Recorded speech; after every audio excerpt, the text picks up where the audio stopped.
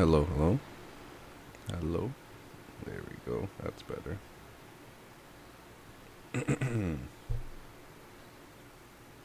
What's up, everybody? I'm Shadow. This is Interstellar Garden. It's our YouTube channel. If you're not aware, we're on YouTube. That's crazy.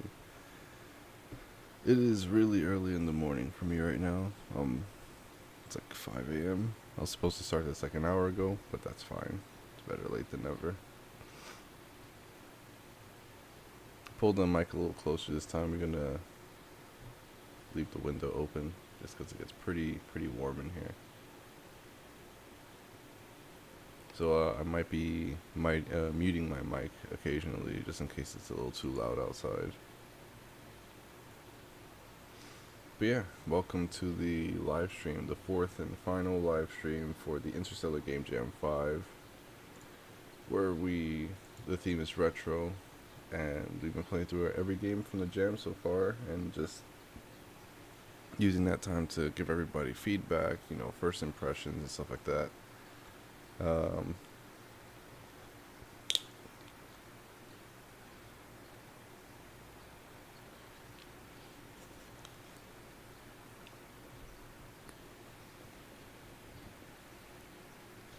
Yeah, before we get started though, I do want to thank a couple folks that kind of helped put the, help me put the jam together. First off is Post Jam Productions, who's been hosting the review swaps over in their Discord.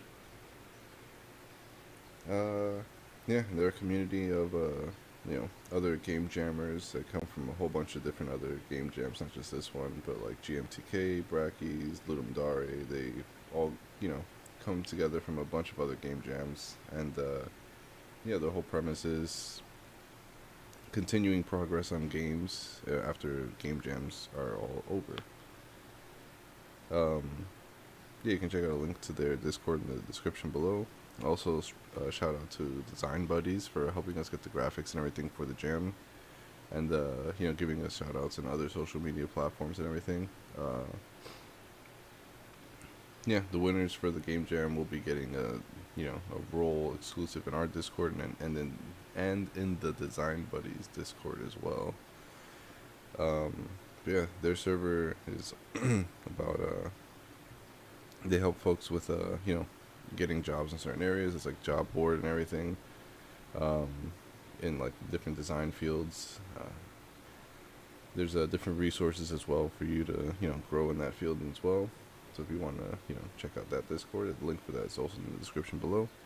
And then of course ourselves, Interstellar Garden. And if you want to support these kind of things going forward, we have just started a Patreon. If you want to check that out, link for the description of that below, and I'll give more details towards the end of the game jam, or the end of the live stream. But yeah, that's what we got so far for the shout outs. Let's get started, I suppose. I did have to disqualify a game because they removed the game from the jam, trying to add a change, which is unfortunate. But we were supposed to have 12 games. We're down to 11.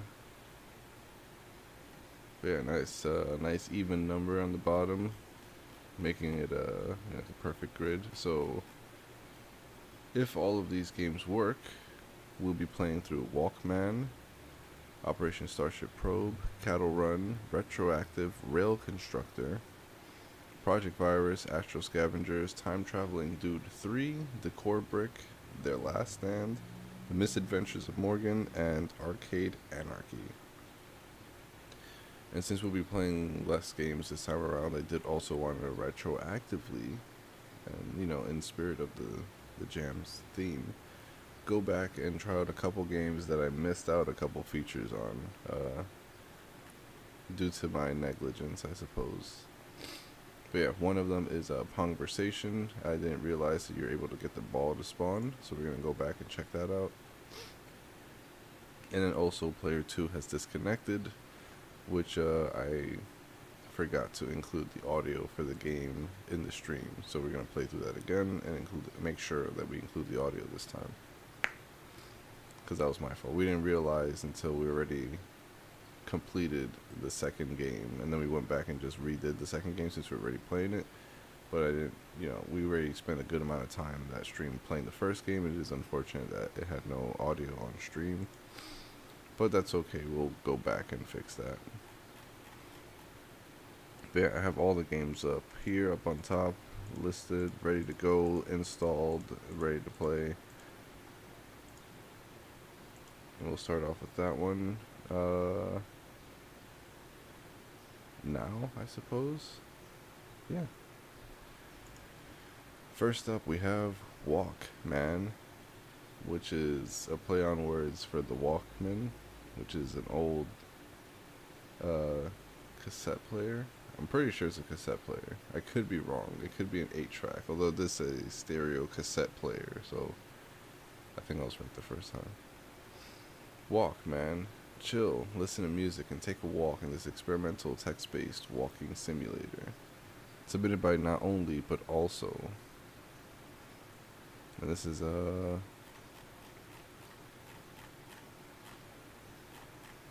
a lot of people played this game nice, or have a lot to say about it. Yeah, this should be playable on WebGL. Let's check out the page. Walk to 5 possible destinations while listening to music on your Walkman. Interact with folks and things along the way. Full screen recommended. This is mostly just me messing around with what I can do in Twine. It can take some time to play through and doesn't currently save in the middle of a walk, so please consider this if you do a full playthrough. You need a bit of time set aside. This was made for the Interstellar Game Jam 5 with the theme Retro. I will say if it's a super long game, we probably won't get through it, just because, we still have a few games we gotta play through, and I guess I'm waking up now, so it's not that big of a deal, but I do want to respect everyone's time and make sure that we have time for everyone's game, so we'll play through it for like about 15 minutes or so, and then, start giving our thoughts on it. Yeah. It says recommended full screen, so let's try full screen.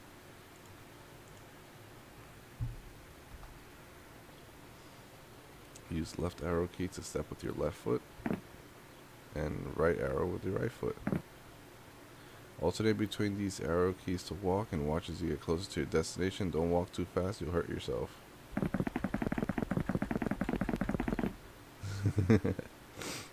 Use the number keys to make a choice, or keep walking to move past choices. Oh.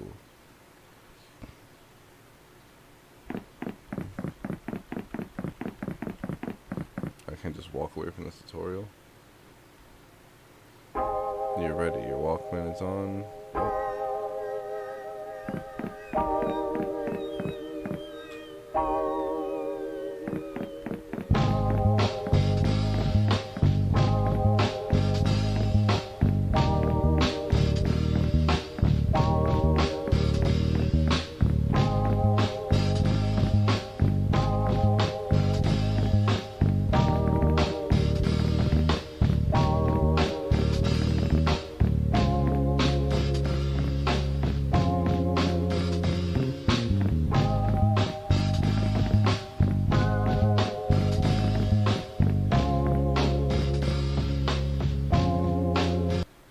You stop your music and listen, you don't hear anything.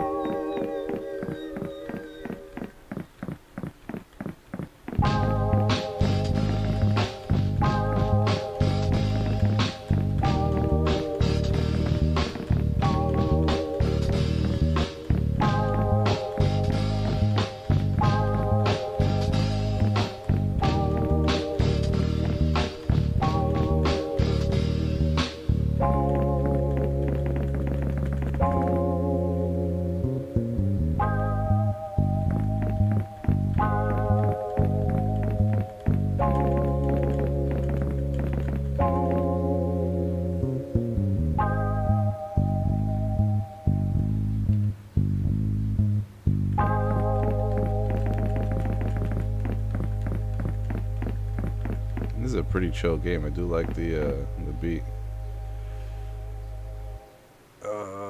We forgot our wallet. Yep, let's go back and get it.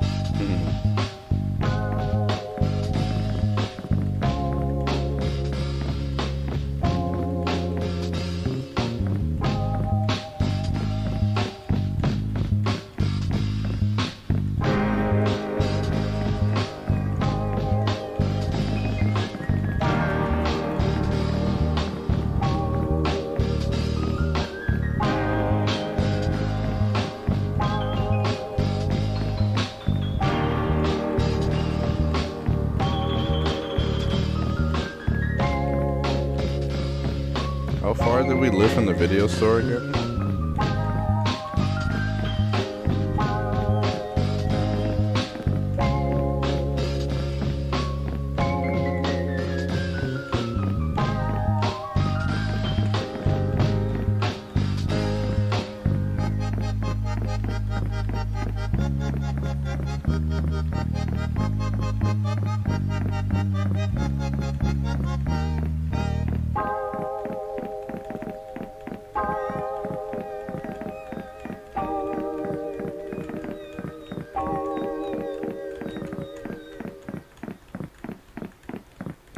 Kind of walking to the beat.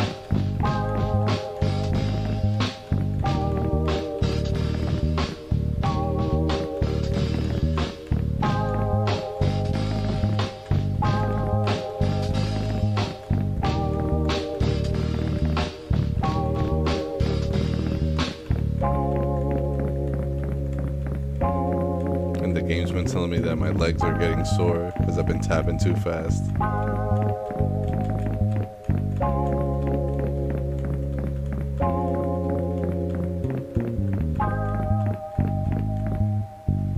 Nice, we made it. Oh, that was it. Oh, interesting. I thought there was gonna be a little bit more to it. They said they had a few different locations. I thought we were gonna go to like 4 different locations. It seems like we only went to 1. Interesting. No, I don't want to play it too much because the game is pretty straightforward and the music. Oh, whoops. Oh, there is more. You see an ad for the new Nintendo console. Yeah, maybe we'll get that. Not sure if you have enough of that though. Oh, it's different. The color.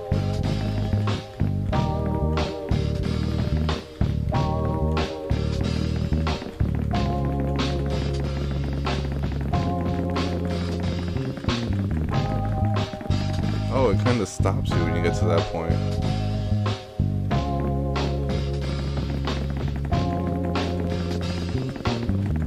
Can we run? Oh, it does slow you down.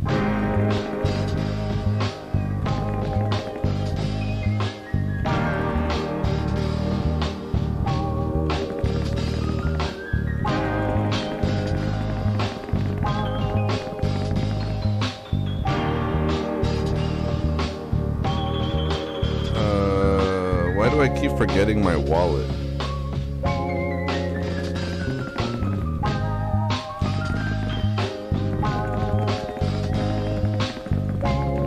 Can we just spam until we just get home? Let's run home.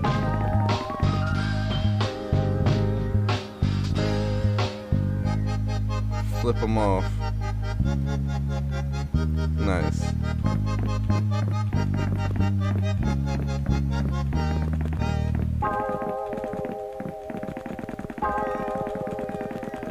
wonder if some of these actions are gonna come back to haunt me in the future instances.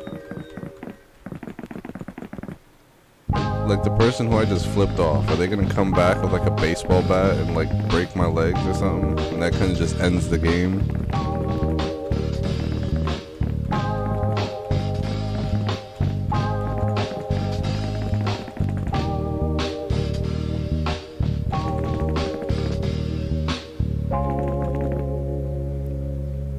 Also, too, like what I'm doing right now is just sprinting for like a few paces and then just stopping.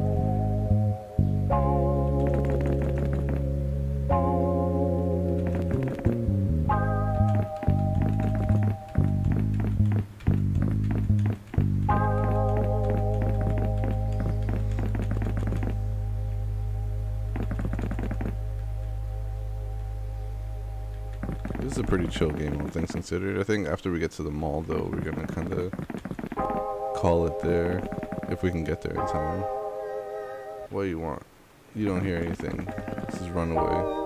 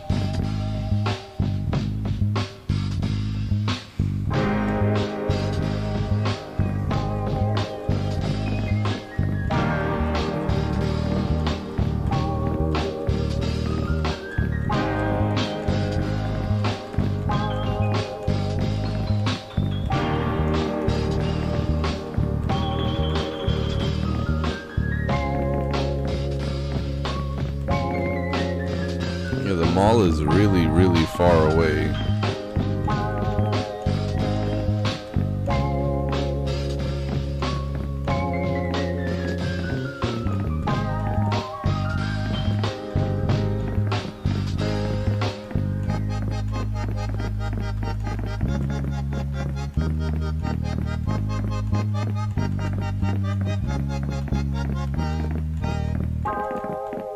Yeah, the mall is really far away.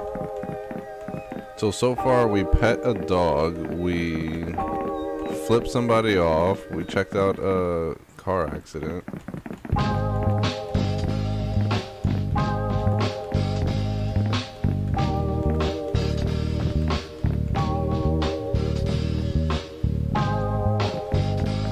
Someone's standing in the corner screaming about the end of the world. We don't need to hear any of that. We need to go buy a Nintendo.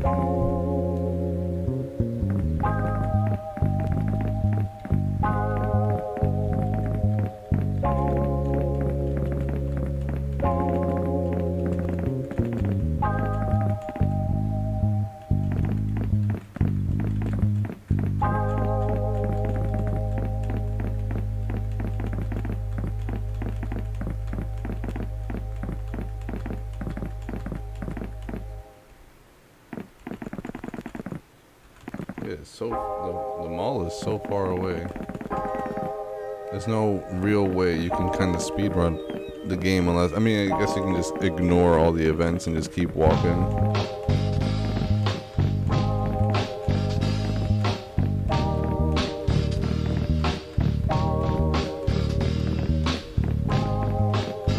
Let's see if we can get to the mall at least.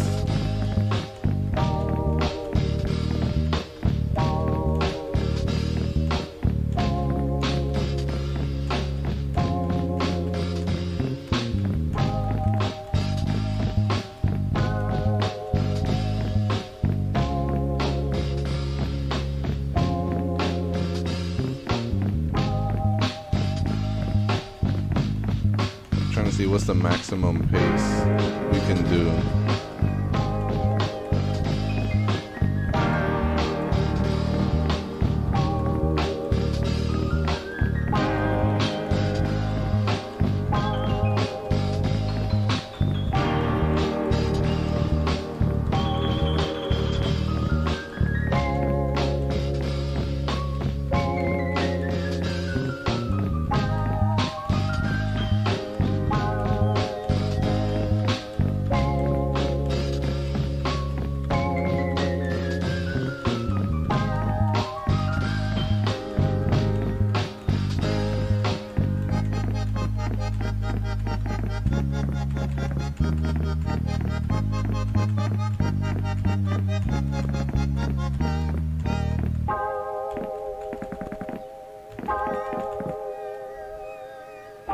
I can do both legs at the same time. No, I can't. Can I?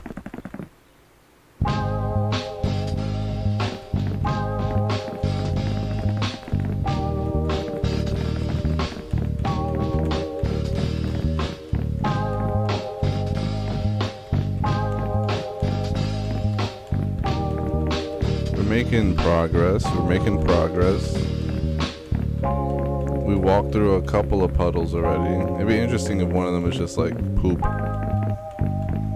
And if we don't react to it in time, we just step on it and we get poop on our shoes.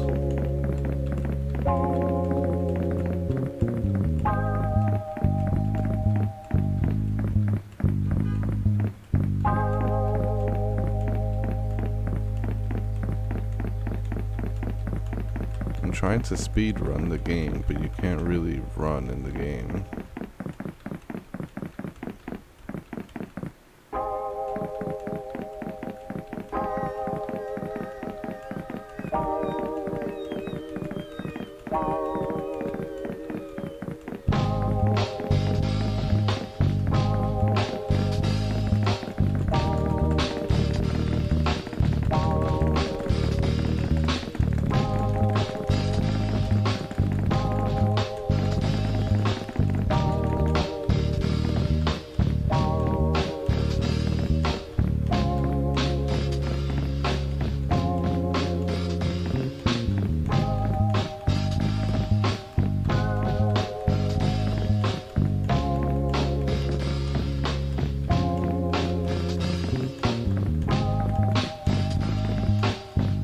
Alright, we're almost there. We're almost there. We gotta pick up our pace to a light jog.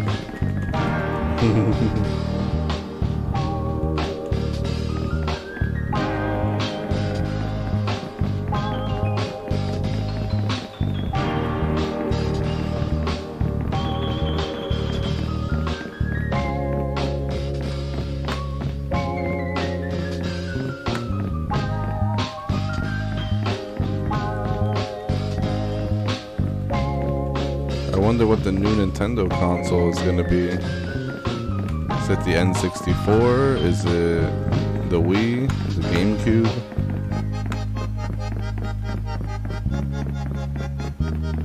Yeah, our legs are feeling sort of tired, but like they've been doing that the whole time. The rest is for the week. Almost there, almost there.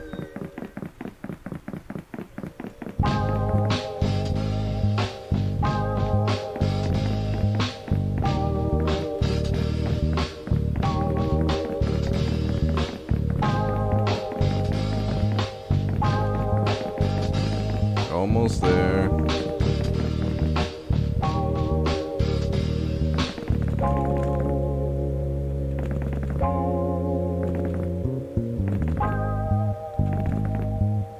Hey, we made it. Walk, man. Let's see what the third color is going to be, but I don't think we'll play the third one. We're just going to check it out real quick and then just, yeah. It's time to walk.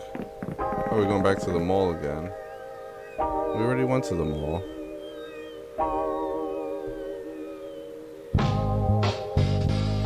Oh. You don't hear anything. It's always you don't hear anything. Well, we already went to the mall. Walk to 5 possible destinations. Okay, so there's multiple destinations. I just didn't want to walk to the mall again.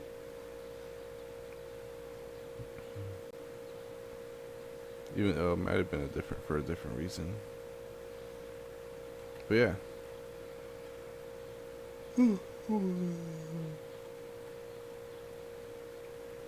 That was a walk, man.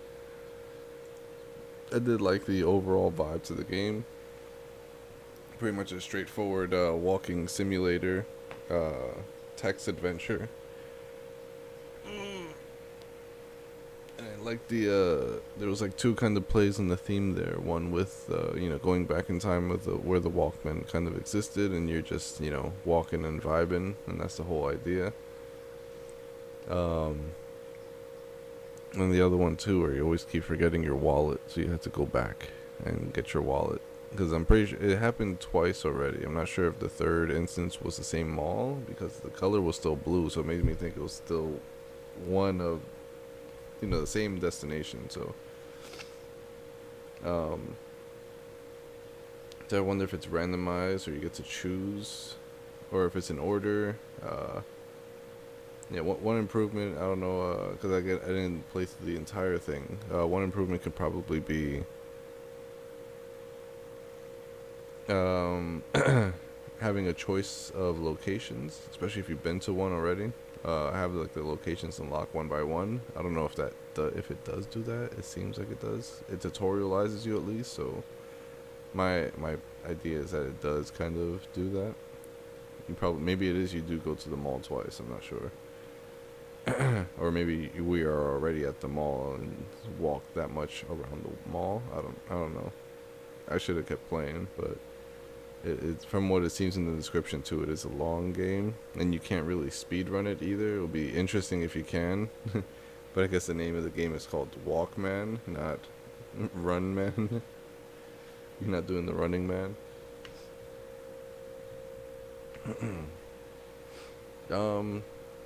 Yeah, super chill game. The soundtrack does get repetitive, so I was hoping kind of if you want to do different levels, like going forward, you already have like 5 different locations. If you want to keep working the game, maybe each location could have like a different song. Or I guess it just makes sense in universe that the person who's listening to the songs just really, really likes that song, so they just play the one song on repeat the entire time, which I guess, people do in real life, so it could be imitating life in that regard.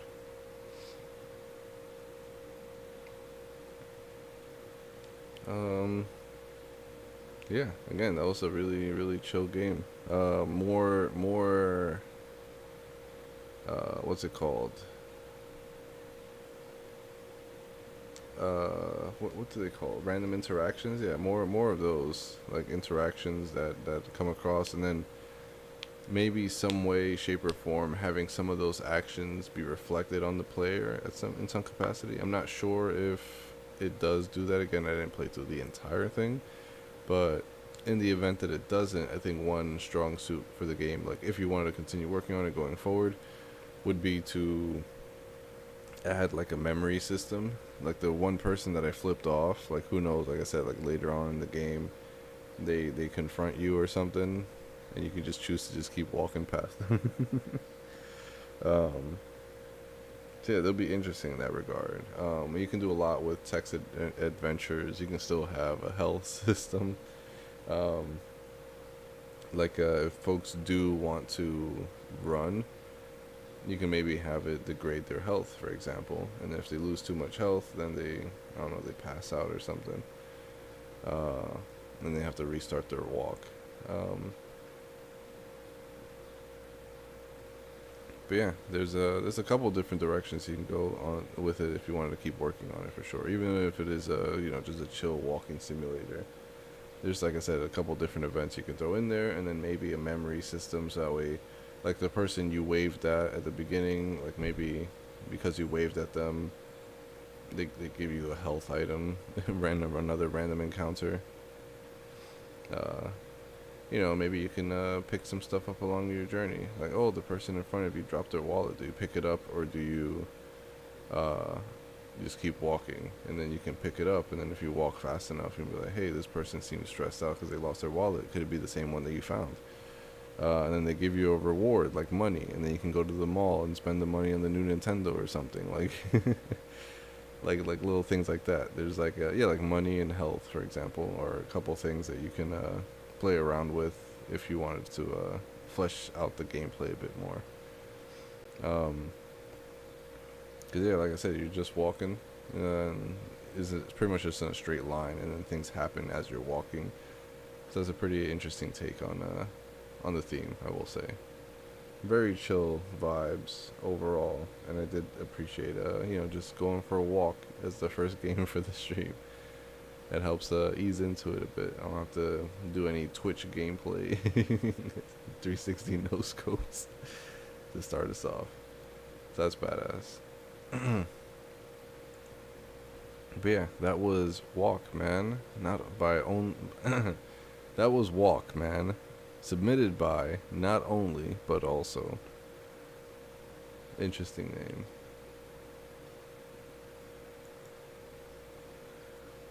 Next up, we have Operation Starship Probe, a short science fiction game submitted by Wepham. I think this is on. Yeah, playable on the game page.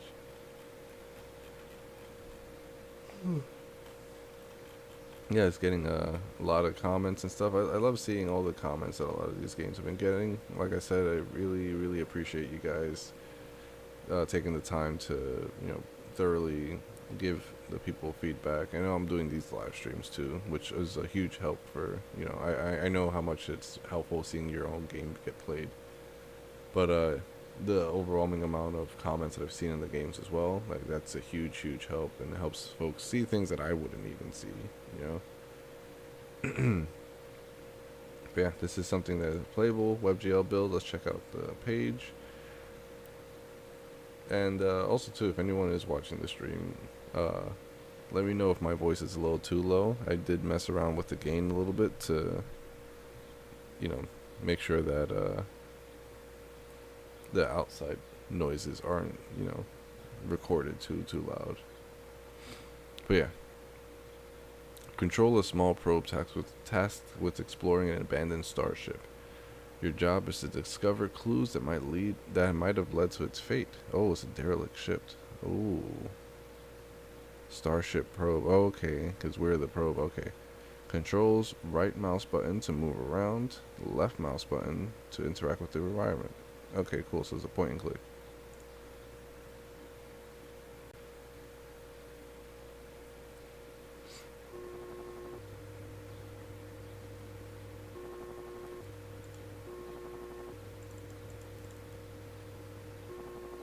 Okay.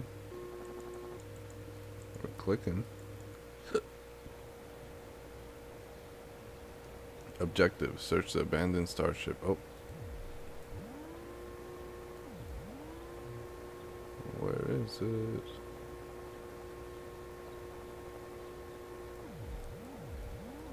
Before we go inside, how big is the starship? It won't let me check out the sides.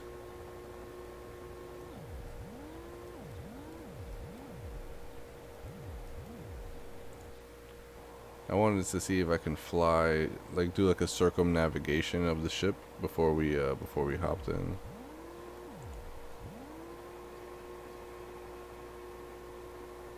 Oh, we're all in here.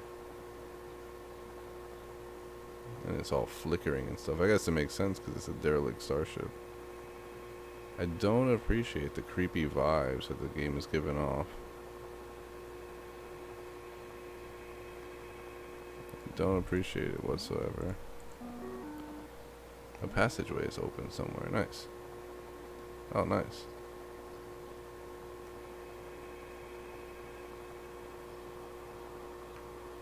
So I wonder if it's gonna throw any jump scares my way. Because if so, I will be not appreciative. A clue has been found.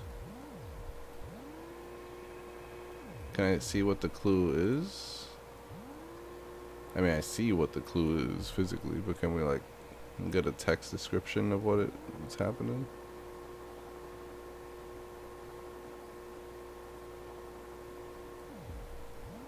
Oh, I feel like I missed something down here.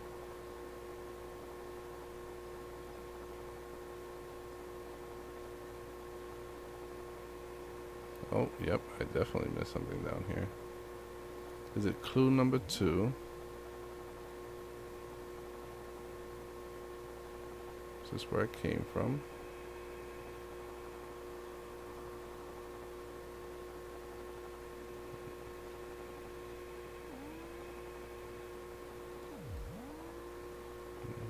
Hmm. I feel like this game could also use like a little mini map. Especially since we're like a little survey robot. So we can at least keep track of where we've been.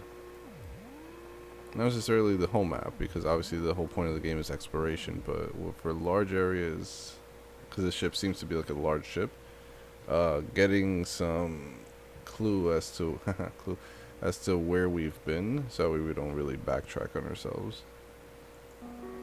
A passage somewhere has opened. I don't even know where I could have gone before. We're just exploring super freely. Oh, that's blood.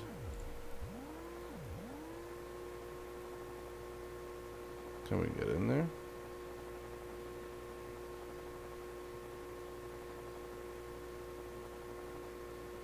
See, I have no idea where I'm at right now. There's the blood. How do we open that door? I'm sure there's a clue in there. Maybe it's the end game.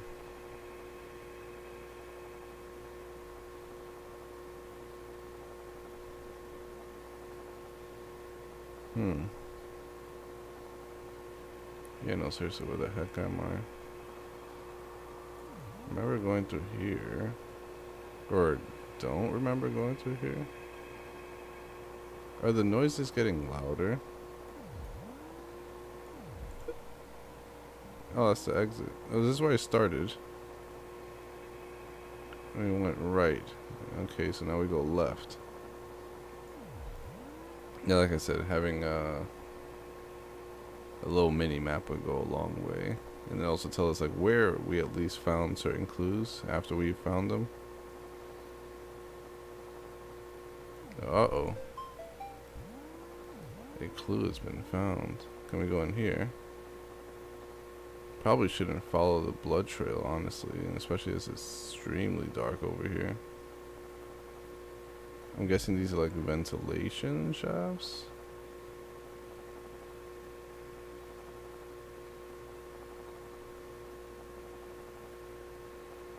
Where the heck are we going? Some of these are dead ends, okay.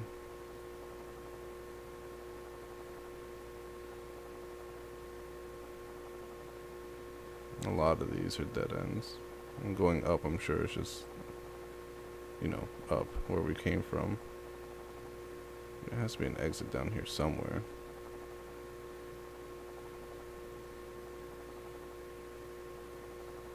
Oh, there it is. Now, how do we get in that other area? Is this one of the areas that we got? Are we on the other side of that door?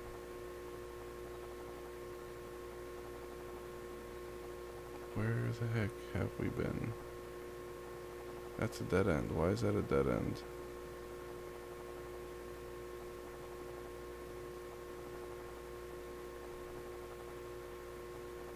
Seriously, I'm lost.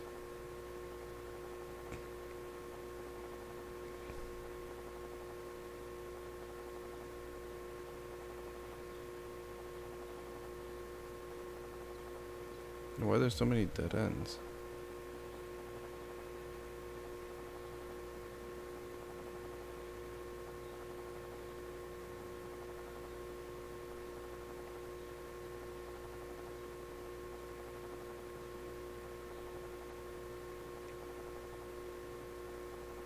Now we're like in a little maze here. I'm not too sure how the ship operators felt about navigating around this space.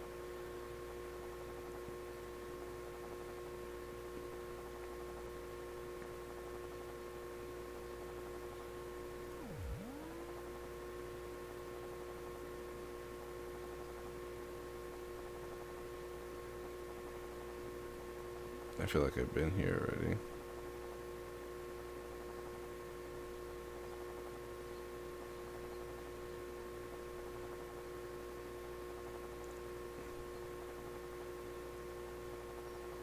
Oh my gosh.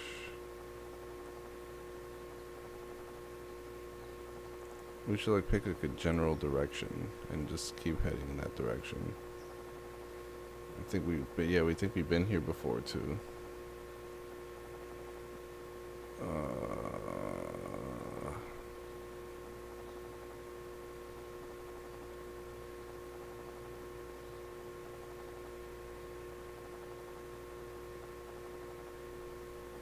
Oh, wait, no, we have not been here. Pretty sure we have not been here.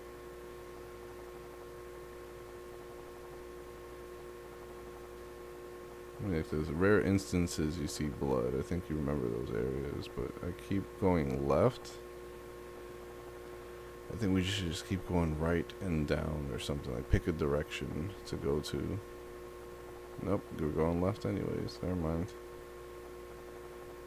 Will we find our next clue here?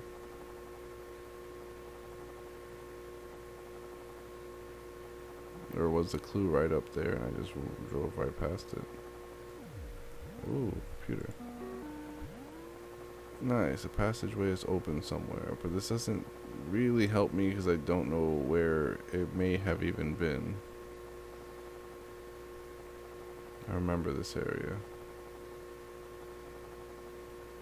I don't know what the doors really look like. I forgot what they look like.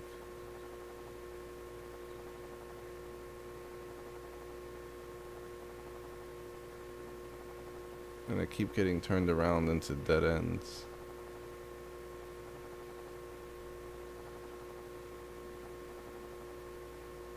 Whoa.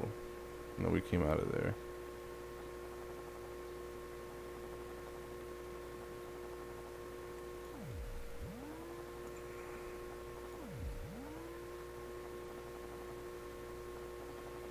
Where the heck do we go? I did see a little blood splat over in the top right corner. So we have to go all the way right first and then we go up.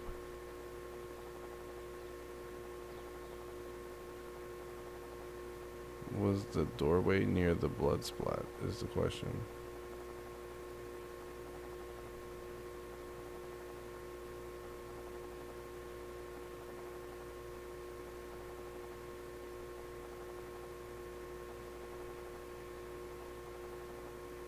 Where was the blood splat again? There it is. Okay, no, yeah, it was. Okay. Another blood splat.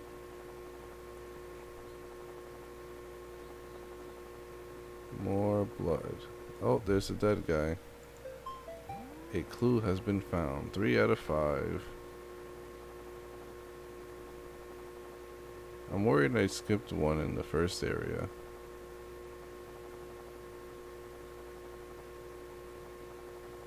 Could have very well skipped one in the first area.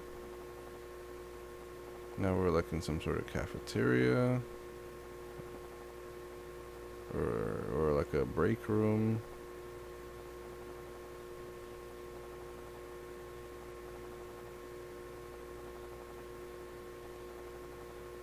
I guess the blood splatter is the way to go.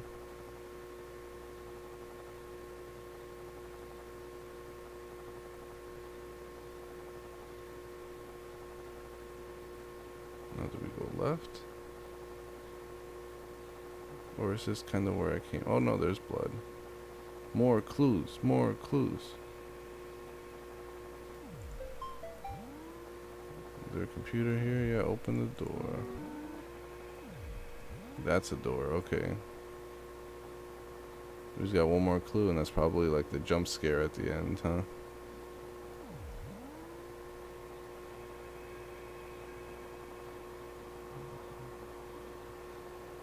I feel like noises are getting louder.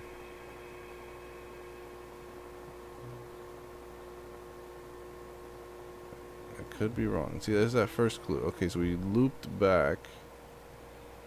Where the heck are we? We looped back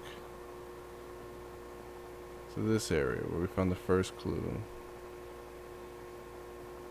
Is the second clue like on the right hand side somewhere? Since the first one was on the left hand side?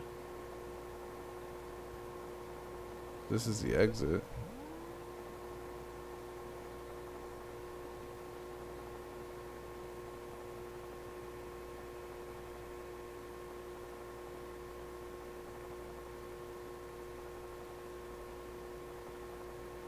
I don't know where to go. So we looped back from there. We just got one more clue to find. And that's probably the monster. Like I said, I don't know if there is a jump scare. It feels like they could very easily do one. Like on some fucking iron lung kind of thing where you find all the clues and you get destroyed and then no one finds the clues because you got destroyed.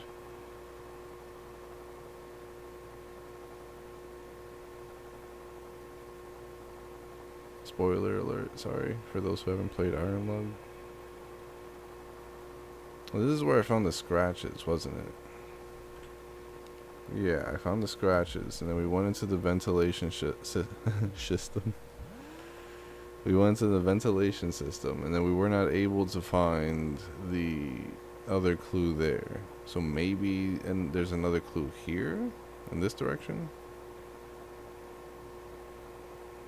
Or unless I'm just looping back to the doorway. Yeah, I'm looping back to the doorway. Okay, so I don't think there really is anything here. Where is the last clue?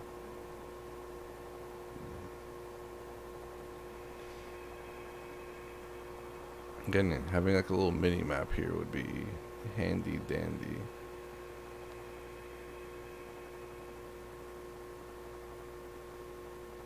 So we went down through here. Ventilation maze. Because the idea is we should have found all 5 clues by now. Like, theoretically. So we missed one somewhere, I'm pretty sure. We opened the door somewhere and missed another clue. Okay.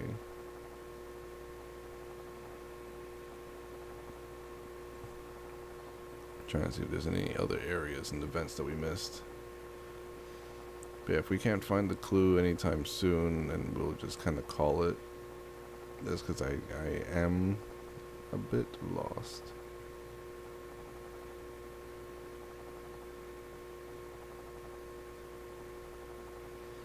Okay, so we had, at this point in the game, we had found 2 clues. We had to follow the blood, right? Follow the blood in order to find the other clues. There was that one, there was that one section here that had blood on it, and that kind of took us on a, where is that splatter? Up here?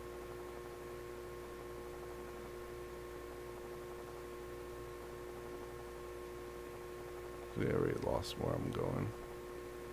There, that little blood splatter. Which means there's probably another clue on the left-hand side if there wasn't such a maze. So we'll just go down and see what's on the left. I say while going right still.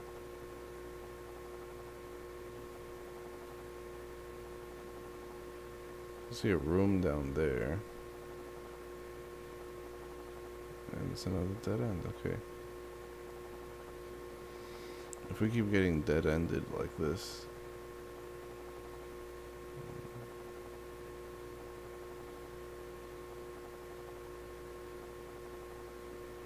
Yeah, no, I don't want to go that way. I'm sure, I'm confident that's a dead end. This might also be a dead end. Yep.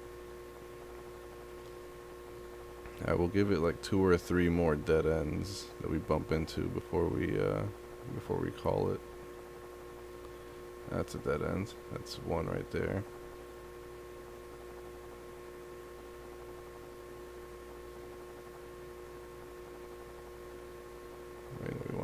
We want to go down. There's that room below us. I don't know how exactly to get to it.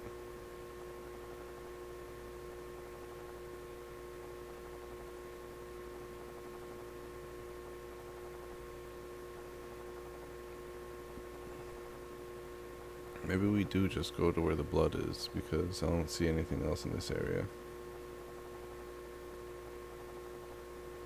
This might be the room that was just below everything. It's just this long hallway. Unless this is what leads to something. A dead end. Let's just follow the blood, see where we go to next. Is this a computer? No. There's a guy on the table, right? Just this guy here. We already found them. That's clue number, what, 3? And there's a guy at the table. That's clue number 4. I think they have them both back to back, right?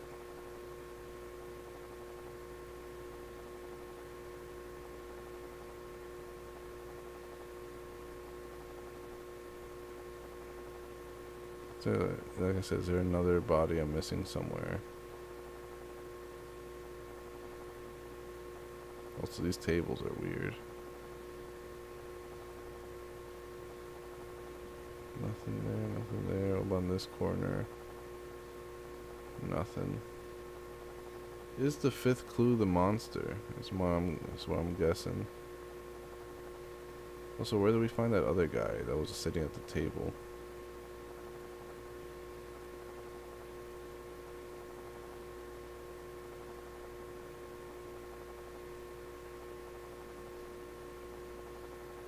Should be like right over here, right? Dead end. Alright, giving it a couple more dead ends, and then, like I said, we're gonna call it. But where's the table guy? Okay, so that's a clue there. I think we bum rushed or beelined it to that clue. Okay, that's a dead end. That's probably why. We need to find more blood. Did we find blood in that first area? Yeah, that's a table guy right there, but I feel like we found them first, didn't we? No. Computer, and that leads us back up to like the main area. Hi, back to the main area. I'm pretty sure we found blood somewhere else.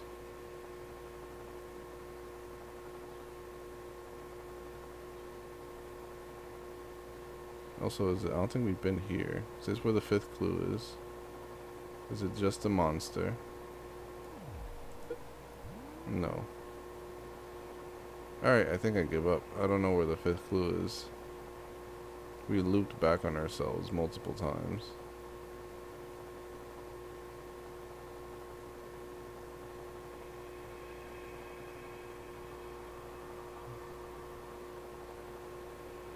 I mean, what? That opened the door?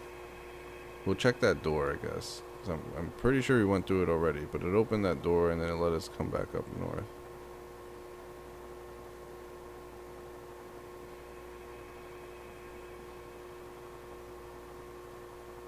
Okay, so we went up here and that's the mission, or that's the end of the mission area. Go up here and what do we get? Like I said, I'm pretty sure we've been up here already.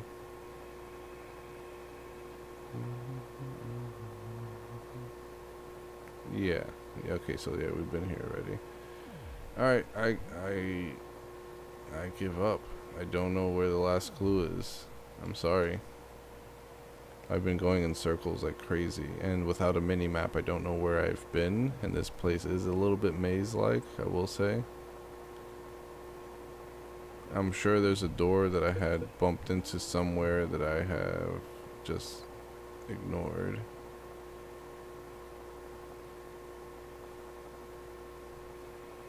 But yeah, I don't know where that last clue is, unfortunately. So I'm gonna have to just leave it at that. That was Starship, Operation Starship Probe.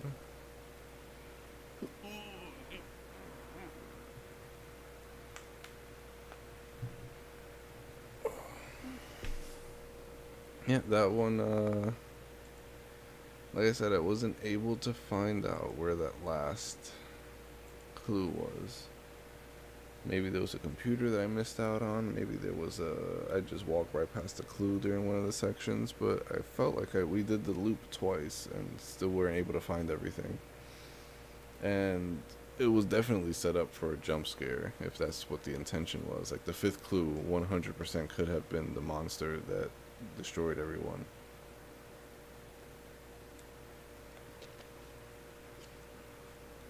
Or it'd be cool, like if the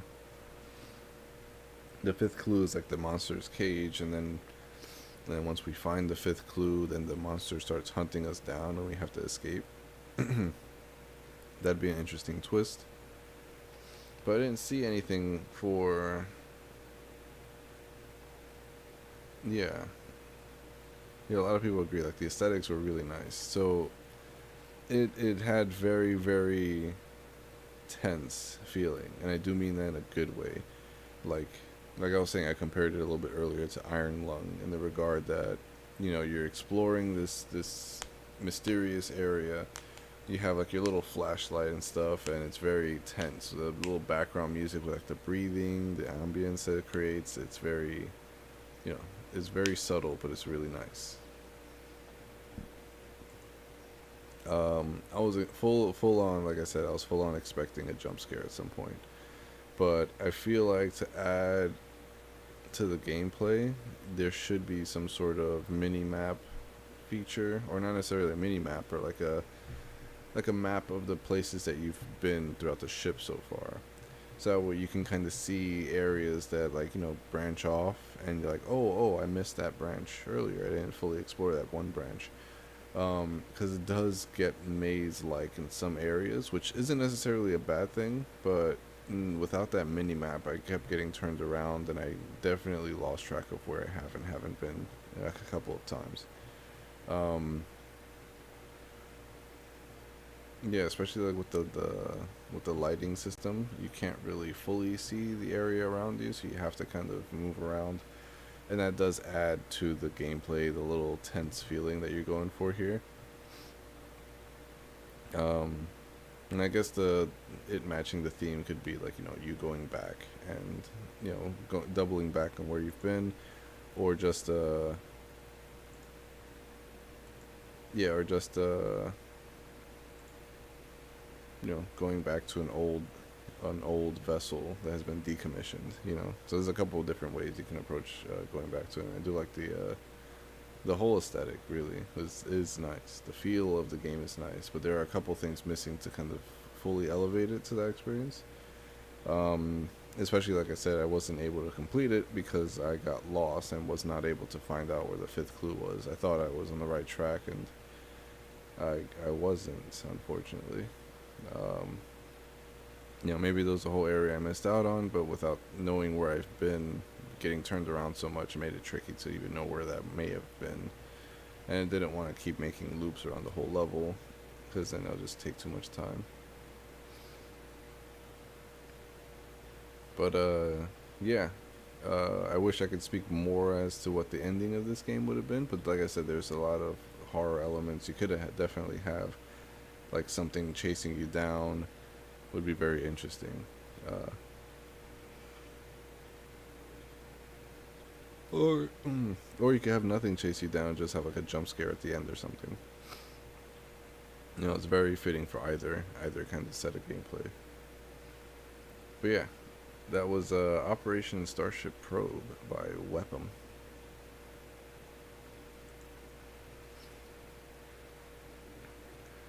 Next up, we have CattleRun.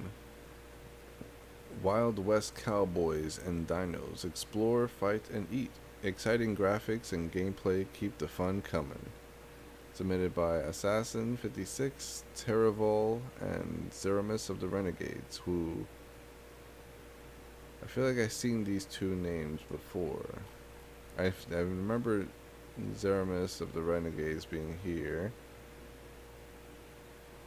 Is Terravol in another game? Huh.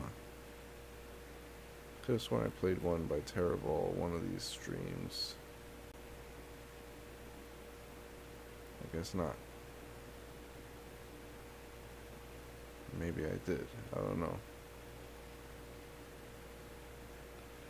Interesting. Interesting. Yeah, you were on two different projects. Yeah, I've seen a lot of musicians, and there's different like folks like that kind of hop around between multiple teams, um, due to like like their workload. They make a song like, oh, you only need that. All right, I'll check out if anyone else needs any help. So yeah, it's very common for like folks like that to be on multiple teams, but I don't think you were doing the music on this. No, you're a project manager, which that means that maybe you're doing that for the other project as well. Project managing 2 projects. Interesting. But yeah, this is a download, but we will check out the game page first. Get ready for a wild and thrilling adventure as you immerse yourself in the world of cowboys and dinosaurs in this epic game. Saddle up and ride through the dusty trails of the Wild West as you team up with your mighty dinos to conquer the land and chow down on some hearty meals. As you explore the vast and untamed wilderness of the West, you'll encounter all sorts of danger and obstacles. But fear not, for with your trusted dinosaur by your side, you'll be able to overcome anything that comes your way. Together you'll take on rival cowboys, ferocious beasts, and treacherous terrain as you seek to establish your domain in the land of the dinosaurs. With stunning graphics, exhilarating gameplay, and a rich and immersive storyline, this game will take you on a ride like no other, so buckle up, grab your Stetson, and get ready to ride into the sunset with your faithful dinosaur companions. You feast on the hearty grove of the Wild West has to offer. Let the adventure begin.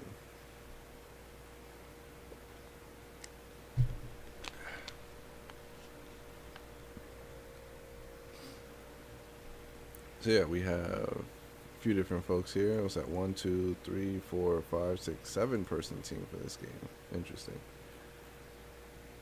Let's see how it came out. Oh yeah, that's a CattleRun. Alright, so should be this one here. Alright, here we go. That should be that one, yeah.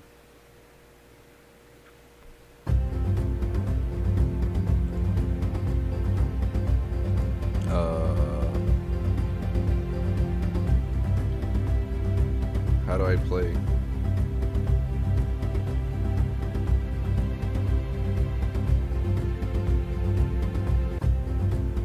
What?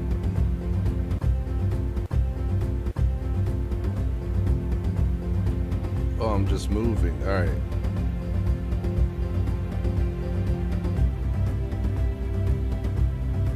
So, don't crash into stuff with the green.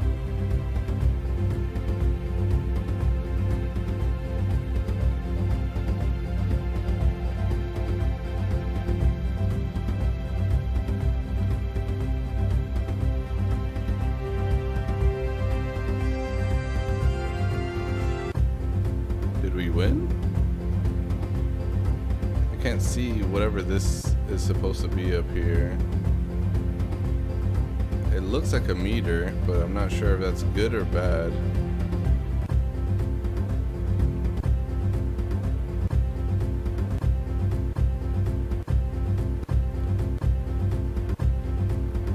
It's got a good pattern going, I guess.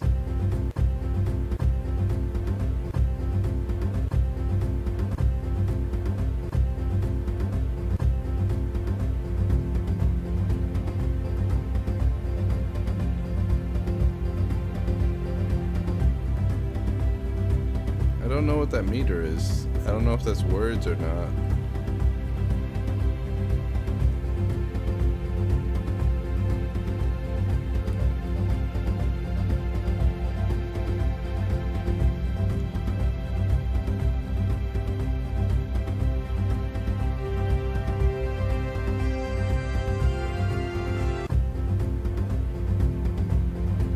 I don't know if I'm failing or if I'm succeeding.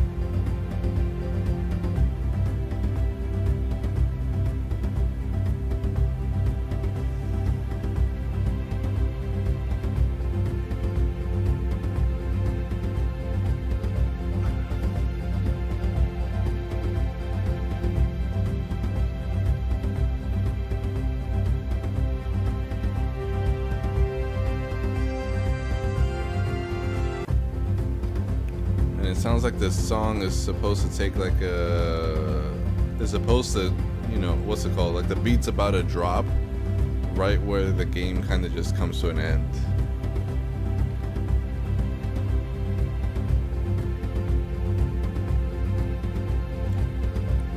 I'm not too sure what that's about. It's like, you know, like the, you know, like the, you can hear the instruments crescendoing there, and then there comes like another big one right here, and then it just cuts off. Where it sounds like the beat's about to do something right there. So I don't know if I'm failing, because again, there's like this meter here that's just dropping. I'm unsure what that meter is supposed to mean.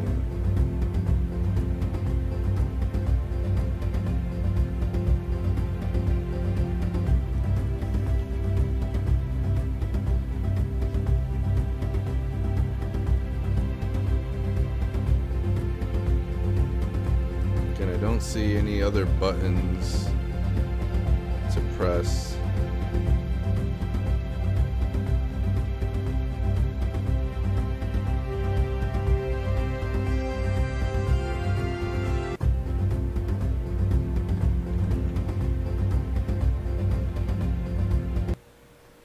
I'm gonna defer to this one of the screenshots taken here. That doesn't help me.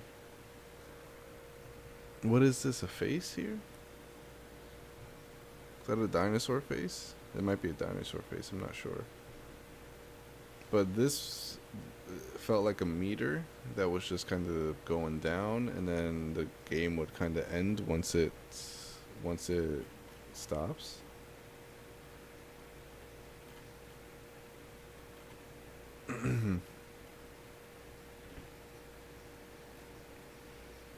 Engine doesn't tell me what engine it was made in. Thank you. Appreciate that.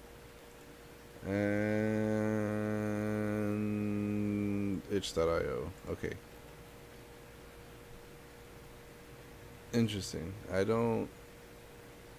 It seems like there was supposed to be a lot more, especially with what's written on the game page. I mean, there's a lot written on the game page, but Wild West, so you can kind of get that vibe from the music. It did seem very Wild West like. It sounded like the beat was very like the rhythm of a horse, I guess you can say. Like a tin, like it felt like a horse kind of like a rhythm, I suppose. So that kind of gave that more cowboy feel, I suppose. In terms of like the dinosaurs, I'm guessing the dinosaurs, the green rectangles that are following you. It says conquer the lands and chow down some hearty meals, but I don't know where the hearty meals were. The only things I saw were the white dots, which I assumed were like bullets that you didn't want them to hit. All sorts of danger and obstacles. I only saw the one obstacle. Dinosaurs didn't really feel like they were doing anything besides just something I needed to keep alive. And then once one was defeated, the game kind of just reset. So it's like if you or any of the dinosaurs get hit, you have to restart the run. I feel like maybe the dinosaurs should be used like as a life system.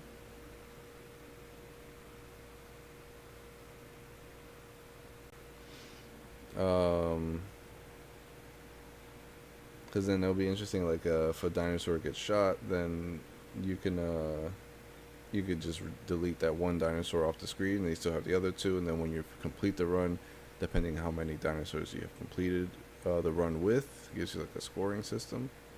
You might be able to find more dinosaurs as you continue your runs. That way you can what's it called?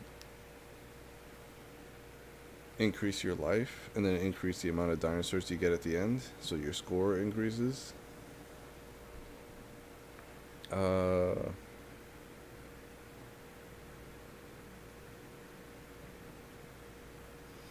yeah, someone in the comments is saying too that, or Zeramos is saying that the game should have been a lot more, which is unfortunate because yeah, one of the things with the Game Jam is having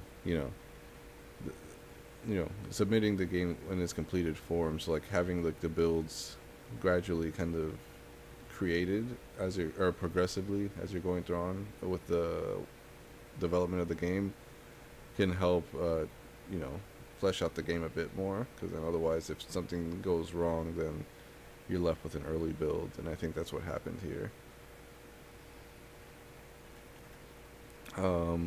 Yeah, so this game, it seems like it should have been a lot more, which is unfortunate. The only thing that we have right now is just one soundtrack, or one song rather, and this gameplay here, which is I thought this was like supposed to be a dinosaur, but it turns out it's like two dinosaurs just kind of trailing along, following you, and I didn't know what that meter represented either.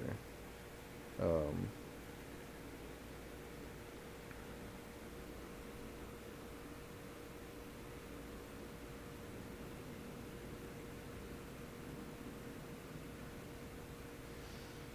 but yeah, it happens. It's unfortunate, but you know, shit happens. I guess it's also too, it helps with scoping, you know, the game, making sure that the game is appropriately scoped, so that way you can at least get, you know, better snippets of the game, like a smaller vertical slice. Like if it just was the run, it looks like there was supposed to be a lot, and there was multiple songs too made for the game. That is unfortunate. Yeah, I'm sorry to hear that.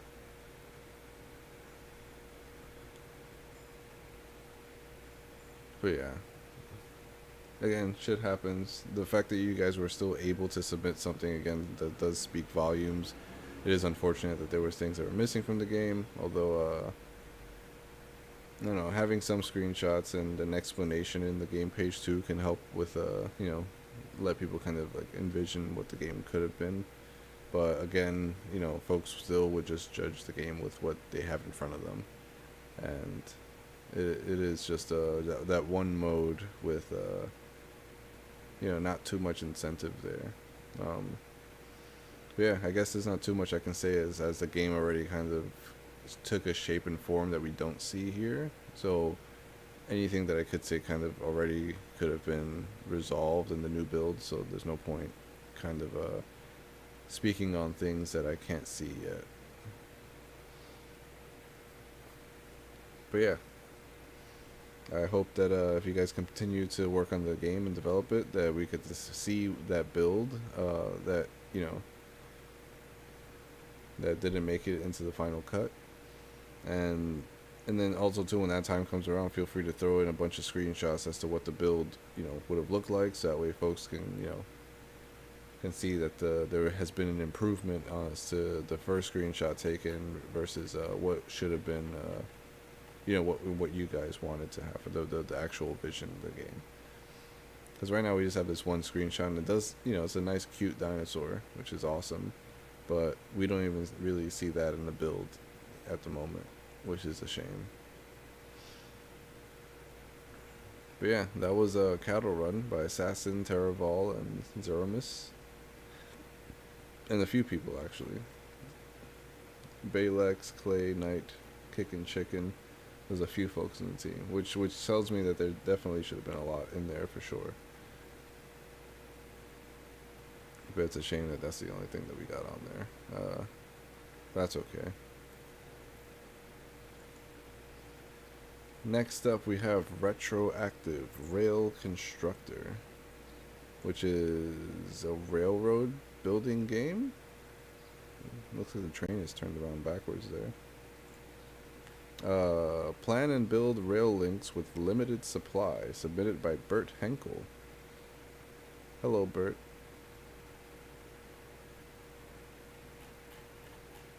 Yeah, it looks like a lot of people played this one and seem to enjoy it.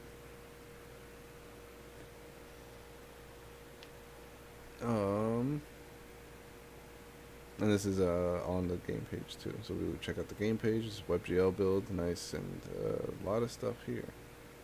Level hints, are these drop downs? They are drop downs. Okay, if we run into trouble, we'll check out these hints. We'll leave them alone for now, but let's read the description here. It says, this is a submission to the Interstellar Game Jam with the theme Retro. My interpretation of the theme was retroactive, meaning taking effect from the past. So more specifically to my game, So more specifically to my game, your past moves will interfere with your current moves. Okay. Retroactive Train Builder is a puzzle game where the object is to link the two stations together. However, you can only add a new piece when all the other pieces are linked together. Pieces glow yellow when linked together. Okay. Pieces are only considered linked together if they're connected to the first stage or the station with the train. Some terrain is more rugged than others, so be mindful of rail pieces. Be mindful the rail pieces can handle the terrain. Red rail means too rugged. Okay, so that's that one right there. Okay. Rail pieces can be upgraded by stacking identical pieces on top of each other. However, pieces can only be upgraded once, and upgrades can't be reversed. Light pieces can go on grass, light green, and sand, yellow tiles. Okay, so yellow and green. Dark pieces, the upgraded pieces can go on the same terrain as light pieces, as well as on forest dark tiles. Remember, the theme is retroactive, so expect to have to retroactively change everything each new piece you get. Gotcha. Should we full screen this? Yeah, why not? Level 1. We got this piece here. We have to go here, right? So let's put this here.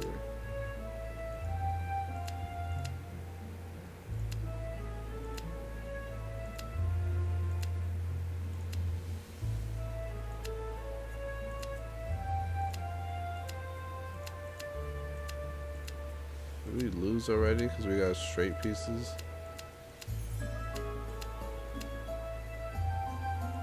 Oh, I can change the pieces, okay.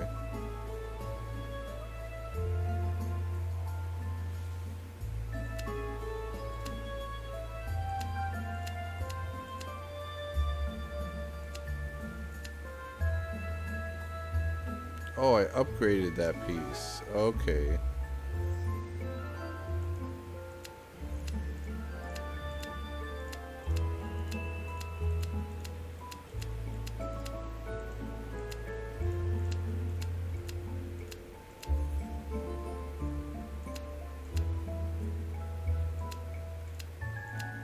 There we go. There we go. Yeah, we're retroactively changing the track. That's interesting.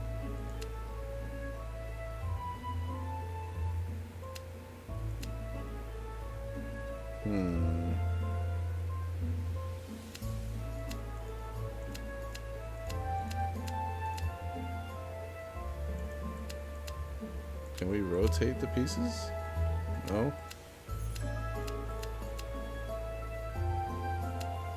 How do we... Hold up.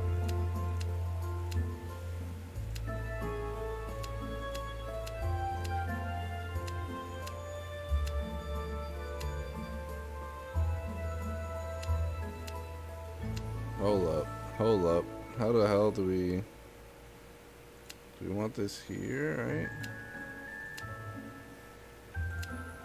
We want that there. We can't put that there or there. Oh, but we can upgrade. Okay, yeah, I forgot about that. Let's upgrade that one too.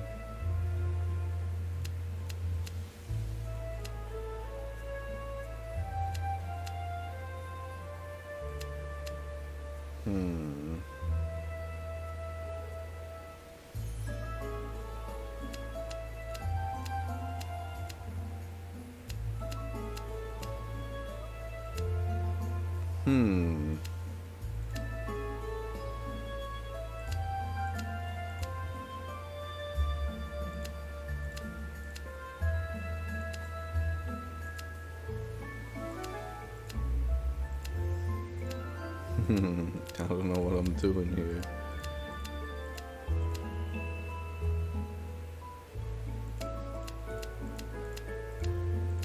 There we go.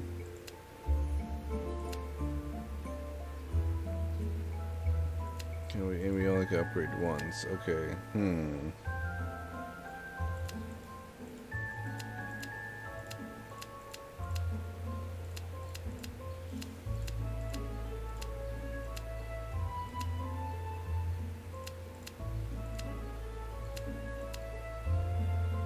How the heck?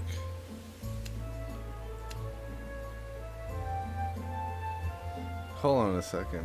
How the heck?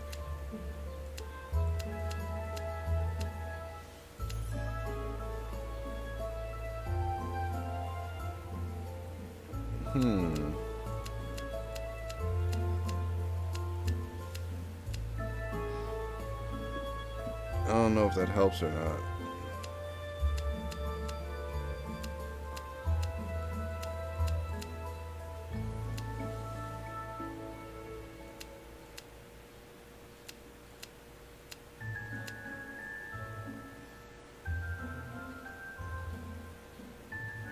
I don't know if that helps or not.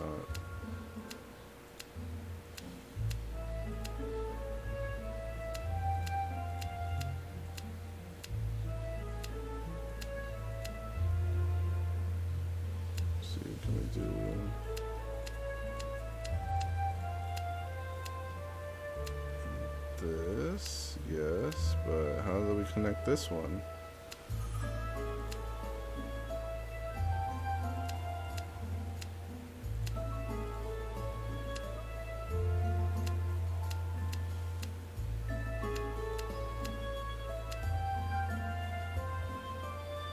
We need like another straight piece here or something.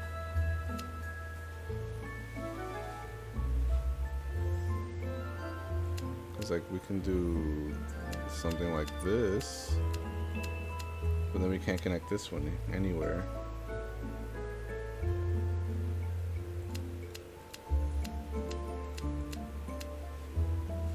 Oh, the sand. Oh, I forgot about the sand. I'm dumb. Let's just upgrade that.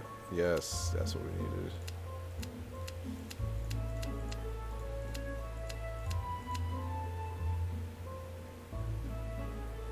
I don't think we need a piece like that though.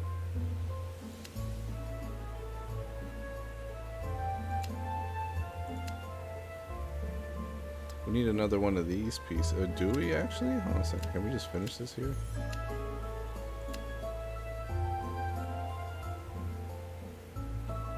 We need another straight piece, don't we? Do we? Do we? We need another corner piece at least.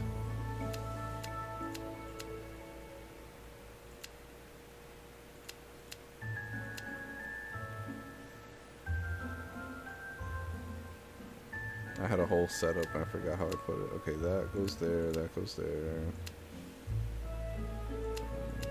That can go there, that can go there. This can go in the water? No. Cool. This doesn't help all that much, does it? Upgrade. Oh, whoa, what the heck?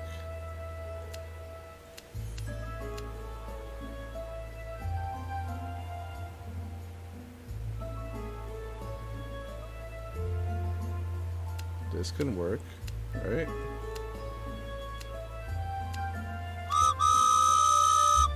There we go. I use a bunch of random pieces, but we got it. Oh, dang, that was tricky. Okay, now I know how to play, I think. I say that, we're gonna lose.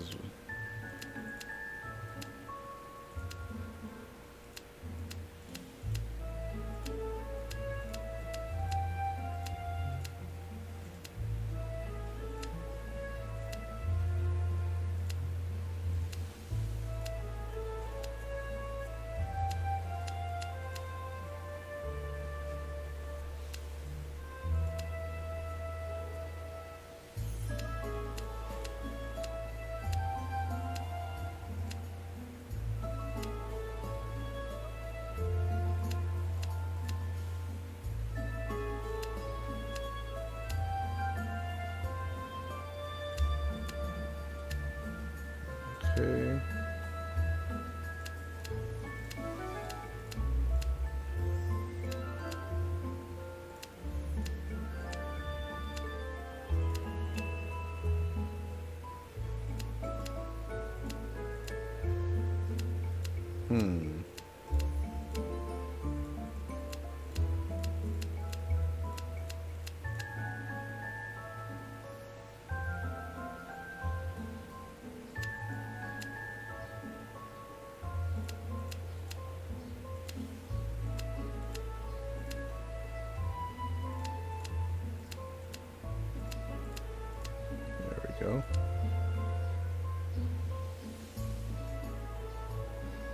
Dang it. Okay, hold on a second.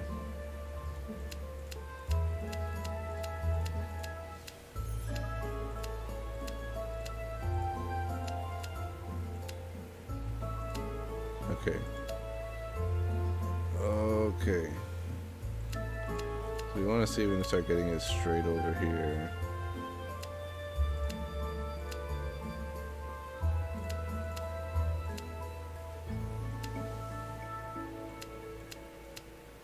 Oops.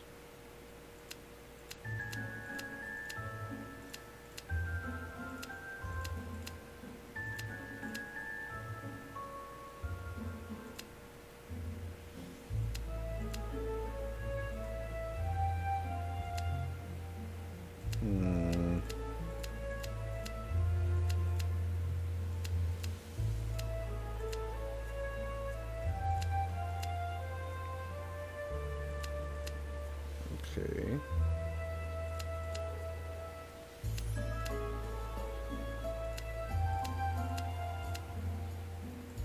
Okay, another straightaway. So we want to try to get them over here if we can. Or like this.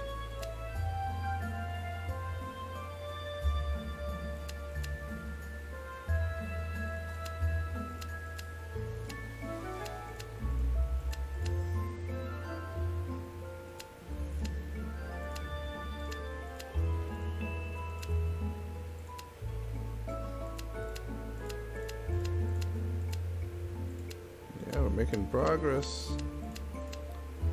Yeah, we're making progress.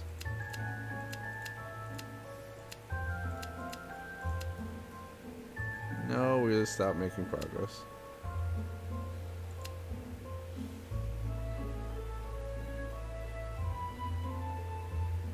We'll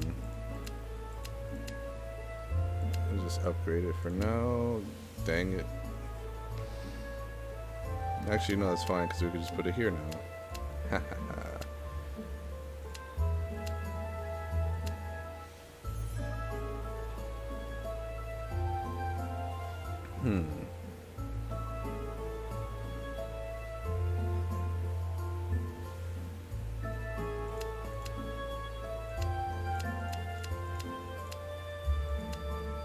Dang it, we need to stop getting these.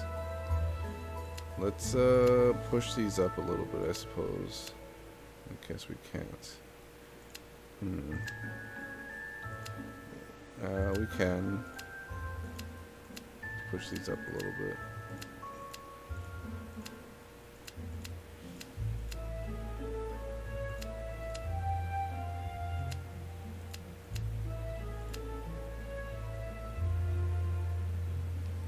We need to...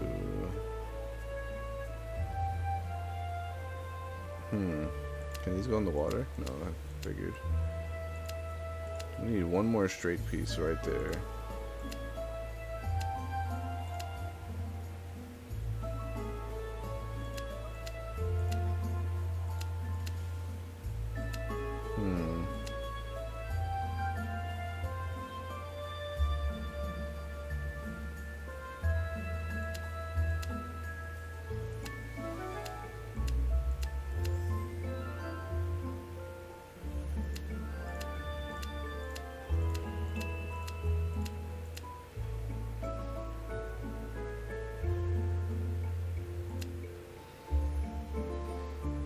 So can we solve this now?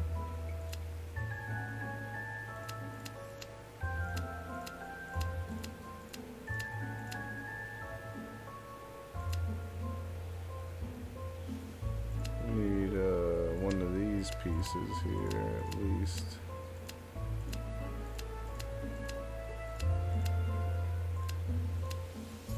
God damn it.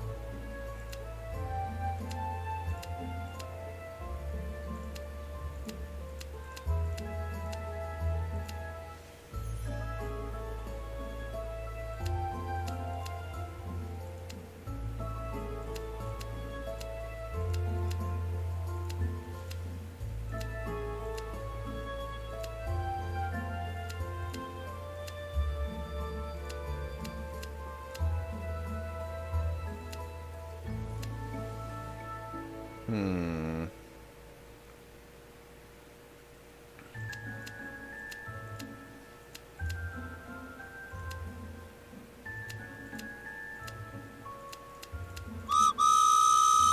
There we go. Oh, okay.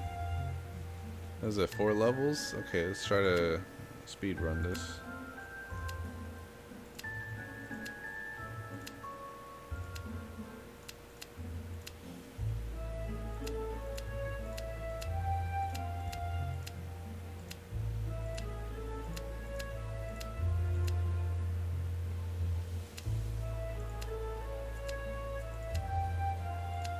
Just get as many pieces as we can on the board before we start running out of space. Oh, we're running out of space.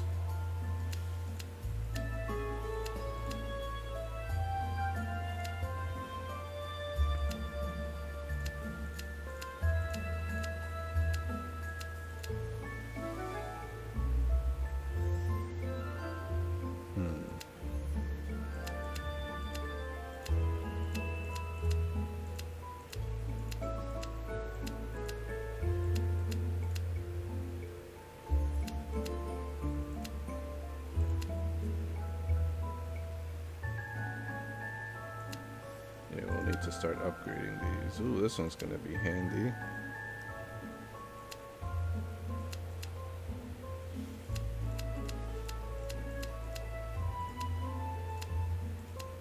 And having as many of these as possible is not a bad thing.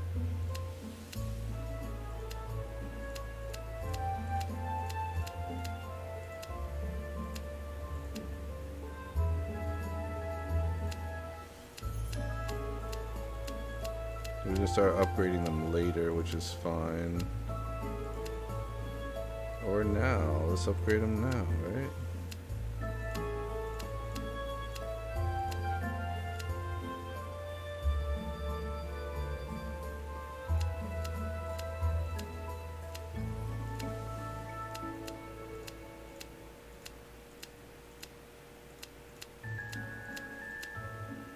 Mm-hmm.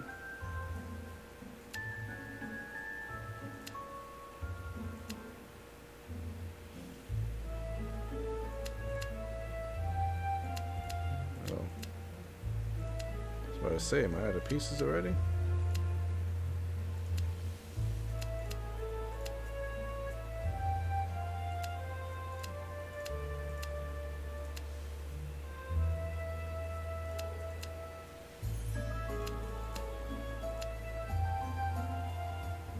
Now let's see, can we solve for X?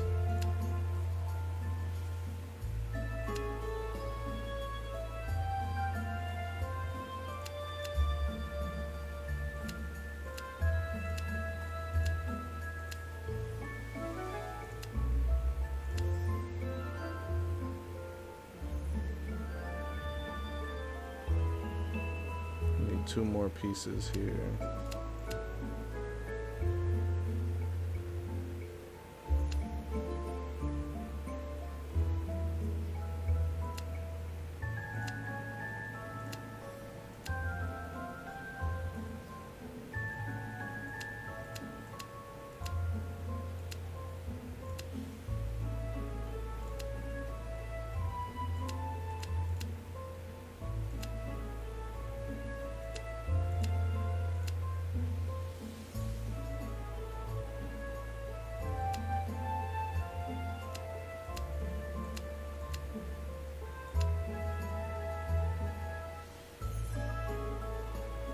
Missing a piece.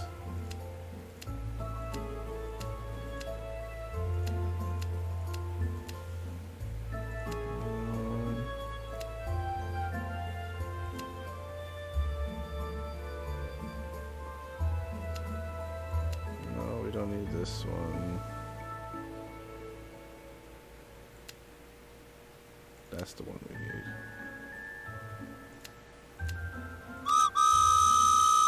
That's the one we need. What are these? Mountains?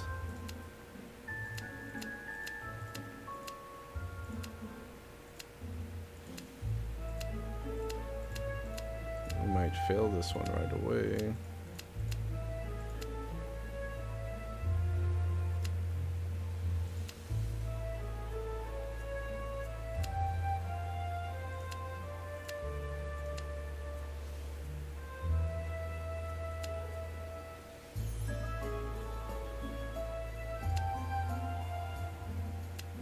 Oh yeah, it's mountains.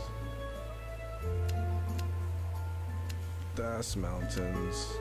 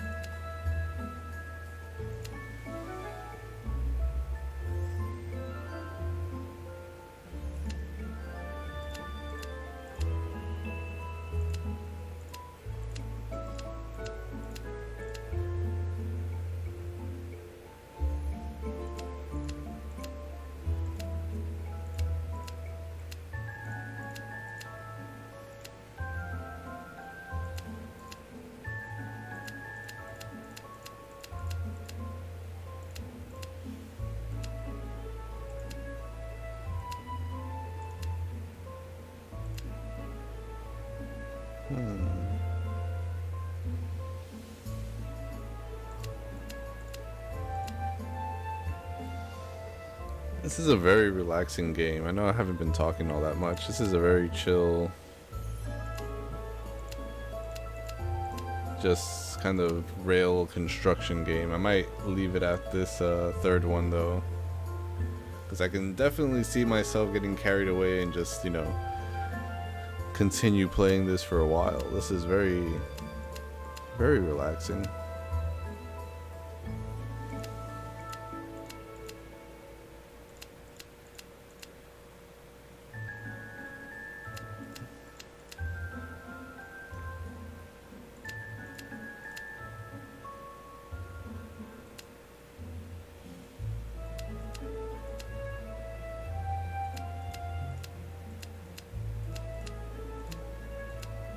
There we go. And with this one, you kind of want to just combine the pieces as soon as possible.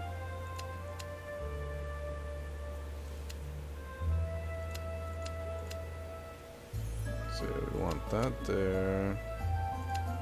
And that there.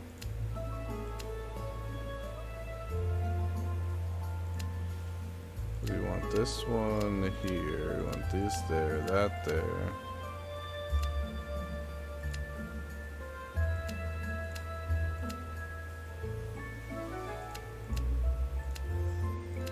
We start putting these where we kind of want them now.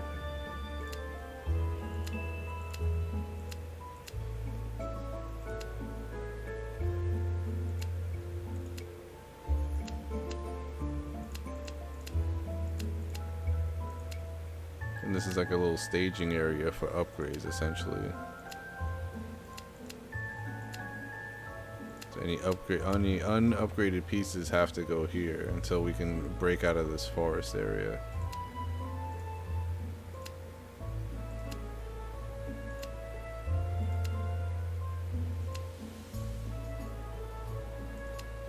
Heck, even this gets upgraded. That's crazy.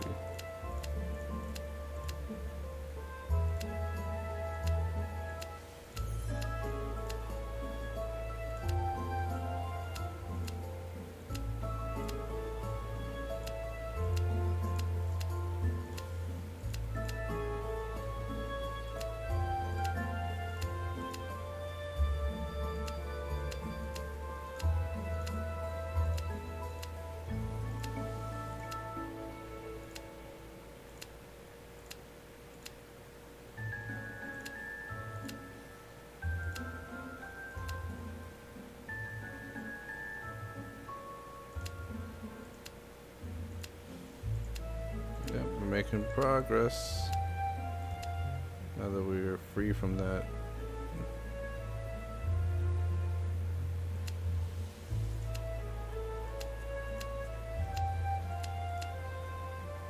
Can we actually, hold on a second, can we just beat it now?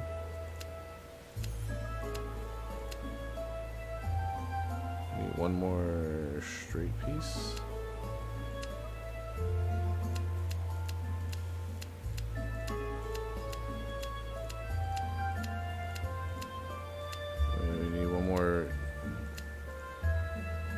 I think we can beat it now, right? No? Alright, let's play it safe.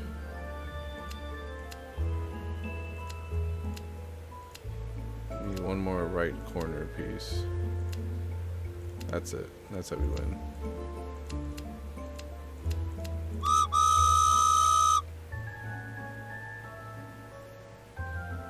Nice. I said next level. Is this the same level? I pressed restart by accident? I might have, you know.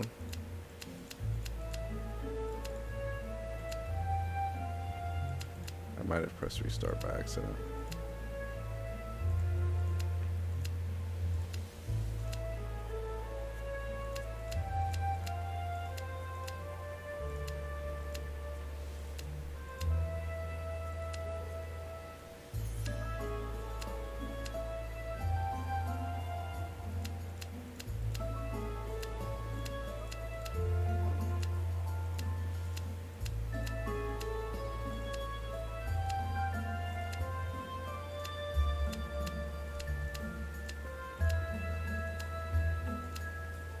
Hey, look, we got a little circle track here. That's a really, really fun, relaxing game, I will say. Like, that is, I can definitely see myself playing that, like, just regularly, just for a long time. Like, I don't know for anybody who was watching, but that was really, really, really relaxing. Oh, that's it, I beat it. Okay, cool.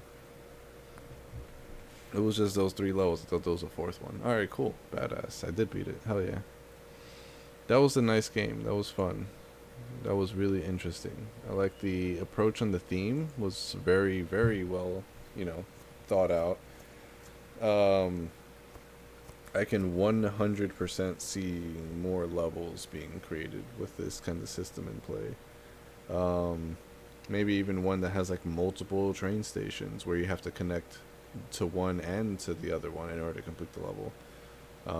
Like making 2 stops, you know. There's a lot of a lot of variety in the what you can where you can place. The mechanic just works so well that it doesn't really need too much more to kind of work.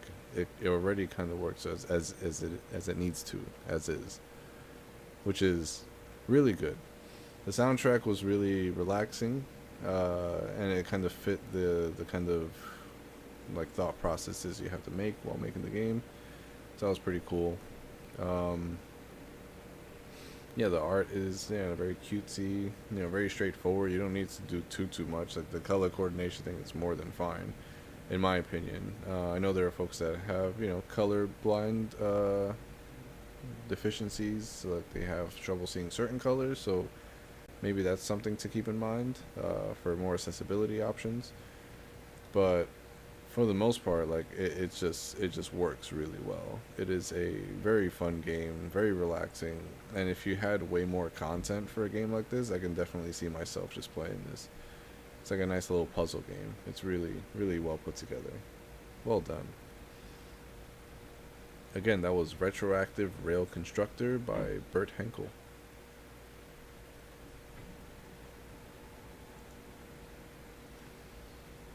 Next up, we have Project Virus. I hope this is not a virus. It's a retro shooter submitted by Scribble Makes Games. Made in Godot. Not made in Godot, my bad. Sorry, made in Flow Lab. I saw the O, I thought it was Godot. But no, it was not. Check out the game page real quick first. Short description. A fun shooter game where you play as a virus deleting/destroying tech with guns. It has 3 levels and a boss fight. It was mad for Interstellar Jam 2023. Again, we're at number 5 here. We have not done 2023 game jams just yet, unless you're referring to the year, in which case we do 3 a year currently. We might slow down in the future depending on which time slot I guess we do works out. Yeah. Depending on what we do, then works out the best. We might just stick to that time slot going forward. Maybe we will go annual, who knows? But at the meantime, it's every 4 months. So everyone who missed out on this one has an opportunity to go on to the next one.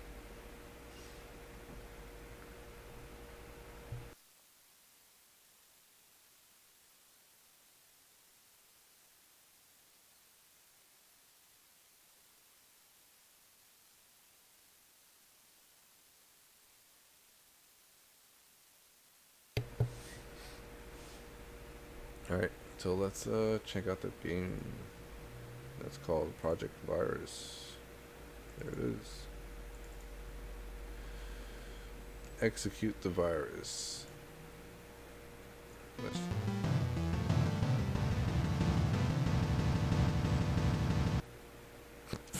Interesting intro. Press E to interact with objects like guns.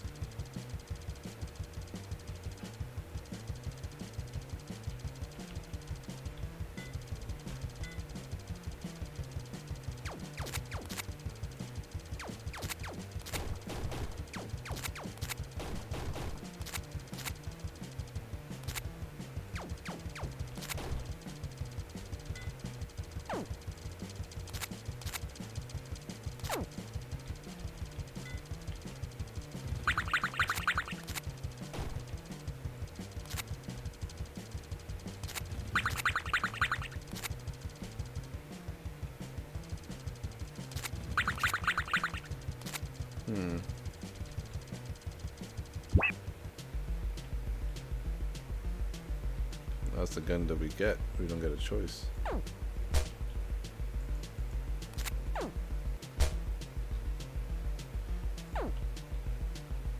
Alright, so we're playing this little error message, I suppose. Little virus. Nice. Whoa, whoa, whoa, whoa, whoa, whoa, whoa.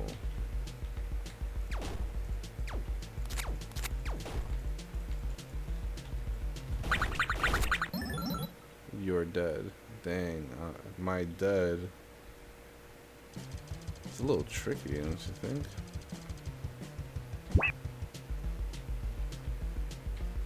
So it's different. Oh, it's different every time. Wait, can I just cheese this and just go right above them? Yes, yes I can. Whoa, whoa, whoa, whoa, whoa. There we go.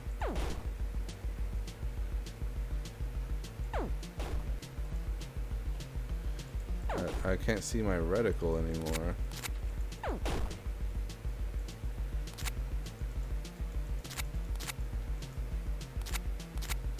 I couldn't see my reticle anymore.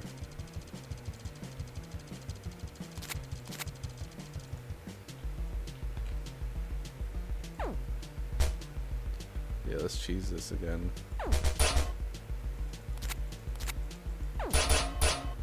Easy. Okay. There's a burst fire assault rifle. I cannot see where I'm aiming for the second level, which is unfortunate.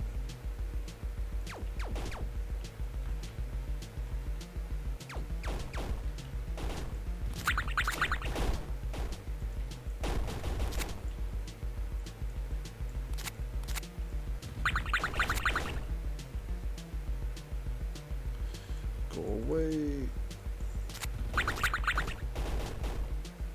These TVs are tough. Life of a virus, am I right? Come on. Come on.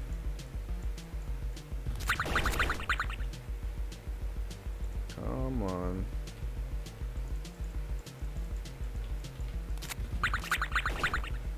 These guys are...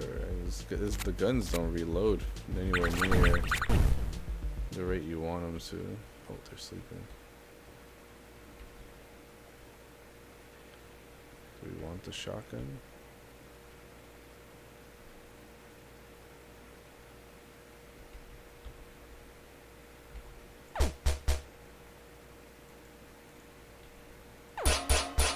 Okay, let's do this, but with let's take out the cannons first before we wake them up. Oh, we didn't have to wake them up. Alright, we got a skull. I don't know what that does. Can we get the gun?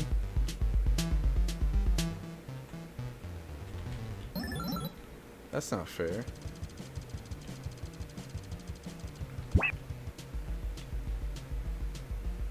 That wasn't fair. Homie just said no gun for you.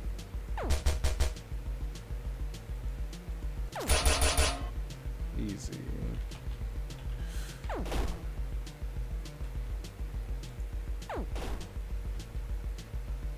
Maybe the shotgun's the best weapon in the game. Seems to be doing good damage. It's reliably accurate. The speed is good. The spread is good.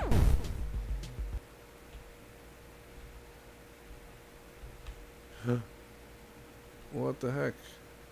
They didn't even give me a chance. Damn, so you don't want to go up to them, you just want to get that first gun and that's it. That's a shame.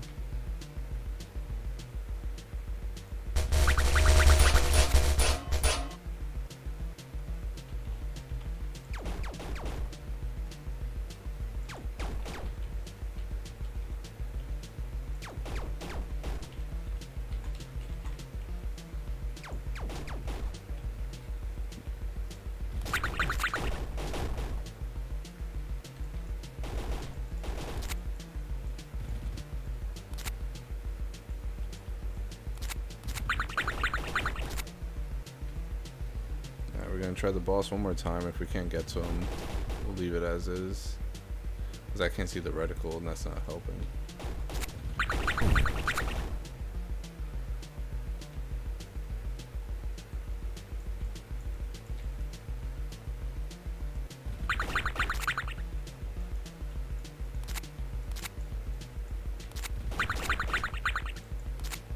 Yeah, and this isn't even that accurate. If I had a reticle, I'd be able to see better. I don't even know where I am.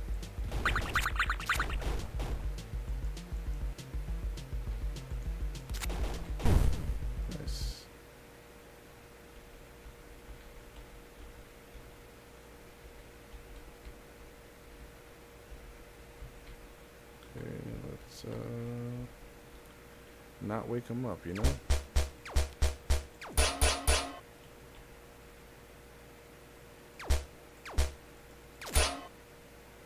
And the boss fight, yeah, boss fight. I'm guessing the skull is health.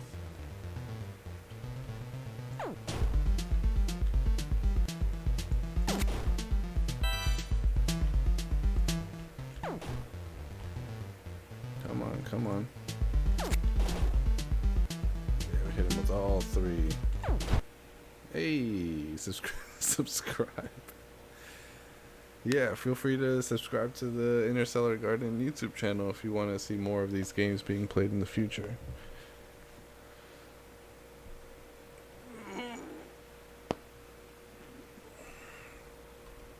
That was interesting. I didn't see too much how that fit the theme. I guess that the style of the game was retro. You're playing as an old school virus, I suppose, with a little logo that you're playing as.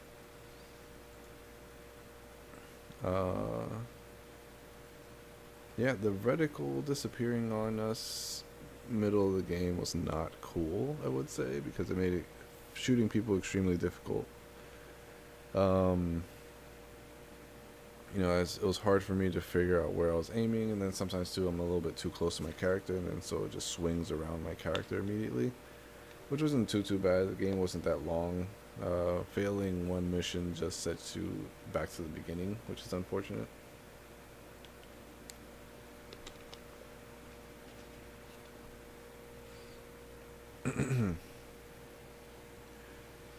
But yeah, this I don't know, it could have been fleshed out a little bit better. I did like the enemy variety. The boss was really interesting, although having him either stay a little bit more up on top of the screen so you have more room to play around with. The enemy variety, you just had two enemies, the TV screens and then the cannons. I did like that one, they had a sleeping state, although I think that waking them up and having to defeat them should have been that second level's objective, even though what's it called, it was just destroying the cannons, which didn't seem too exciting. Having a bit more excitement for sure. A similar issue I've seen with the previous game where just the content is just on that one screen. I feel like you could have done a bit more, even if it was like more dungeon crawler-y, having different rooms you progress through. But like some sort of progression instead of just there being just defeat the enemies, level complete. I feel like having defeat enemies, sure, like you can still keep that objective, but you can have it so that way the player has to has to physically progress to a different location in order to trigger the next room. So that way it's like like I said, a dungeon crawler where you're going from room to room. You can still treat it as if it's just one little mission per room, and you have to complete that mission to progress to the next room.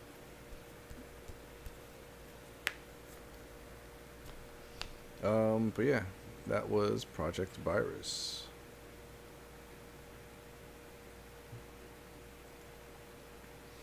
Next up, we have Astro Scavangers. Get more air. Avoid the UFO. Submitted by Trip. It's another zip, so we'll check that out. It's got some attention, which is nice. Is the game playable? Yep, it seems playable.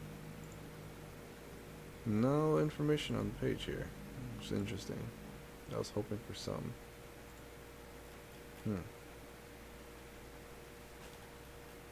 Alright, let's check it out. Astro Scavangers.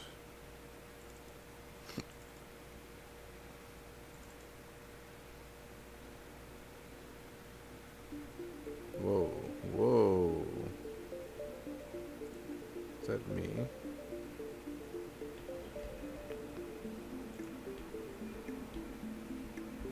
Right is left. Left is right. Uh-oh. Oh. I like how I'm walking backwards.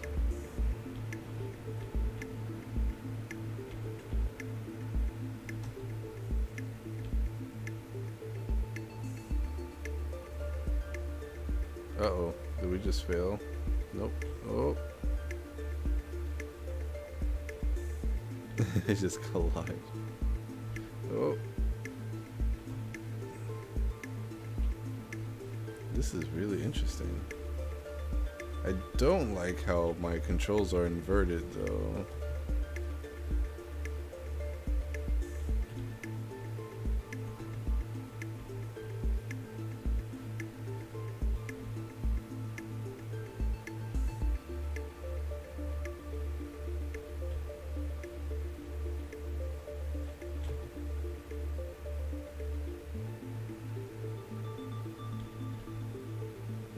I like the music. It's very chill, very spacey.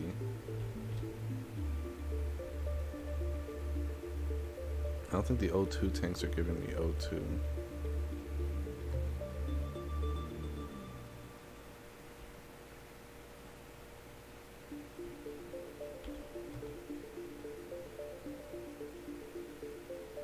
They're giving me some, it seems.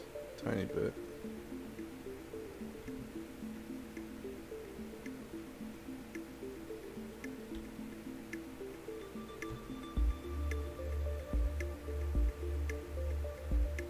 I wonder if we can just shoot ourselves off into one direction and never come back.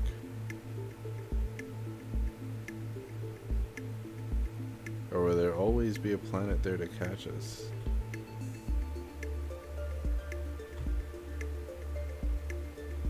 Oh, we just missed that one. Dang.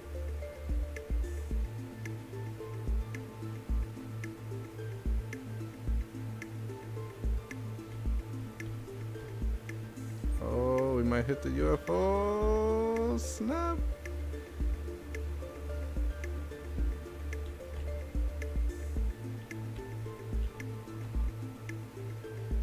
Get the O2.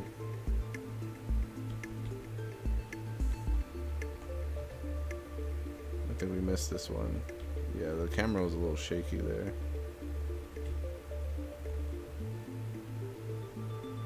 I like how the UFO at least allows us to pass by. I don't know if they just are here to just bump into us or something. Oh, there's O2 right there. Oh, dang, there's a lot right there. Can we just grab this? Yeah, we can. O2. O2. Yeah, it barely makes that meter go up.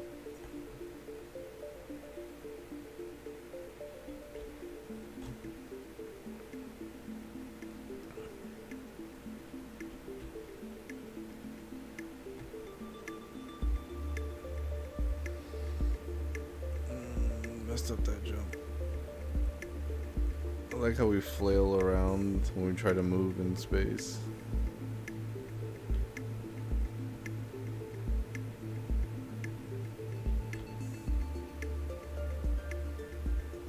Come on, get the O2.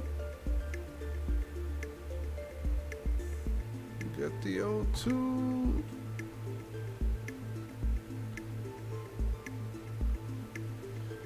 Get the O2.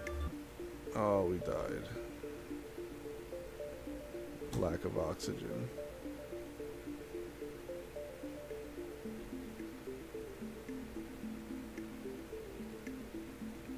Wonder what happens if the spaceship touches us, or if we deliberately try to touch the spaceship.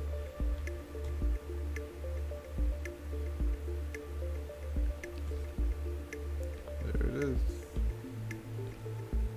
Come at me, bro. It does end the game.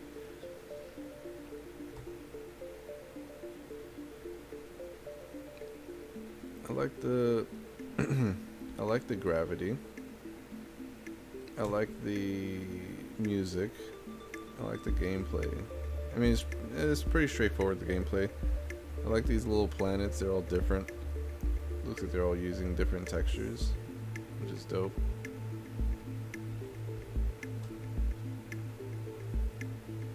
Nice, that did a good bump.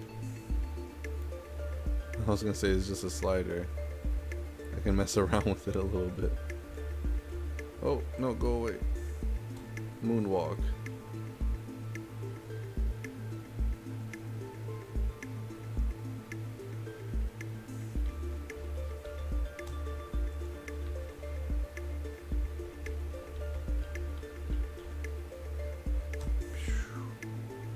So I wonder how you got all these planets set up. Is it just like a big grid of them, and you just kind of let us just float around in the middle of this grid, or are they procedurally generated?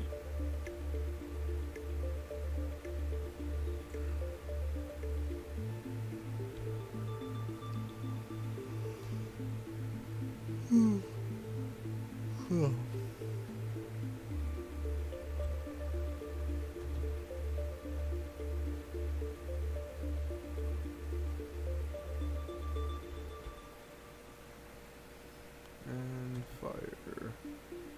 Yeah, I wonder if we can slide right by that one. Yep. Or we land on the next one.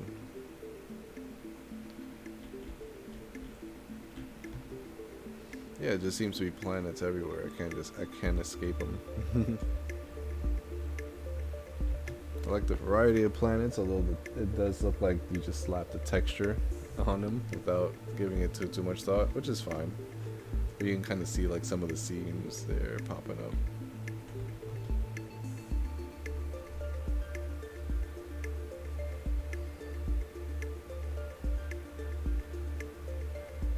Oh, whoa.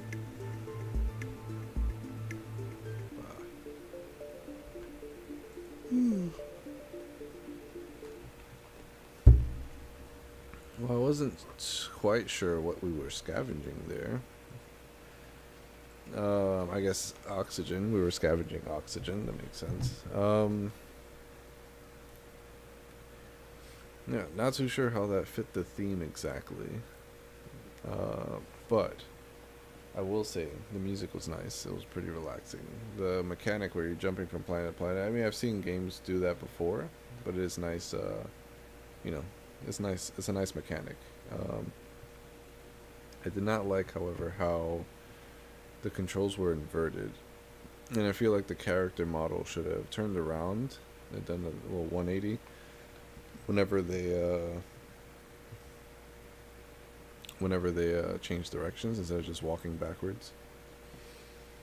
The O2, I feel like each tank should give you a little bit more O2.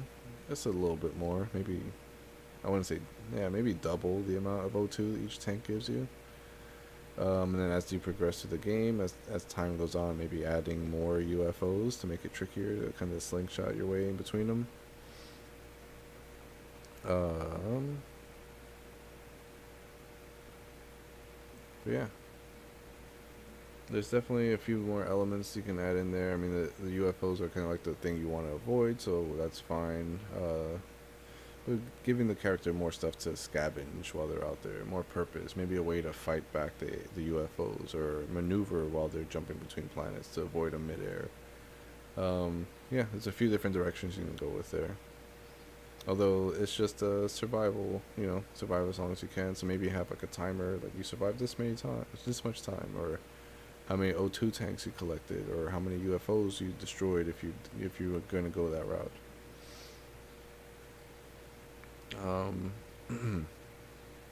But yeah, that's pretty much what I got to say for that one.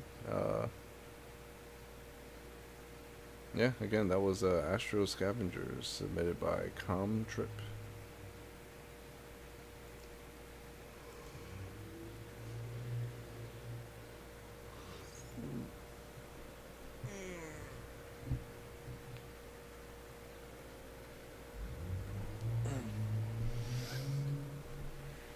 This one seems interesting.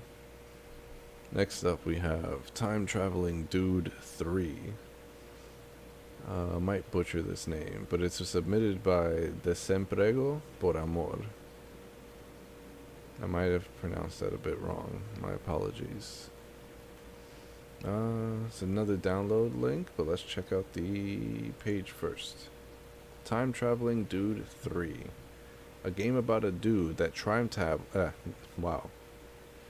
A game about a dude that time traveled even before his first game. Use the right click to time travel, or to travel time, and left click to shoot. WASD keys to move. Okay. Also, I'm curious, cause this is Time Traveling Dude 3. I do want to check if there's a 1 and 2. There's not. This is the first game on this person's page. I wonder if this is their first game ever. It might be.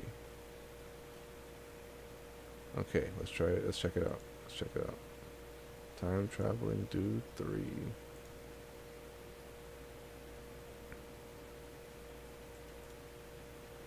Here we go. Oops.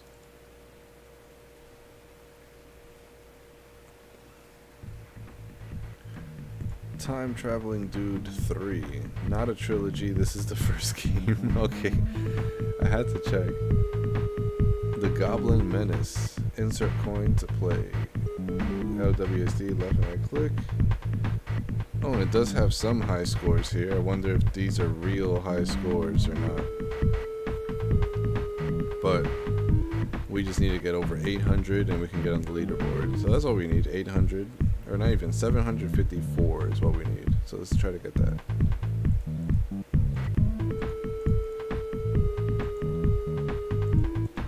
Whoa, whoa.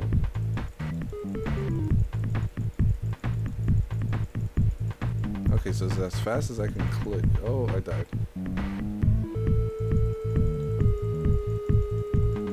I can't see my score.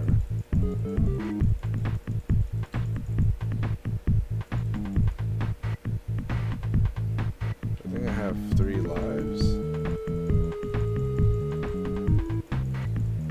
I like the little retro arcadey sound effects.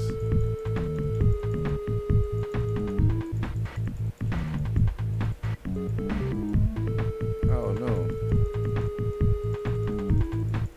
Oh no. I died. Where? Because I can't press escape. I can't see my score.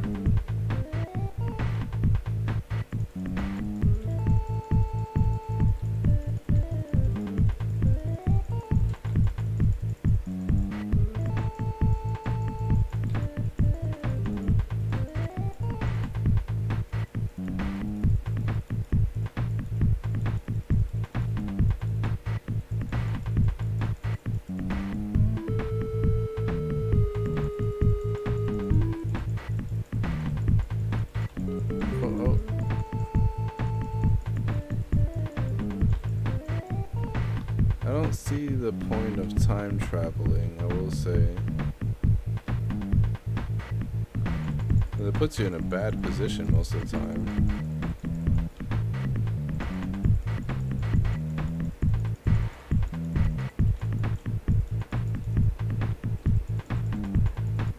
I guess I can use it to avoid certain shots. If I see I'm in danger. Oh, like right there would have been nice. Whoa. Whoa, whoa, whoa, whoa.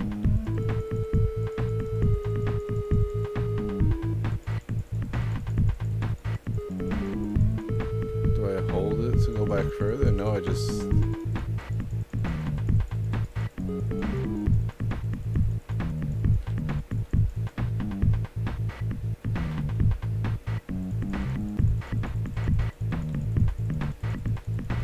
I don't see my score.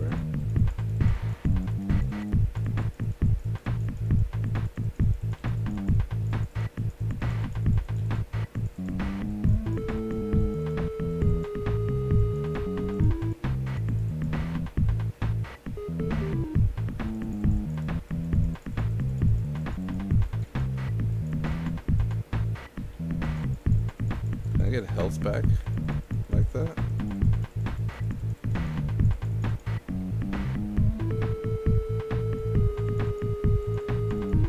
Also, it doesn't really shoot at where I'm aiming at either, so the shooting is a little bit erratic, I'm noticing.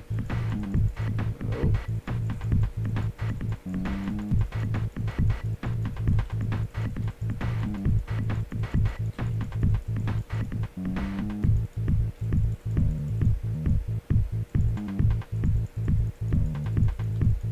Oh, I died. We'll give it one more playthrough. Whoa, whoa, whoa, whoa, whoa. Try to use the time travel a bit more. That didn't help me. Yeah, it's not clear how time travel-y you can go.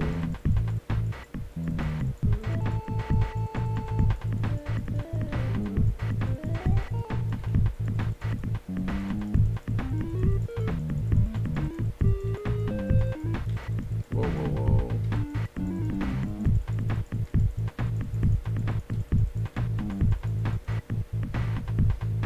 Dang. Yeah, and also the inaccurate gun doesn't help all that much either. I don't know what plane it's projecting on.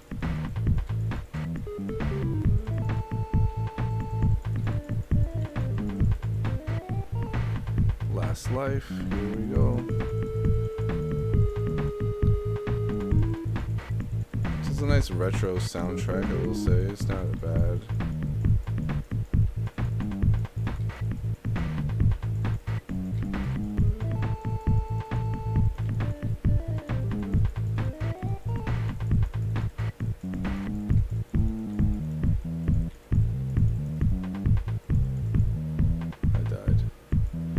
I wonder how far back does the rewind go if I keep spamming it. Oh, it's on a cooldown. Okay, and then it sets you back. Okay, that makes sense.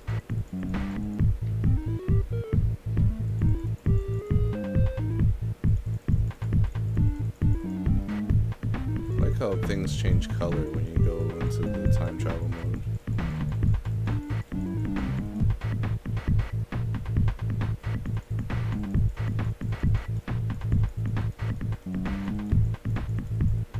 Aiming though, there should be a reticle and it should make the aiming better. I mean, I don't know if the reticle will make the aiming better, but I'm saying like it should have a reticle, and it also should be improved, because even like where I'm clicking, even if we're using my mouse as a reticle, it's not going always right where I'm clicking.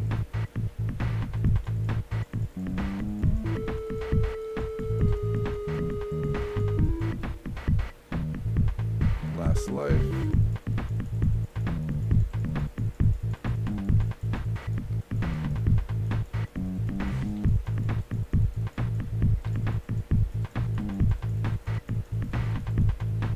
And I'm dead.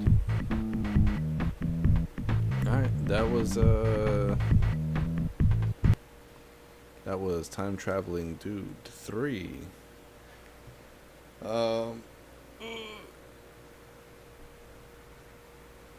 Sorry, I'm doing like a stretch every time I finish playing a game. Alright. That was Time Traveling Dude 3. We'll say a few things. One is, I like the soundtrack. It's nice. I like the base gameplay. I like what you have, what you started going on with here. There is a lot left to be done with this if you do want to continue it. I like the idea that, you know, the person is going back to the old games. However, it wasn't really fleshed out all too much in this game. I feel like the time traveling could have been done a bit more. Like, you could have done more with the time traveling. I couldn't see like the top and bottom of my screen, so there's that to kind of consider. So I didn't know how many points I was getting, if I was getting any. I mean, I can check the screenshots real quick if there's anything like that. No, I don't see points. Okay, so I thought there was. I guess that's your time travel meter right there on the left hand side.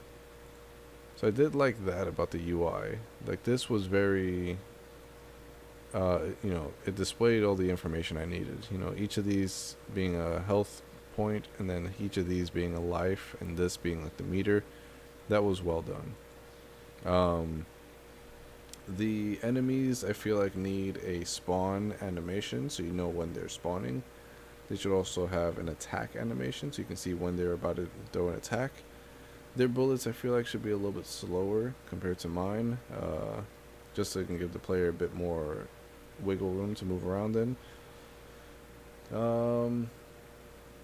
I did not like the level all too much. personally felt like it was just a bunch of things just thrown into an area for like testing out the mechanics. I feel like the play space should have been a lot larger, and also, uh, well, not necessarily.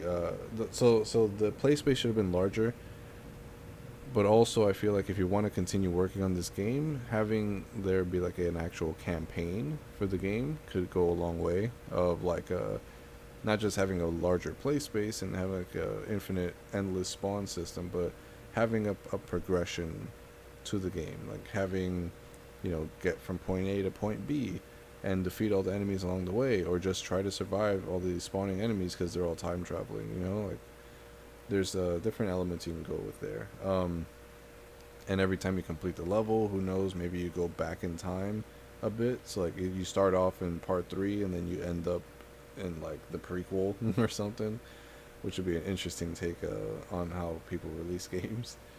And who knows, like maybe like if you want to continue going like down the retro route, you can have it so that way each game you go back to is more and more retro or something. Or it doesn't even need to do that. It could just keep the same art style. But for what we have here right now, I feel like one huge improvement could be the aiming for the game. It's just a bit off when you're aiming like left and right. When you're shooting up and down, I think it's accurate, but going left and right, it's not accurate. So fixing what that shooting does, like making sure that it goes right where the reticle or where the mouse cursor is headed. Having audio in the game besides the music, I feel like would be a huge improvement as well. Having the what's it called? Damage indicator sound effects for when you damage enemies and for when enemies damage you, when you fire your weapon and when the enemies fire their weapon. There should be sound effects kind of playing all over the place here, but there's nothing besides just the music. So adding a bit of that would go a long way. And the high score system, I think, was just there for show, it seems. So having an actual interactable one would be interesting, if you want to go that route for a game mode, like a endless survival kind of game mode. But in that case too, you need the points to work,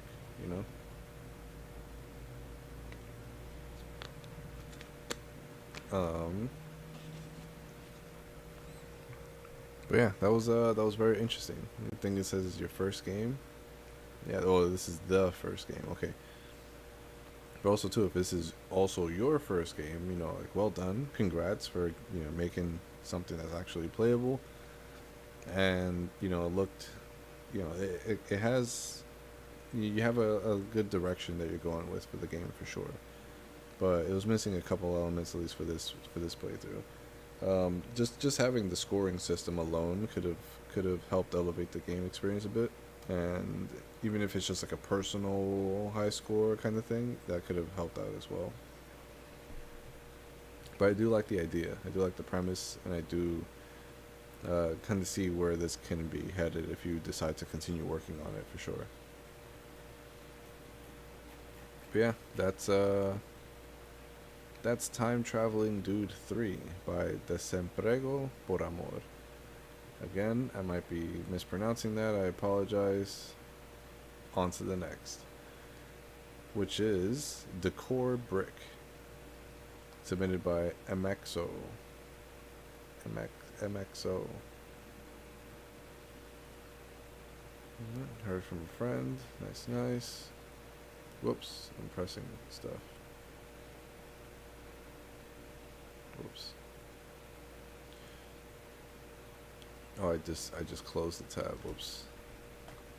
My bad. I was wondering what the heck happened there. Yeah, so we have Decor Brick by MXO, and this should be playable on the Jam page, which is nice. Seems like a few people have tried it out. Nice. Let's see here what the game page says. Are you a real gamer? Do you like decoring the perfect dream room? Well, you're in luck. Come on down to Decor Brick, a brand new epic arcade game that's sure to blow your mind. Use unrivaled precise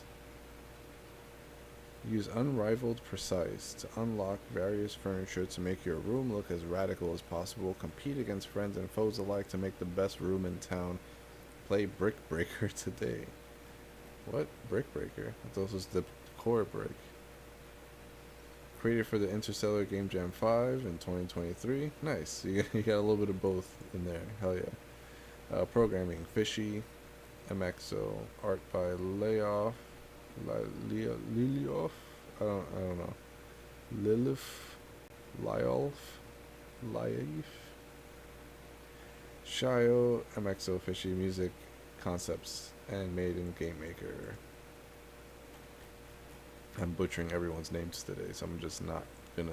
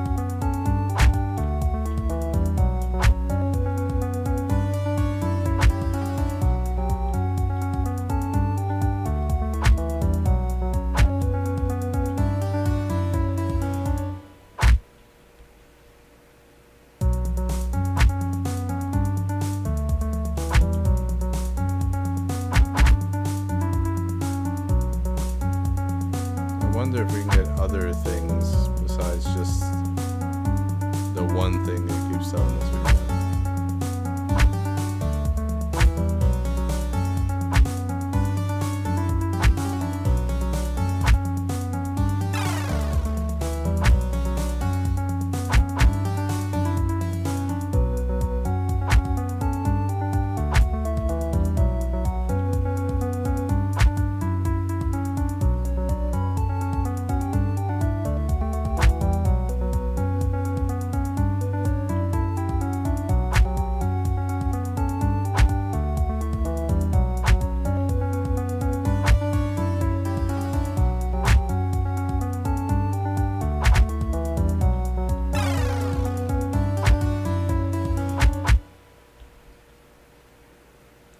gonna break in this little section here so I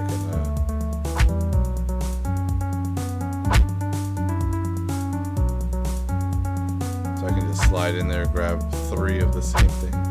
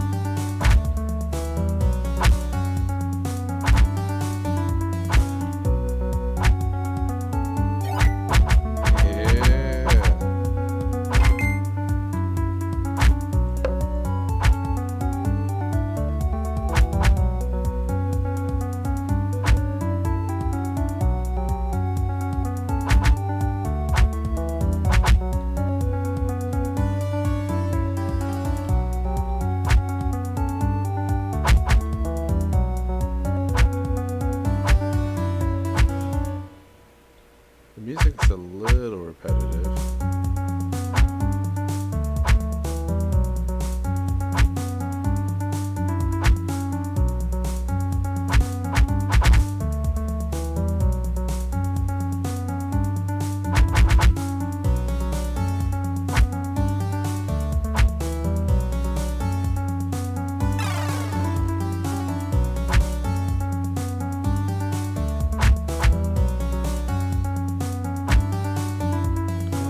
Second bed.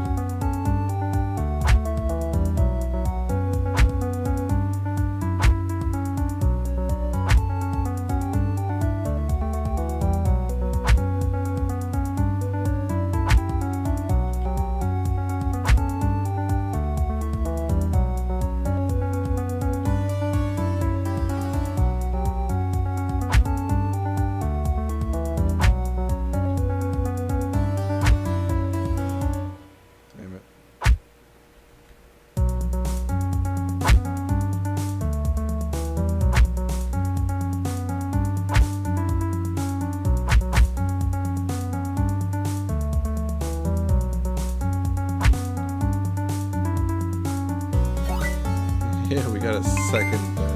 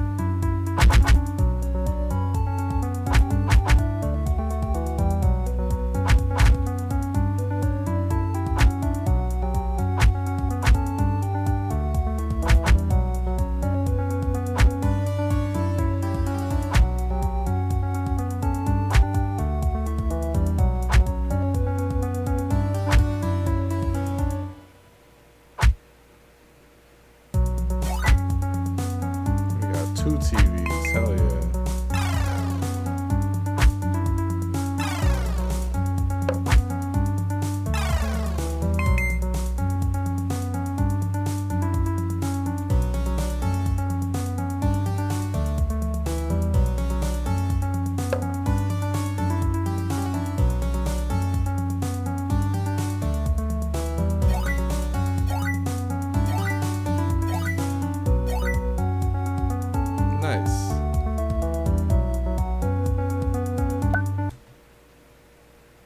Well, that was Decor Brick.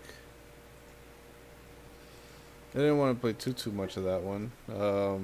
I feel like there were some elements missing in terms of when you had the sound effects, that was good. The music was nice, though it did get repetitive after a little while. There was only 3 rounds, which made me feel like the objects that you were supposed to collect within each mission, or each level rather, should have been a variety of items rather than just the same thing multiple times, because it was like, what, 3 signs, 2 beds, and 4 TVs. Which not every room has 2 TVs, 2 beds, and just a sign. So it would have been nice to have a bit more variety in terms of things that popped up per level. I did see that there were several items you could collect and decorate your room with, which was nice, but with the amount of levels that were given and the repeating items, it didn't allow for that to kind of happen. So you just get a lot of rooms that I guess just have the same thing over and over again, unless I got really, really unlucky, and each of the times I played, the levels just happened to spawn the same thing. But yeah, Brick Breaker with a little twist. I like the added furniture there. That was nice. I like being able to customize my own rooms. That's a feature that I like in the games that I play. Like The Sims is like a game I haven't played in a very, very long time, but the reason why I played it so much back in the day was because I was able to decorate, my rooms, all the buildings, the houses and stuff, the front yard and everything, which was, and the backyard too, which is really nice. Like being able to kind of customize a space like that. I do like that. So I do like the little twist that they added on there. Although I feel like having the variety of items during the mission instead of just like one item 4 times. I guess it does allow people to come up with interesting rooms. Like, oh, look at all the TVs they got in this room. It's like, all right, cool.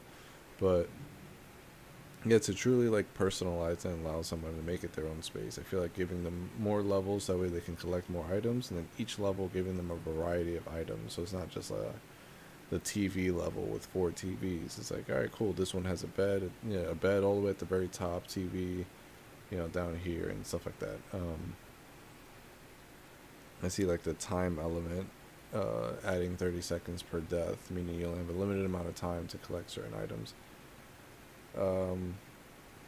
Yeah, you almost always like lose a life right at the beginning because it starts off right away instead of starting when I'm ready. I press space and I'm ready, but I don't get to see where the ball is yet or where it's heading, so it just immediately jumps up, comes down, and I lose the point. But yeah, just like some, I guess, bugs that could potentially be squashed and fixed in order to flesh it out a bit more. I did like the arcade look and feel of the main menu, and I like the retro-ish style, like little PC setup for the in-game UI. There's like 3 different windows, like the game window, the room window, and then the inventory window. So I did like that. I thought I was able to actually press the X button on there. But yeah, all done. Now again, that was Decor Brick by MXO. Next up, we have just a couple games left actually. 1, 2, 3. And like I said, I do want to go back and check out Pong-versation, because there was a mode that I missed out on that one. And I also want to check out Player 2 is Disconnected one last time, because I played through it without the audio. So we'll end the last live stream the same way we started the first live stream with this game, and then maybe we'll look back if we have enough time and just like check out and talk about some of the other games that kind of stood out to us throughout the jam. But yeah, let's get on to this one here. And I do apologize. I've been yawning and stretching an excessive amount this stream. Yeah, I'm doing this one extremely early for those folks who want to catch it live, who were not able to catch the last few live because of the time differences. So if you're in a different time zone and actually tune into this one, that'll be good to know. And then that way I know which ones people are more interested in. I don't know if the first one is more popular because it's the first one or because of the time slot, for example. So going forward, looking back, when I retroactively look at the live stream, I'll be able to get a lot of information in terms of which one is more, which time slot I guess I should focus more on. But having the variety is interesting because in case you have a busy work schedule or, and are from different time zones around the world, you're able to kind of tune in when you can. And again, having the VODs is nice for that too. But yeah, up next we have Their Last Stand, a short game where you explore a bunker and shoot enemy soldiers, and more. Submitted by True Roman and Rare Pineapple. Made in Godot. Yes, I've noticed with the Godot uploads, they are allowed to upload just an exe. I think for Unity it does not work, which is why I have that little disclaimer in the front. But yeah, let's check it out. Well, let's check out the game page real quick. A downloadable game for Windows and Linux. After a devastating nuclear war between the two superpowers of this world, one of them emerges victorious, though barely. Both sides have been exhausted by the war. 10 years after the conflict had begun, out of pure frustration, some high-ranking general on one side ordered a hydrogen bomb to be fired at the other, though it is still disputed by both sides to this day which side fired the bomb first. What everyone could agree on, however, was that it was a miracle this did not destroy the world. You're simply a soldier on the victorious side, elated over the victory but horrified at the loss of life. Due to the manpower shortage, your commander has no choice but to send you on a mission alone. Your task is simple. Clear out the enemy bunker, soldier. You were meant to be securing a civilian bunker as far as you knew, but soon you will find out how little you knew. Okay. Features fully procedure generated rooms. Okay. Original sound design and soundtrack. Okay. Retro style pixel art graphics. Okay. And more. Okay. We'll have to see what the and more is like the second or third time. It's been kind of teased how much more there is to the game. Controls: WASD to move, R to reload, F to melee, numbers to switch weapons. I got numbers on my mouse, hopefully that works. And escape to exit the game. Q&A: is this your first game jam? Yes, we are two high schoolers who decided to join the game jam because we thought it would be really interesting to challenge ourselves during the summer. Do you plan on continuing the project? Not sure yet. Created for the Interstellar Game Jam 5. Well, if you do plan on continuing it, I'll try to give you as much feedback as I can, so that way you can get some insight on how to continue it. In the meantime, let's get it started. Again, that's Their Last Stand, which I'm pretty sure, because I exported, I'm not too familiar with how to do the Godot zips, but I exported this exe, which doesn't run, but on the other ones they did run, like that one. But it also came with a couple other these. So I'm going to play the larger version, I suppose. Because this was what actually runs for me.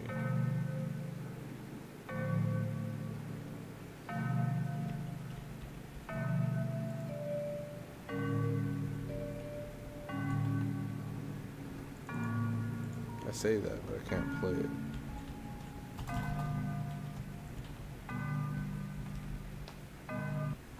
Okay, I can't play that one. What about this one? No. How do I play the game? Is it the same? Is it this one? Well, then I was asking to make changes on my computer. I don't know if I want to do that.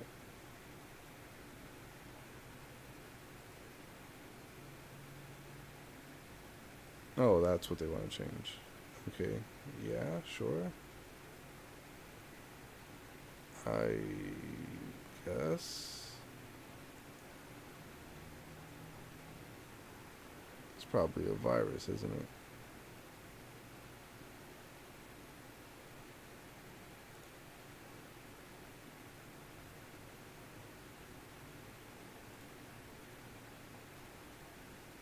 Okay, so I did that.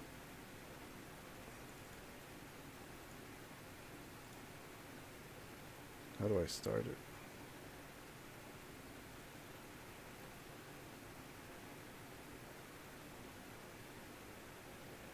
Well, there's those again. I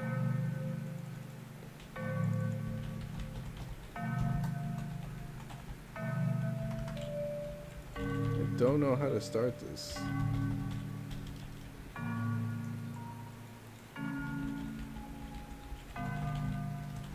I don't know how to start this. Let's see if there's information somewhere in the comments, because for some reason this isn't starting for me.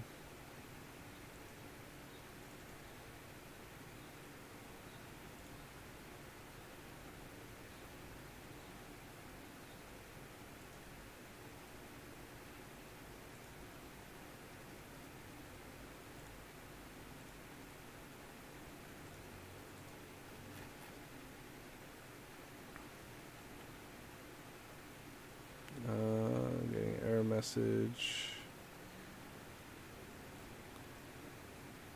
How are folks able to get this to run?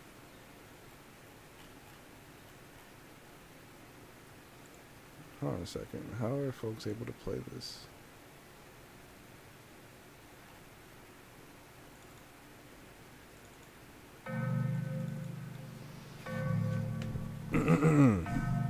Okay, shift, space, WASD, enter.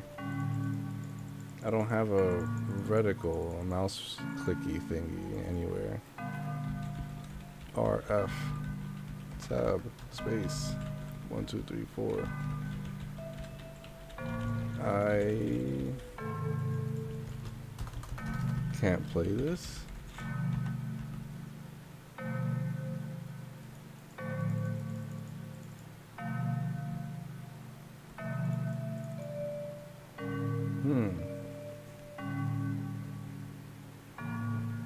I guess we'll have to revisit this one, because I can't, for whatever reason, play this game.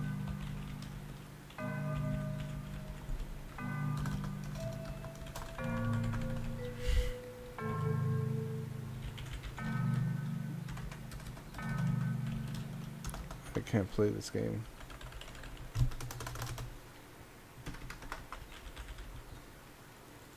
Yeah, I can't do nothing.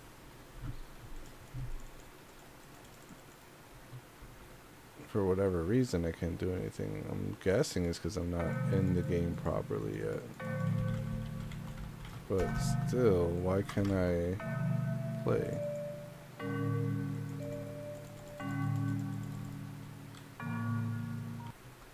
That's weird. We'll have to come back to that later, because I can't get that one to run. I don't know why. I mean, it's running. The game is running, or at least the main menu is running, but I cannot interact with it. I'm pressing the arrow keys. I'm pressing WASD. I'm clicking with the mouse. I'm pressing enter, space. Doesn't seem to work. We'll skip that one for now. We'll come back to it later. Yeah, we'll see what's going on with that.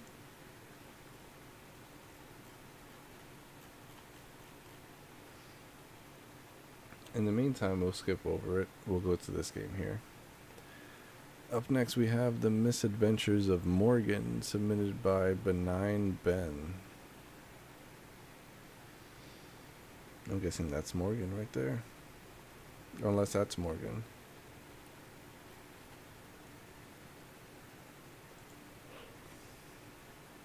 Misadventures of Morgan. Control WASD to move. Left click to shoot. Tab to open gun crafting menu. Alt F4 to close game. Cool. Let's try it out. Wrong one. Misadventures of Morgan.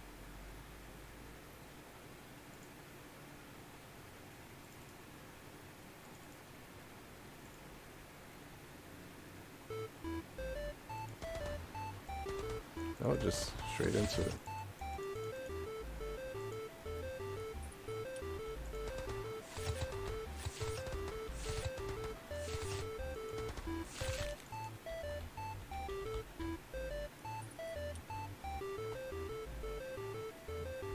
Alright, we're just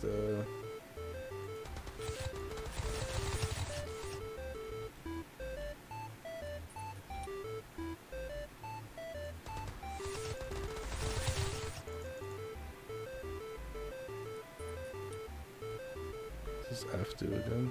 Melee.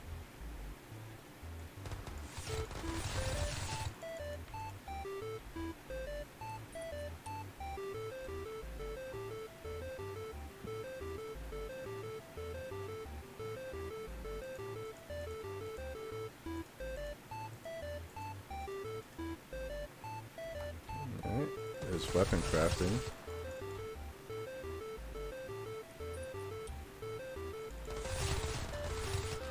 Oh, there's a weapon part right there. Oh, what do we got? Sniper. Let's equip that one, shall we? How do we equip it? Oh, it's equipped. No, it's not. Equip.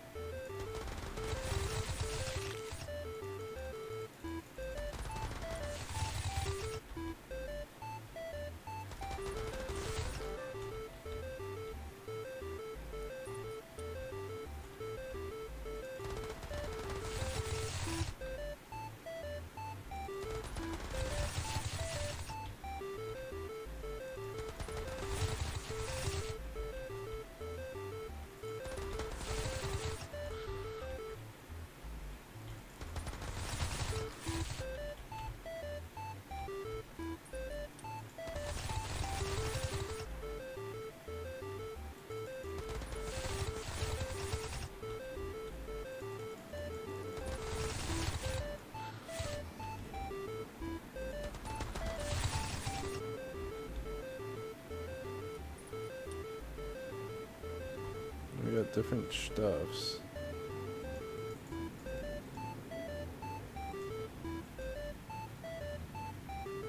RL? What's RL?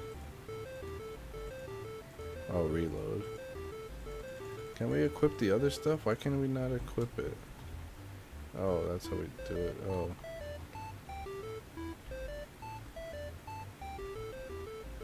Can we press enter, space, enter?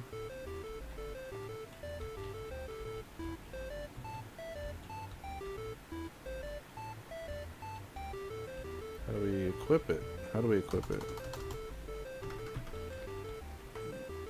You have a whole weapon crafting system, and I want to equip things.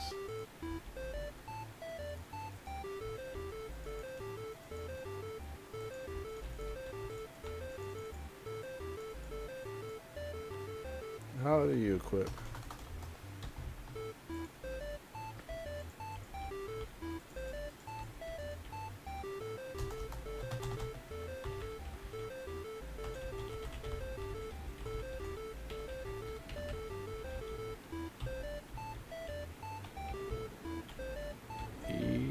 F, R, T, clicking, nothing, space, nothing, enter on the other one, left, right, up, down does that.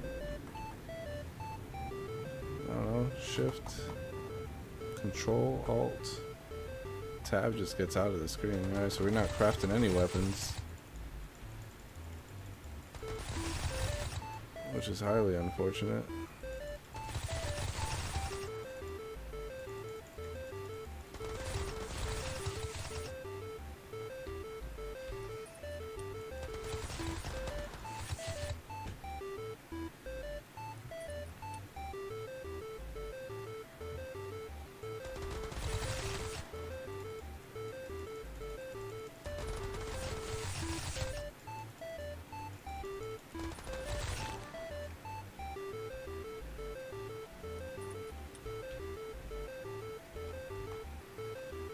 Okay, so we have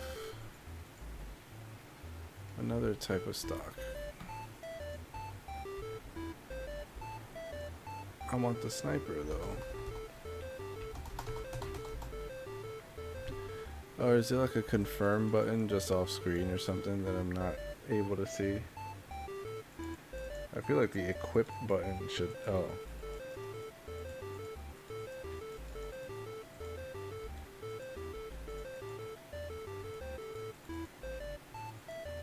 Oh, what the heck? You have to click, oh.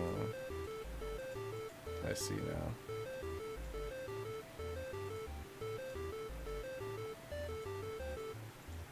Alright, we try heavy barrel with the sniper. Heavy mag with the sniper barrel. Let's try that one. I'll see what happens.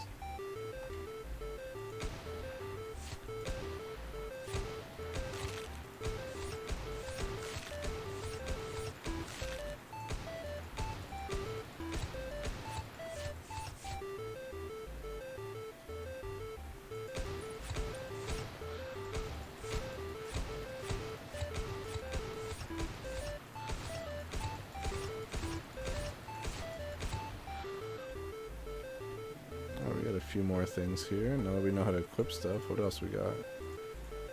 Just more barrels. Shotgun barrel. Ooh.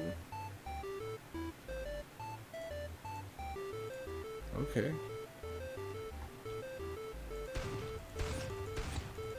I was expecting a spread.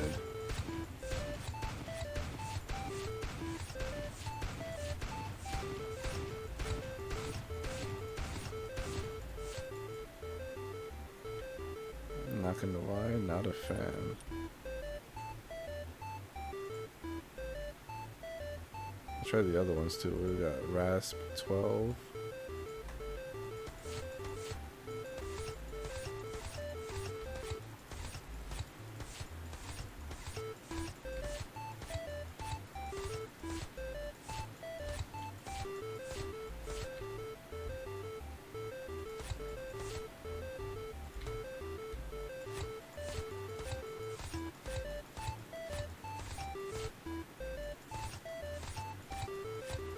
I don't know if I'm taking damage, but these guys are just pushing me.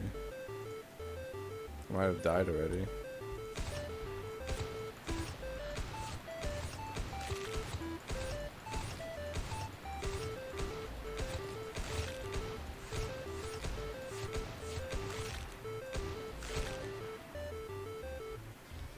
Alright, let's try. What else we got? What else we got? Curved.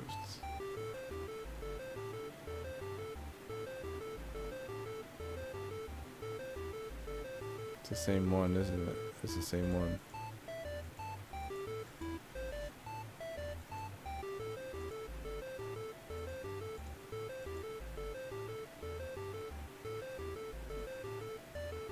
It's a barrels.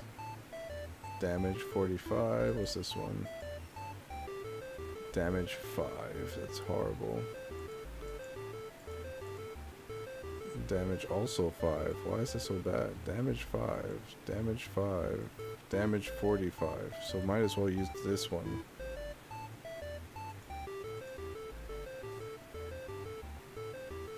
I want to see if we can get a different stock or a different core. And more mags, I suppose. We gotta kill the big guys to get some of that loot. So let's go kill some of those big ones.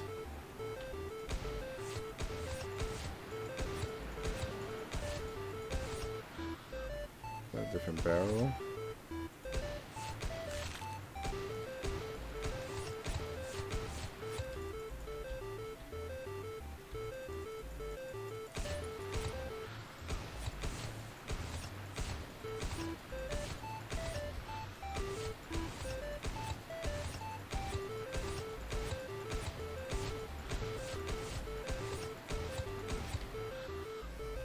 Now we got a few trinkets. What we got? Bad guys. Same core, same stock. I think we got a new one. No mags, a lot of barrels. Spartan barrel. That sounds badass. We got another rifle barrel. Okay, so we had what? Rasp. We got 45. That's still 5. Still 5. 7. 5. Oh, Spartan barrel. Oh my god, is that the Halo assault rifle? Let's see if we can get all the Spartan stuff. But for now, we'll stick to the sniper barrel because it does the most damage.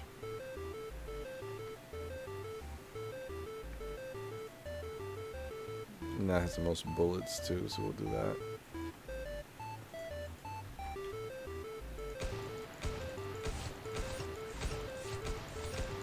Decent fire rate, hella damage.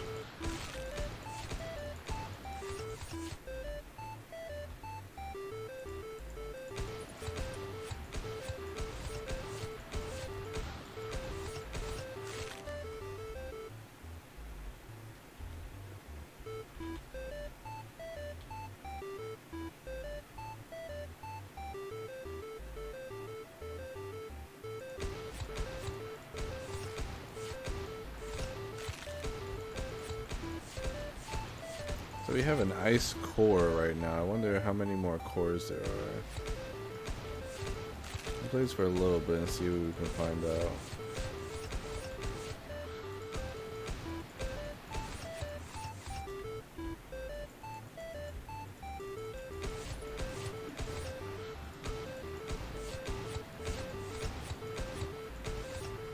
Oh, what was that?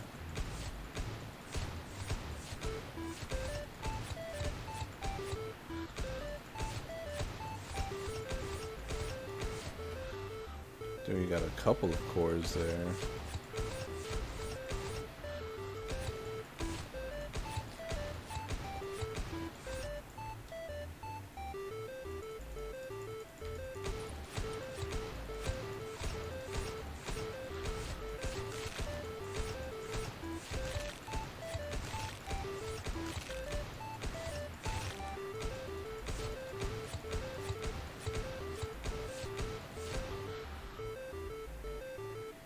Alright, let's see what we got.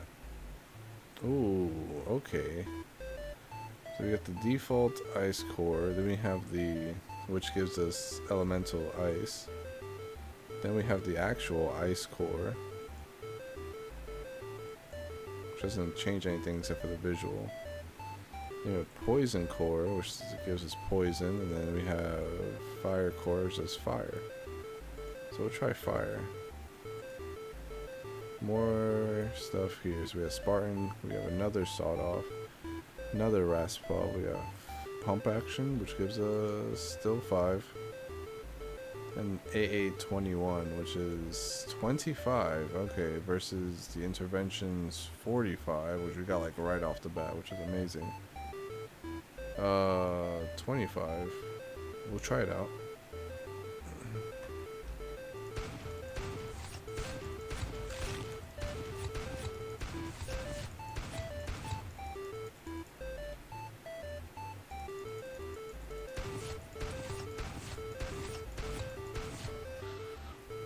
What do we get? A rail gun, what the heck? 5. See, we don't want those. A lot of those are just 5. Might as well just stick with the intervention. The mags, we haven't gotten anything useful either, so we're just gonna stick with heavy. No good stocks. Maybe we could try the poison core, but I think fire, we can try fire for now.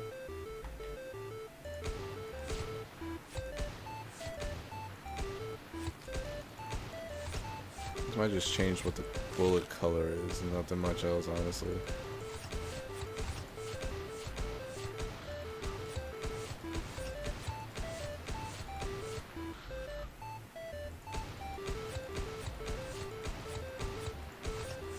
Am I supposed to die at some point?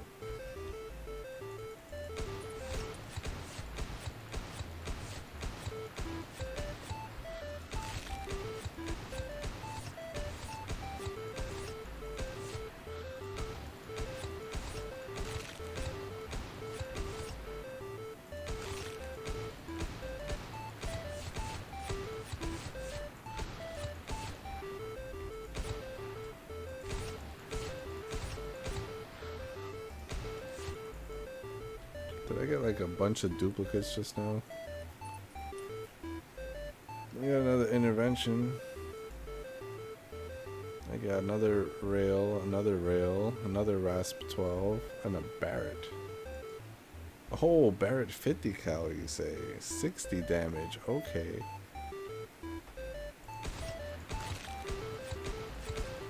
I'm two-shot them, okay.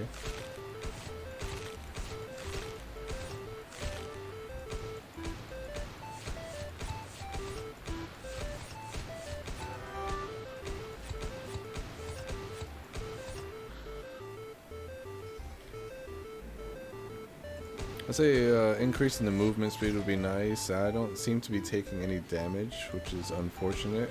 Or maybe it is fortunate, I don't know.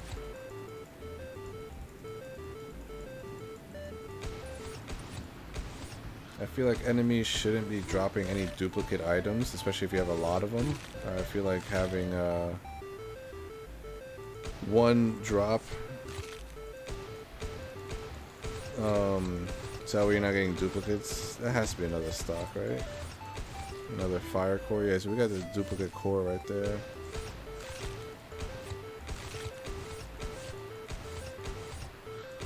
That's another duplicate, I'm sure.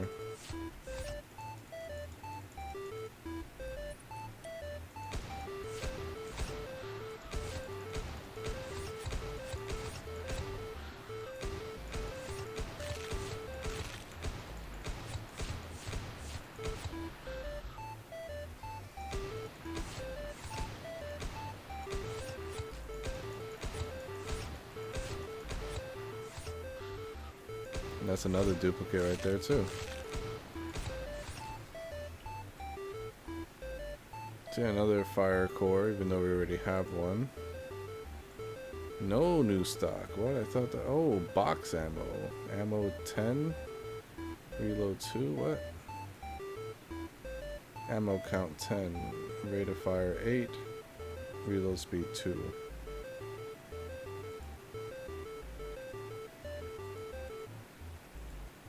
So a fire rate is increased, but reload speed is also decreased, which is great. But I don't care about reload speed, and I don't care about fire rate. I care about capacity. So having the heavy, again, I got the best one right off the bat. Another Spartan barrel. Another sawn off. Got a pulse rifle. Damage amount 4. That's not as good as the... Where is it? The Barrett. Wait, we got a lot of duplicates. Holy crap. It's 4 damage. It's way less than even the basic one. What the heck? Yeah, no, we'd stick with the Barrett. We're not changing it until we find something that does more than 60 damage, which I doubt. We're not changing this until we find something that does more ammo. I would love to change this for something else. We don't have anything. And these don't really seem to do anything except to change the color. So I guess we'll try poison. And we'll do this for a little bit. I guess we'll do like 1 or 2 more waves. See if maybe we can get some new stocks and...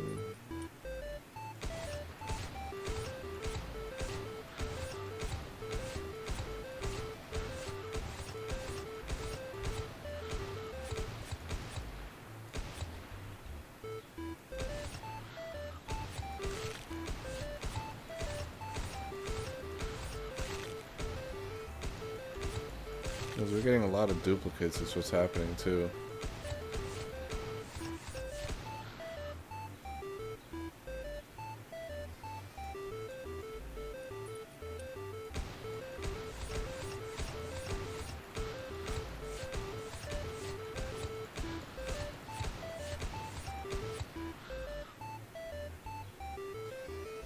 Another like 2 duplicates, 3 duplicates right there.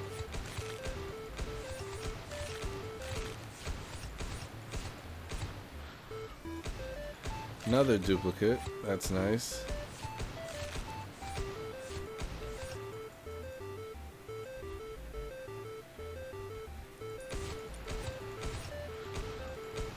Like, killing the little guys don't matter. I mean, none of it really matters, I guess, but...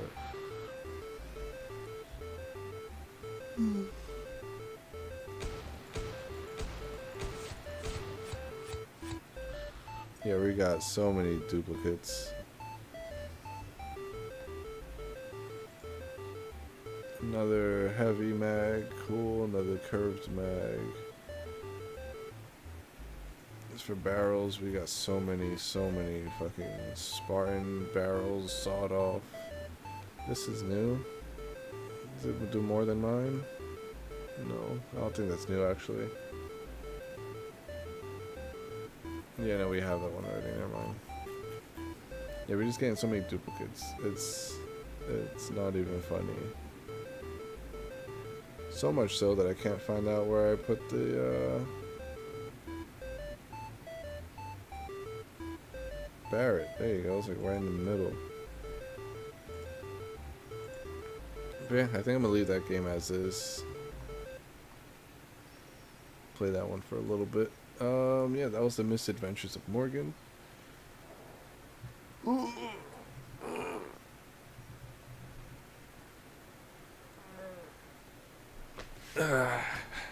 Getting stretching real quick.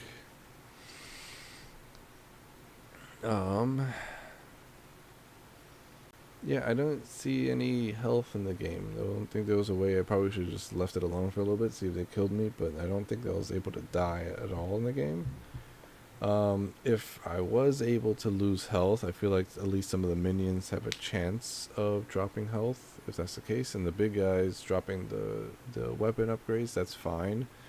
Although I think that having duplicate weapon upgrades is not cool, because then you want to, you know, you get a lot of things buried in a list of things. So that's not cool.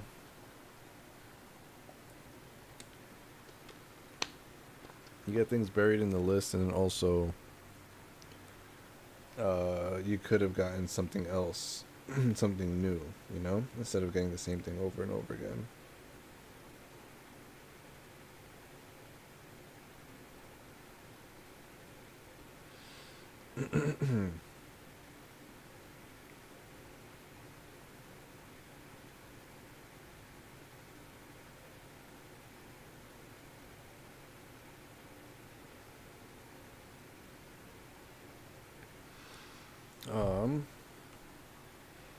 But yeah, like the weapon crafting system, or like the fact that you're able to kind of mix and match parts and stuff and kind of, you know, do that.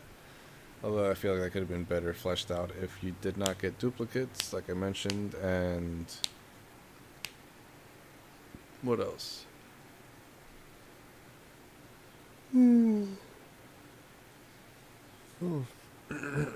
Maybe I shouldn't have done this while so sleepy. But we're already almost done.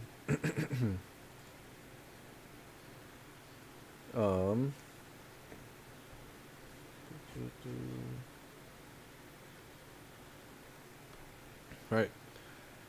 Yeah, having some hit registry, like sound effects for when you hit enemies. I think there is.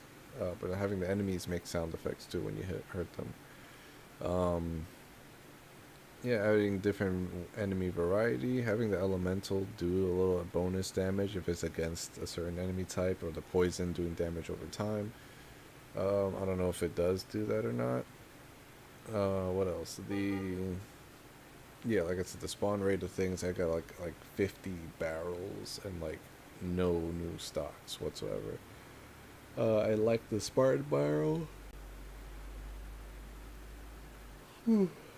In terms of design, I did like some of the the designs on the barrels. However, a lot of them did do the same amount of damage as base 5, single fire. When adding different weapons like shotgun barrels, I feel like there should be a spread.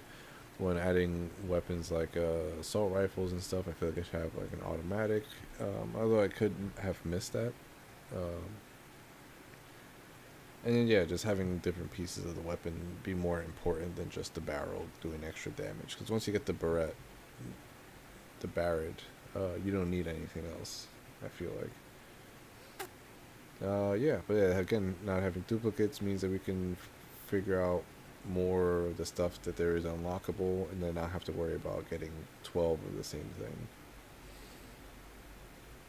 But yeah, that was Misadventures of Morgan by Benign Ben and Skeet Skirt.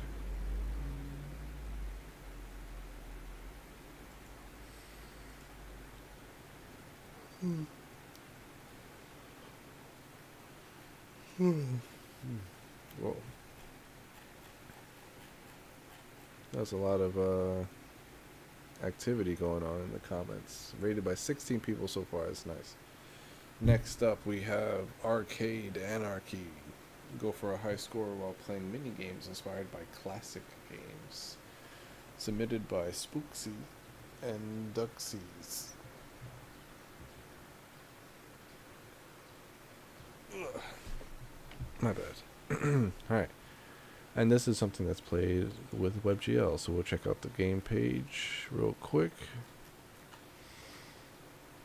Arcade Anarchy. Arcade Anarchy is a minigame boss rush inspired by the WarioWare games, which gets progressively more difficult the further you get. All minigames are based off of classic video games. Spend tickets you earn on cool stickers for your arcade cabinet at the shop. Nice.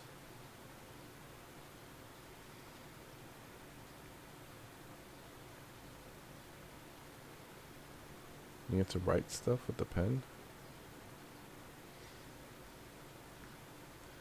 Full screen may be required to play properly, for sure. Controls, WASD to move the player, mouse for clicking certain things, spacebar for firing and mashing. This game was made in 5 days for the Interstellar Game Jam 5. And, oh yeah, the cover art was also made by Whimsies. Let's check it out and play it in full screen.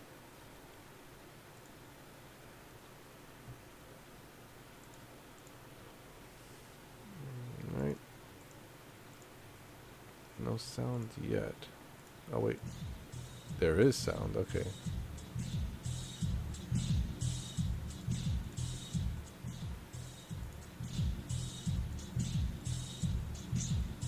It does cut off at the top and bottom, unfortunately. So I might have to play it like this.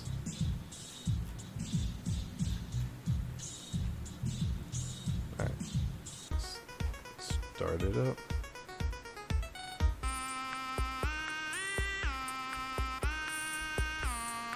Oh my gosh.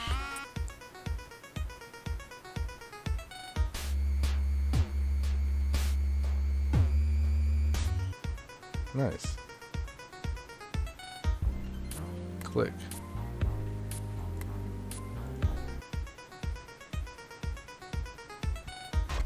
Shoot. Oh, and there's a little Pac-Man on the bottom. Says how much time you got left. That's cool. Cry.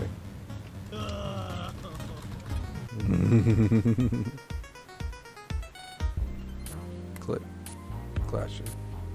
Gotcha. I hope I got it.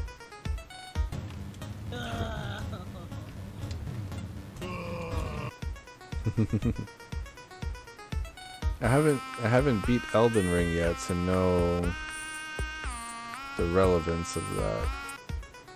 I'm getting close though. I just haven't beaten it yet.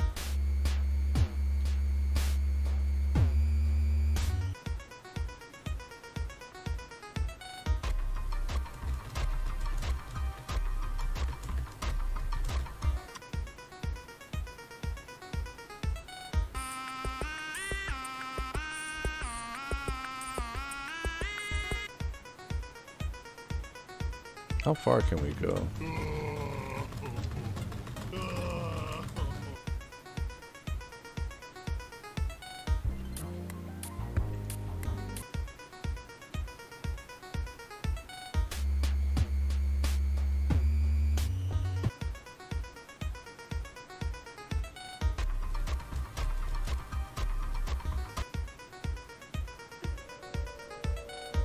Press spacebar to cry.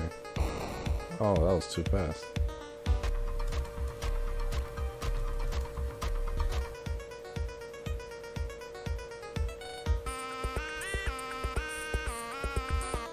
Oh, no.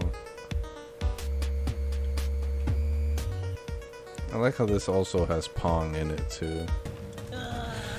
Cry faster! Cry faster! Yeah, we got past 20. No, no, no, no, no. Yeah, look, they got a lot of tickets. 16, yeah, go to shop. 16.25. What can we buy? Smiley face. Heck yeah. How do we exit the shop? Back to menu. So that one more time.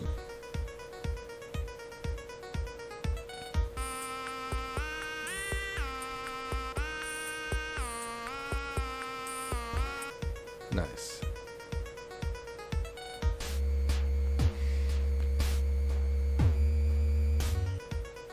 Oh, you got the little smiley face right there. I do like that addition.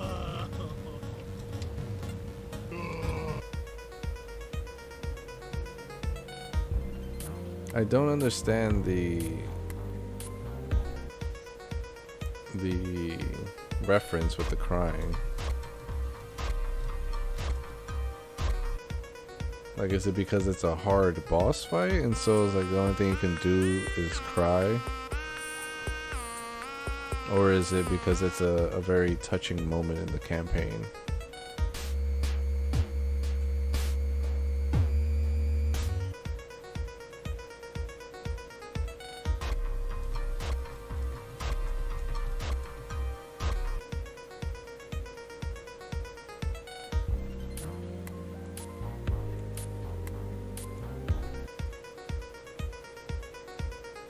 Let's see if we can get to 20 again.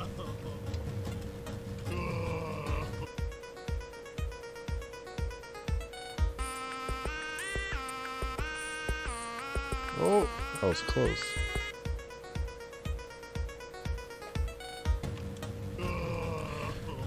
Come on, cry.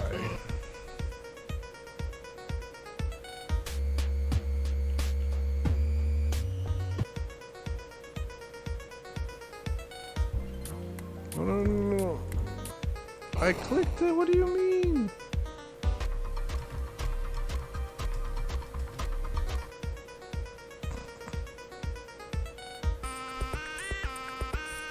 Oh, I think I got hit. Yeah. Oh, I didn't get hit. No, I got hit there. Yeah. Cry, cry.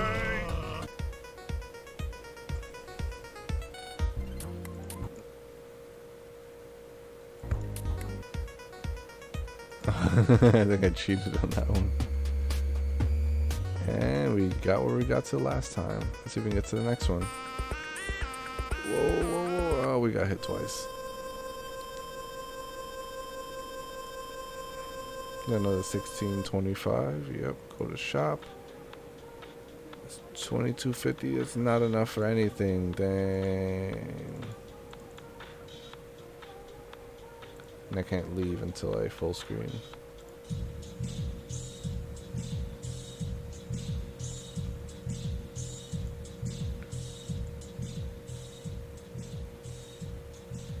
Alright. I think I'll leave that one as is. I mean, I might just play it while I talk about the last few things. I do like the mini games. There's a good variety of mini games. I like how you made a modern game into an arcade mini game. You just took Elden Ring and said, alright, cool, just smash to cry because the game is so hard. I like the callbacks to old games like Undertale here. I like the Metal Gear reference. There's an Elden Ring reference. There's Pong. There's Pac-Man. There's... what else? Is it Space Invaders?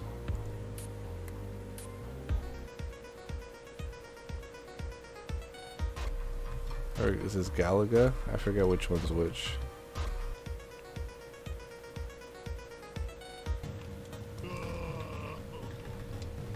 But yeah, this is a well-made game, I will say.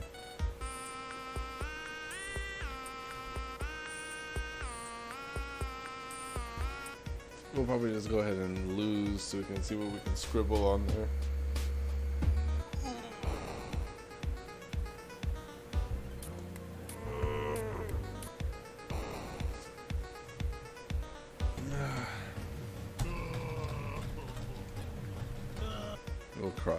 We'll cry at least.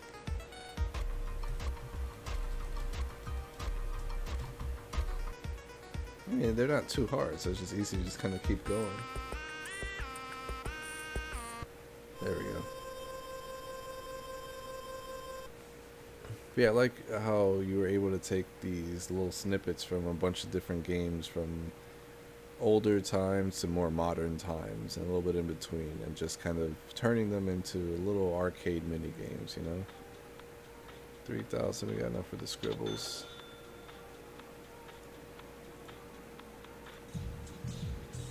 The cake is a lie. Oh no. The cake is a lie. Is that, who is this skeleton that's giving me a weird look? Don't do that. But yeah, that was Arcade Anarchy. I don't know how I butchered that. Arcade Anarchy by Spooksy and Dooksies and Whimsies. I feel like y'all worked together before. I'm not too sure. Also, I'm noticing the ratings are going up as the stream is running, so that's really nice to see. But yeah, you can add a bunch more mini games if you want to. That's a cool thing about WarioWare style games. It's just once you get the flow going, it's just a matter of making different mini games and allowing each one to function properly. I do like the added touch of customizing the arcade machine with stickers and writing. You can definitely flesh that out a bit more too, with the, I guess, references to some of the games that you're representing. So like some of the mini games you're doing, I feel like having stickers represent those mini games would be nice. I noticed there was a Hollow Knight sticker, but there was no Hollow Knight mini game. So kind of like, you know, meshing the two. So it's like, oh, it's something to remember. One of my favorite mini games in this game, you know. A little, maybe like a little Pac-Man sticker or something like that. There's a little stuff you can do with the customization for the arcade. There's a lot of potential there. And again, I really like turning a modern game into a retro, like WarioWare style mini game. I think that was a really nice touch. How it's just all you can do is cry. But yeah, I feel like also too, putting some screenshots into what are the other mini games that the game has to offer. A screenshot of each mini game I feel like would be nice to show off what your game has to offer. But yeah, that was Arcade Anarchy.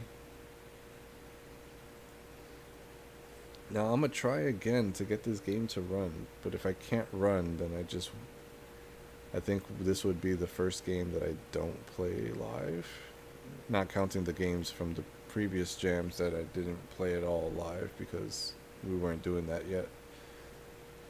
But we'll try this one more time. If not, we're just gonna have to just leave it as is. It seems playable. People were able to, well, I guess this person couldn't get the game to run because of the Linux build, but there were some folks that were able to kind of, you know, to play the game. So I'm wondering if I'm doing something wrong here. So we'll try it again, and if it still doesn't work like I said, then we'll just kind of leave it as is. This one is Their Last Stand, submitted by True Roman and Rare Pineapple. It's a short game where you explore a bunker and shoot enemy soldiers and more. We've run through this already, so I'll just kind of leave that in the video, just us kind of going over everything. But we'll try to do this again.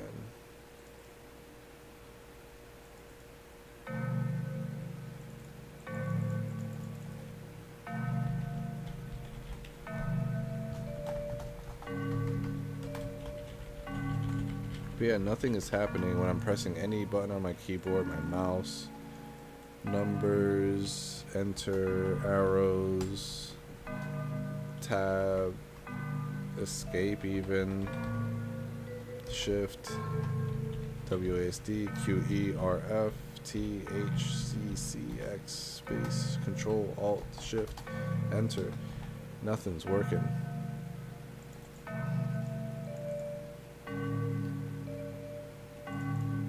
Nothing's working here, I'm afraid. Backspace, delete, enter, 1, 2, 3, 4, 5, 6, 7, 8, 9, 0. I don't know why it's not starting. I don't know why it's not playing.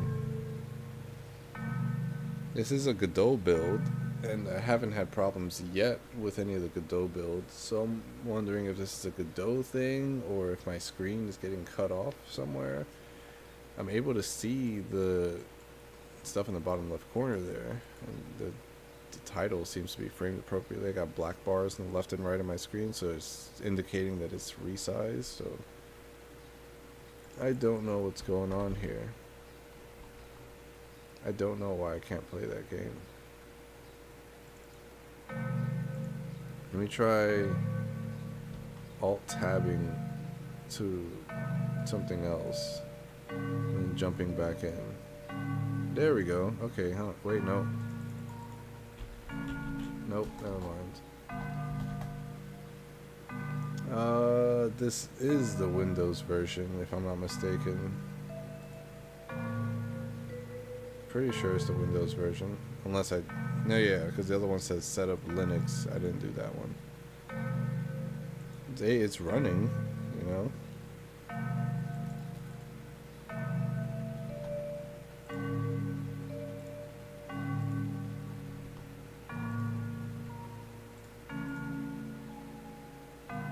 Start. Okay, I'm able to start it, okay.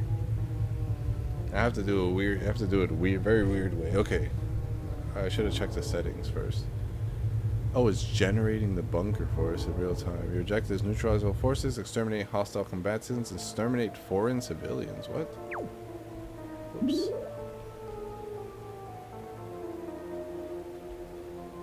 Okay, I'm on the blue dot on the left side there, okay.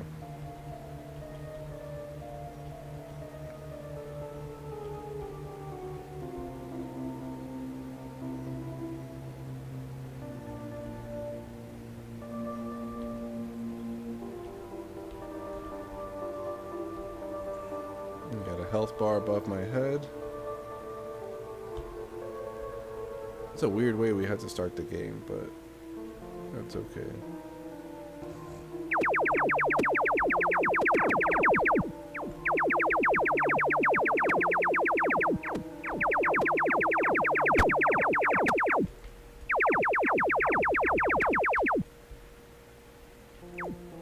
Now, why am I killing the civilians? Do they drop health? I feel like I should be saving the civilians, you know?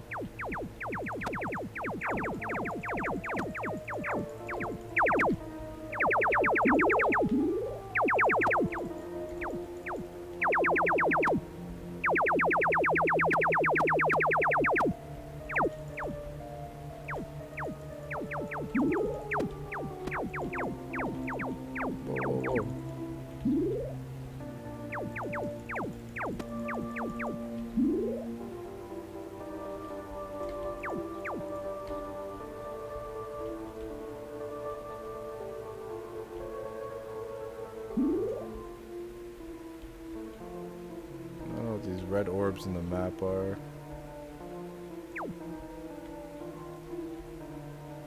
There's green orbs.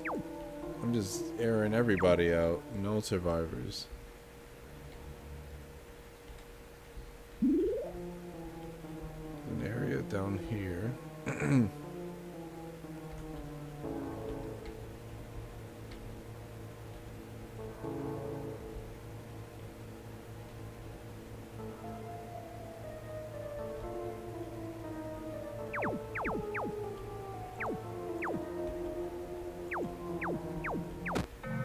I died. I have to do that thing again. Hold on a second.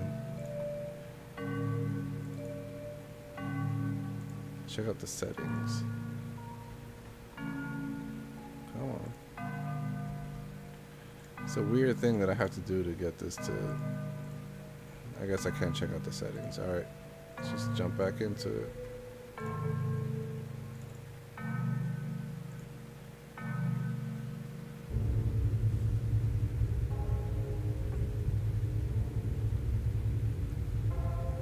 Oh, I was making a long level. Okay.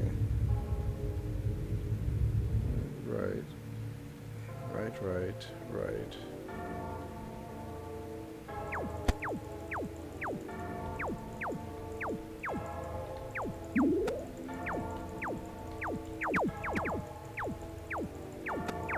kind of shooting in that general direction. Oh, oops.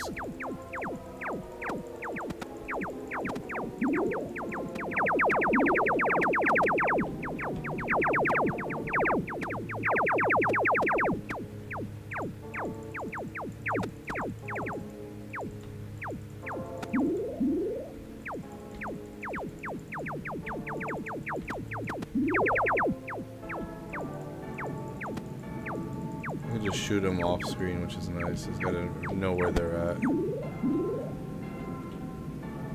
Where are the civilians?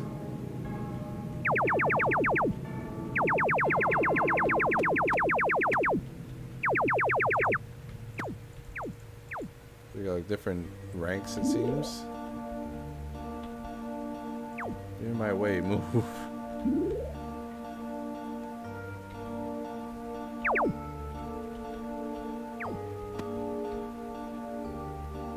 Let's just get a good angle. Oh wait, I didn't get you.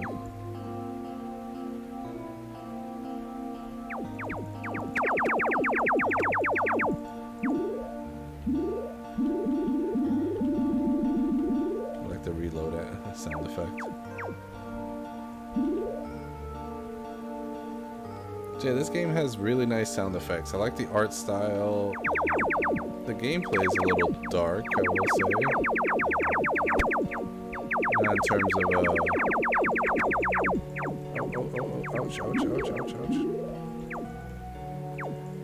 Not in terms of visually, in terms of like the story-wise, like we know we're killing civilians. I feel like we should be rescuing the civilians.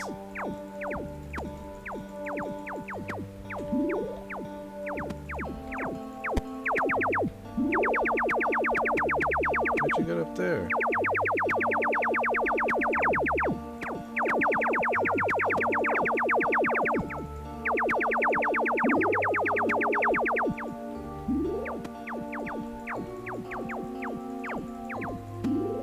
I feel like the game could use a reticle to let us know where we're aiming at. I do know the gun kind of shoots in a certain direction and kind of indicates that, but a reticle could go a long way too. Oops, sorry. Did we get this guy, by the way?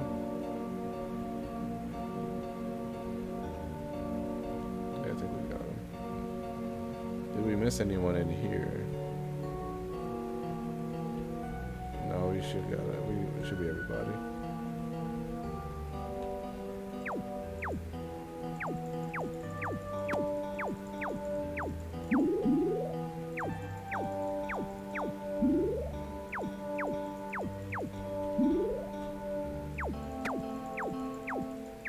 And just shooting this generator. Cause we got like that mini map on the top left, so it kind of helps us find out who may or may not be around.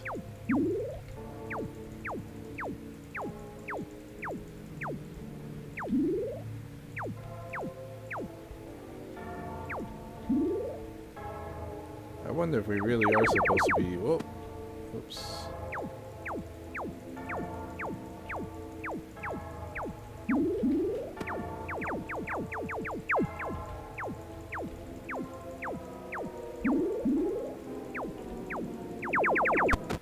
Dang it. The rapid fire guy's a little tough.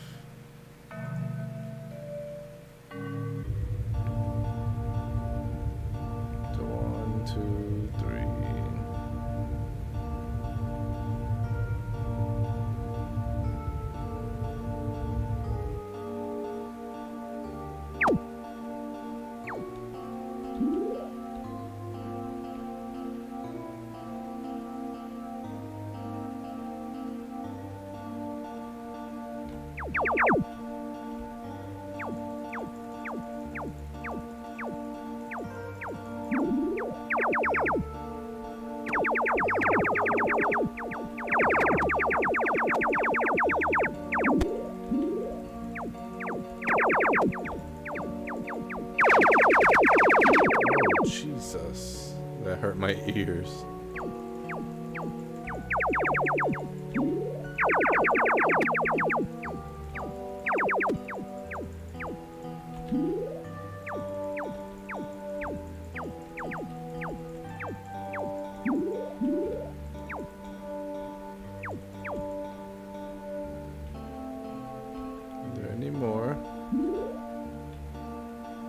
scary.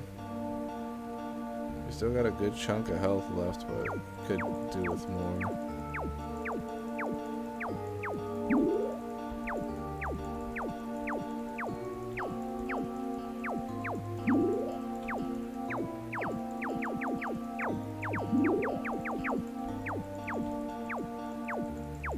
There's fire in this general direction. I'll get somebody.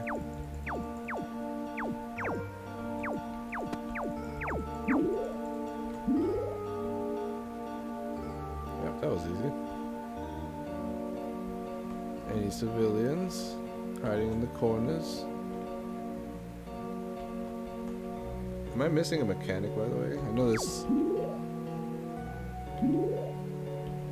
Oh, there's a bash. Okay. Maybe I should have been doing that to the civilians.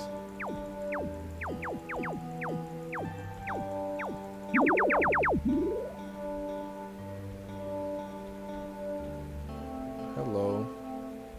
Oh, that still that still just kills him.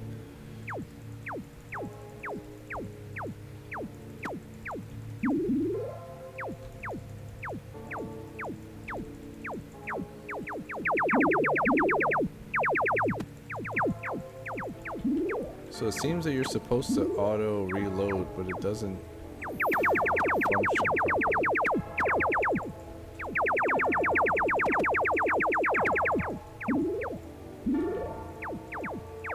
They do the animation every time you shoot, but they don't reload. Like, watch, look.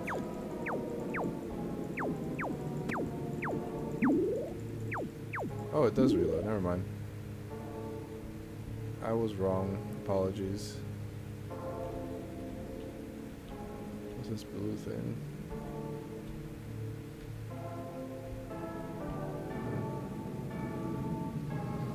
Not sure who's hiding down here.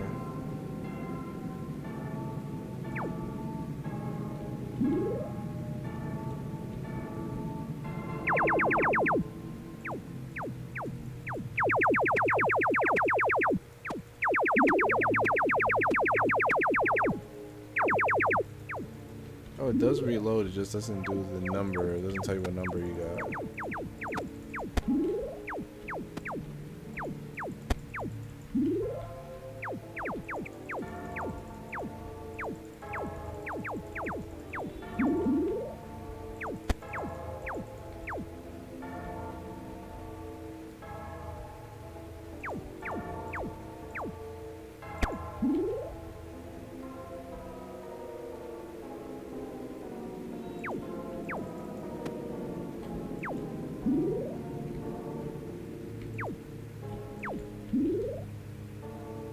I think that's all the bad guys in this area. We got, what, 2 areas left?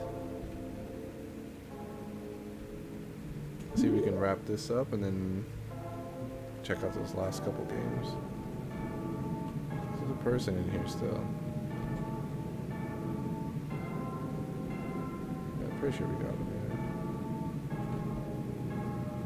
here. Yeah, sometimes the mini-map likes to trail behind.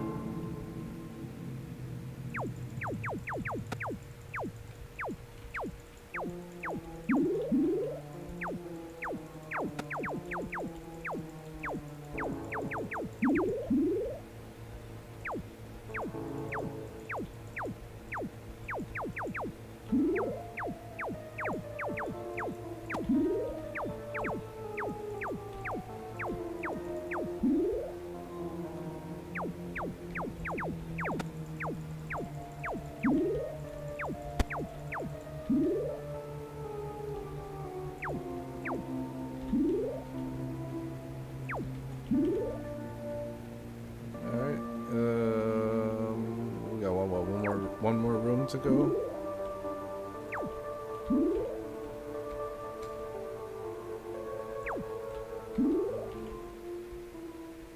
That should be everyone here. Let's just do that last room and I think we're done.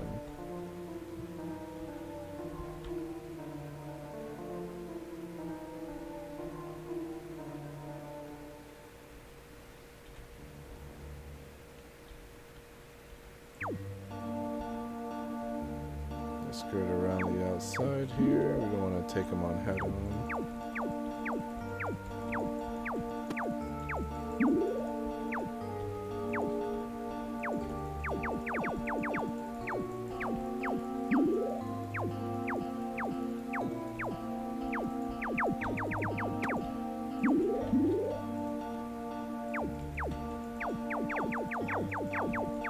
Don't die here, don't die here. Come on.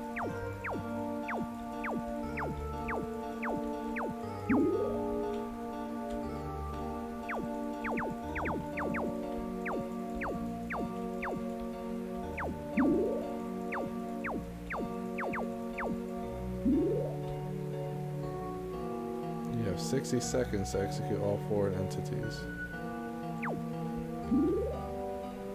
I did it. Pretty sure I did it.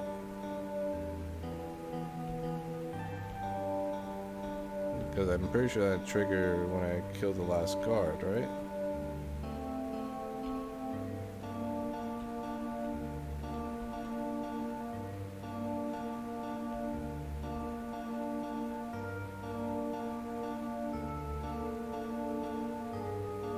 No, I guess we skedaddle.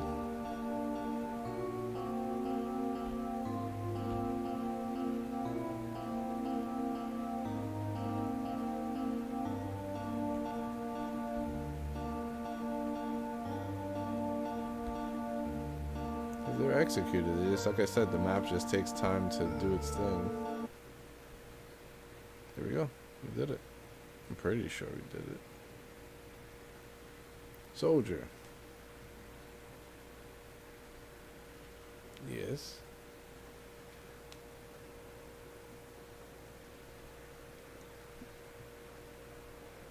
I congratulate you. You sure taught these rascals a lesson. You did what had to be done to subdue the population. Yes, sir. Tell me, soldier, what did you feel when you brutally murdered those innocent non-combatants? It felt good, sir. I let loose all my pent-up rage on these pitiable, pathetic creatures.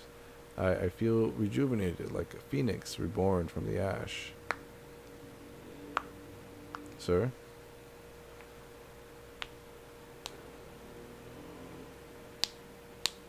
You're dismissed, soldier. Enjoy your lunch.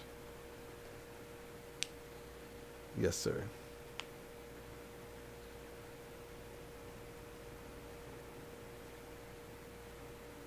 Nice. I want to check out the settings, but it doesn't look like I'm able to.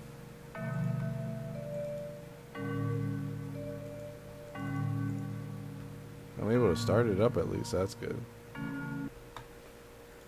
But yeah, that was their last stand. Yeah, I can see why people were were able to run it eventually. So that's good. Yeah. In terms of any improvements, I feel like having a reticle will go a long way to let the player know where they're aiming. The enemies shoot you off screen, well, while they're off screen, so having that a bit more intuitive, so that way they don't shoot you off screen so much, or they get a little closer before they shoot. Maybe having it so that way the camera moves a little bit when you're aiming in a certain direction, to give you a little glimpse as to what's over there, so you can, I guess, have them shoot you while you're off screen, but you at least have a chance to see them first. What else? I really like the, what's it called, the procedurally generated levels. I feel like that's a really nice touch. It adds for some replayability, so you can see like what different dungeons can be created, although I feel like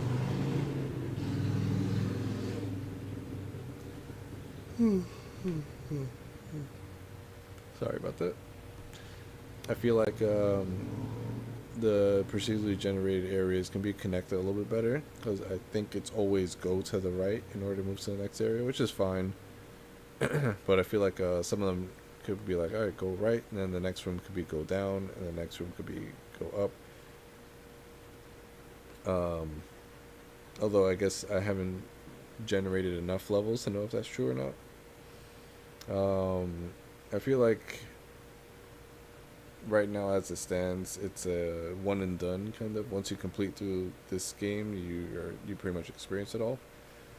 So having like some sort of like roguelike element if you want to go into multiple bunkers, and so it's not just one bunker with a few rooms, it's multiple bunkers with a few rooms, and being able to kind of keep certain things that you found or unlocked in between bunkers would be interesting if you want to continue with this going forward.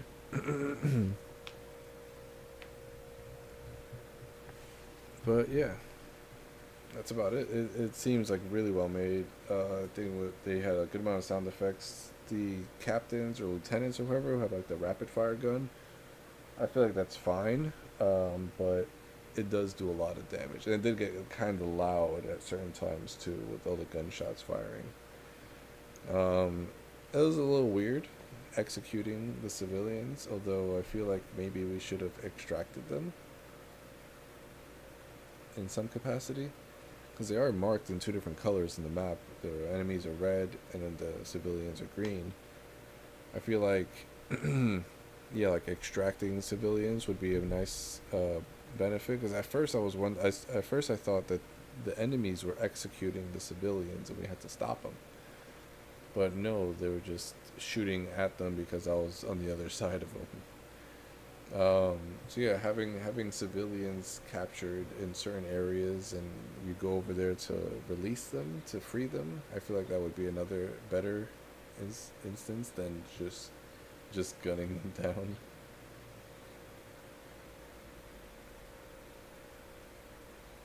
But yeah, I also had trouble running the game for whatever reasons. I don't know how that could be fixed in the future.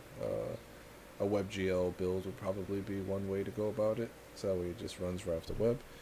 But yeah, I don't have too much experience with Godot, unfortunately, especially with exporting.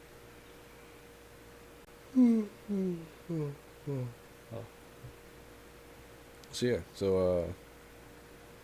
yeah, getting a fix to that so people can check out what those settings were, because I couldn't check them out.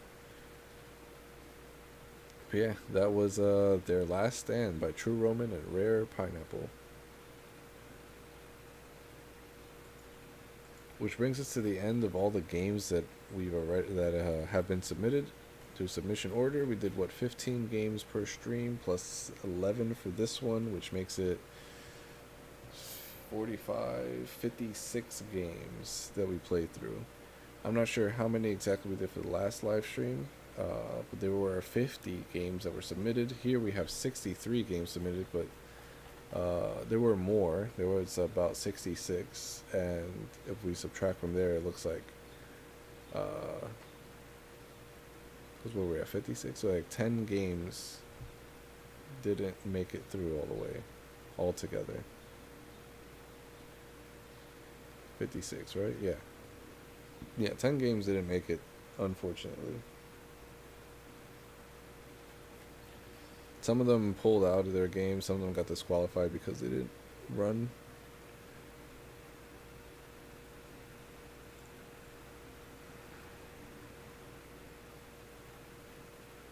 But yeah, with that being said though, I do want to go back and retroactively play a couple of these games, as they did not get a good shine. First off, we'll do Pong-versation first, and then we'll do we'll do Player 2 is Disconnected. Because Pong-versation, I think it's just one thing that I skipped out on, which was spawning the ball in. So there is actually a game there. So being able to play that for a little bit, and then we'll replay through the entirety of Player 2 is Disconnected. There are sounds in this game, would you believe it? And I forgot to showcase that appropriately. So we'll end the stream with this game.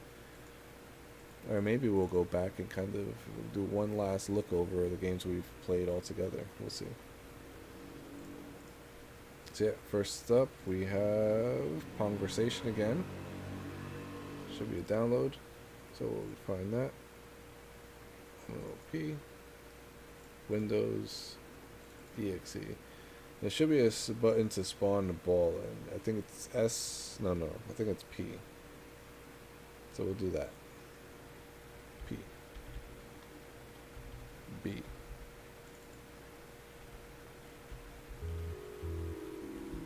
There we go.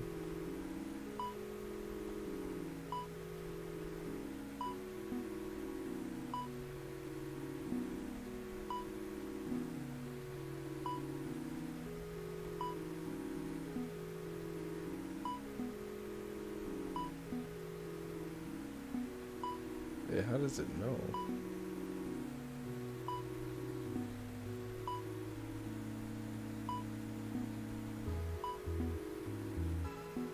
How does it know?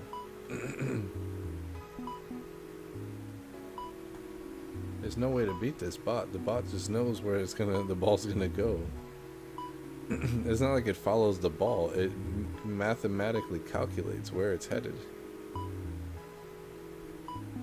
Even when I do erratic moves like that, it just is in the right position.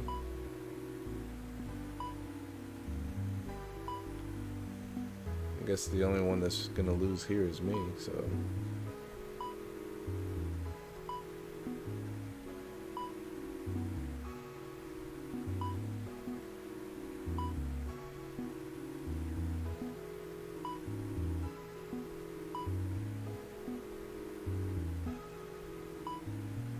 I guess I'll lose here. Aww. It's a different mode. Is it M, F, F?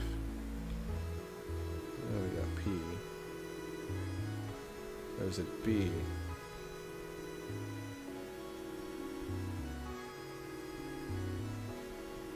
P, F, S. There we go.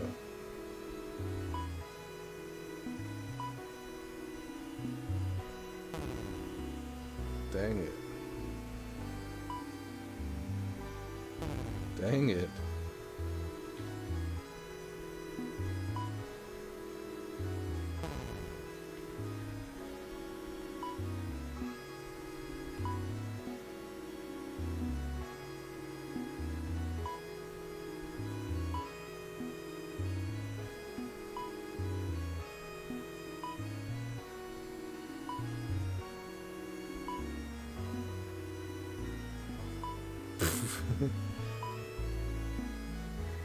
I mean, this one I might have a chance of getting a point. I don't know. The bot, again, still seems to know exactly where the ball is going. I don't know if that's the intention or not.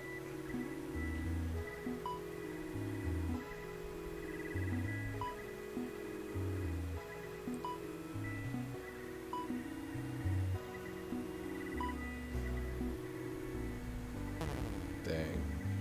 I will do two more and then we'll call it. I like this movement. It makes me feel like I have a chance. It is a different way to play Pong.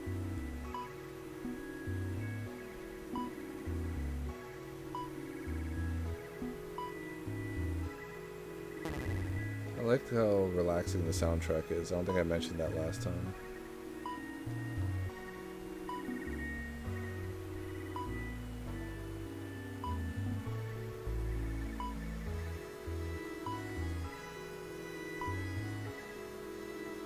Oh, I actually got a point. Whoa. Let's try to do that again.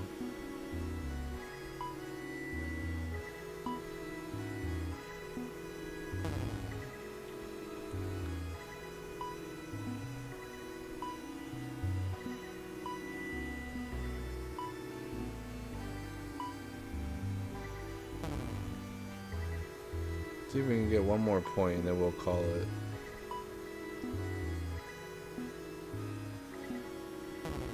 Oh, you did it. That was...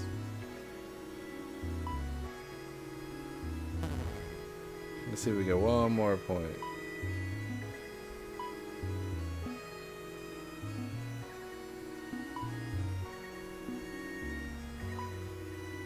I guess the trick is to go low.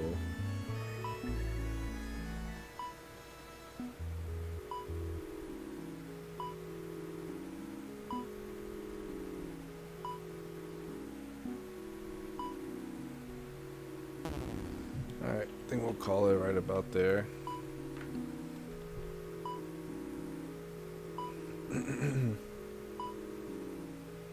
Last round. Oh, so close.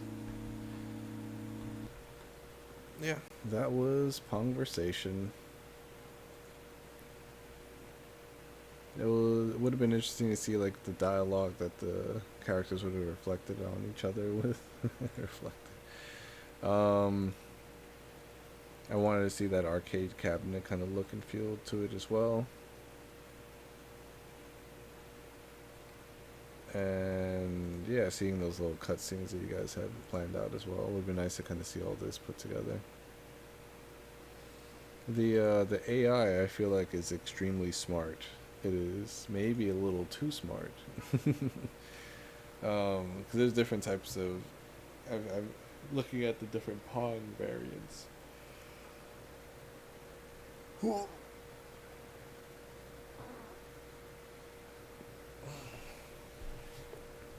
Looking at the different Pong variants, there's different AI intelligence I've noticed, and this one has to be the smartest Pong AI I think out of all of them, where it tracks the trajectory of the ball before it's even on its side of the screen, which is crazy.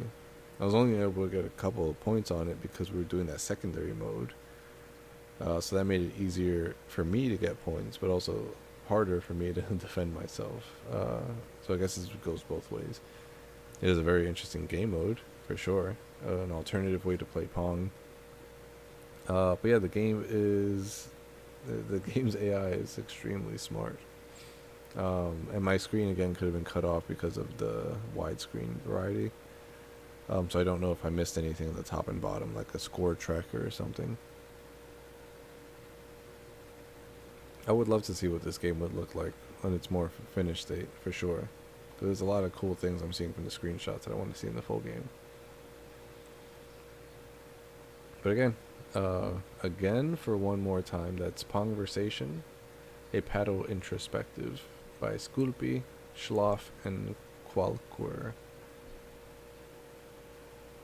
Again, I want to see what this looks like when it's all completed. And I did like the sounds they had in the game. Sound effects and the music was really, really relaxing.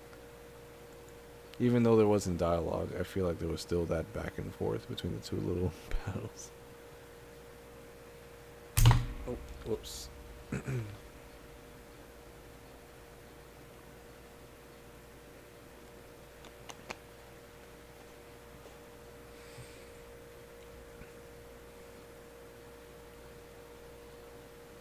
Alright, up next, and probably last, we'll go back and talk about some of these games once we're done. But for now, we're going to play through Player 2 is Disconnected one more time, because last time I forgot to include the audio. But we'll do a bit of a speed run for it. I already know what we have to do,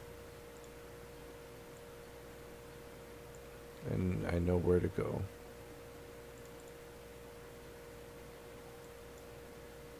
I didn't know you could put a number sign. That's crazy. And I hope there's an audio button because it was kind of loud last time. This was made in Unity. It's taken a while to start up because they made it using the HDRP, the High Definition Render Pipeline. I'm pretty sure I clicked it to start. It was the loading screen. There you go. Yeah. It takes a while to load because it's that. Yeah, now we should have audio. I am going to lower it a little bit, but we do have audio now.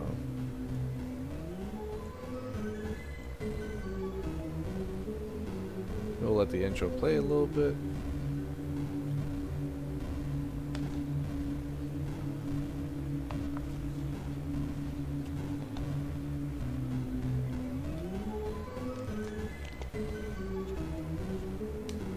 We can read the game's description one more time too, actually, while we're here.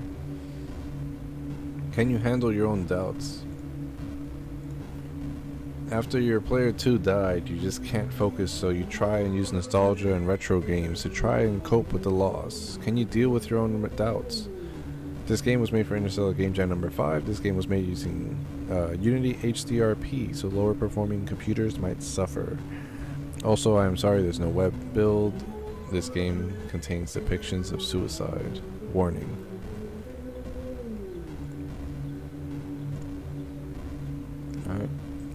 little bit more, and then we'll jump into it. I also was told too that the radio in the game does play audio, so I should listen to it first before just jumping in. So that was my bad. So we'll do that. We'll fix that. Go to the forest and touch the TV by the lake. Space to jump, control to crouch, and left shift to sprint.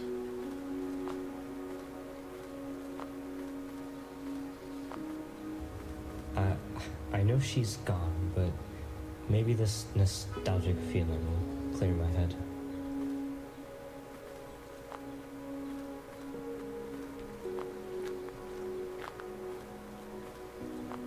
And I guess I'll kind of let the game speak for itself. I'll let the audio do its thing, since I talked already most of the time the last time.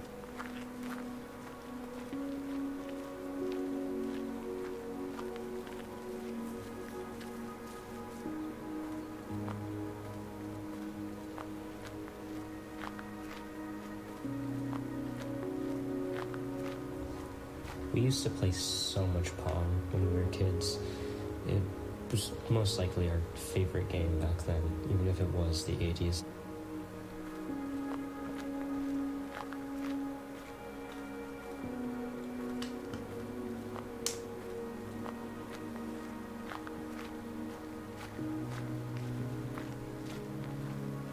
And I already mentioned before the little day-night cycle and the shading. Well, the trees kind of still look bright. I mean, they do get darker, but they're still kind of bright still.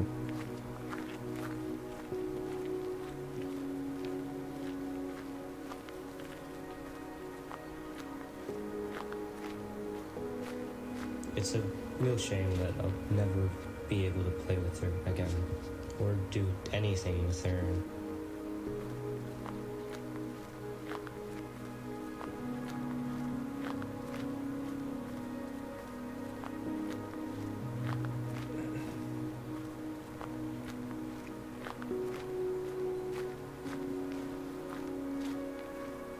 No, we're almost there.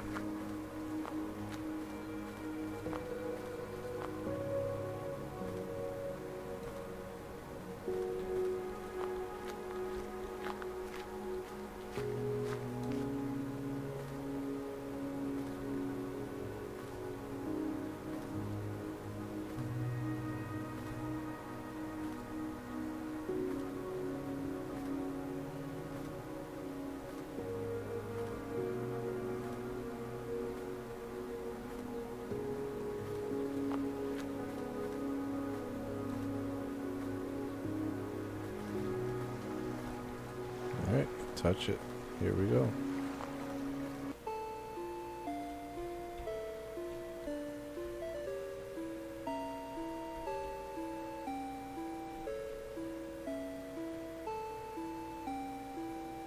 Player 2 has been disconnected.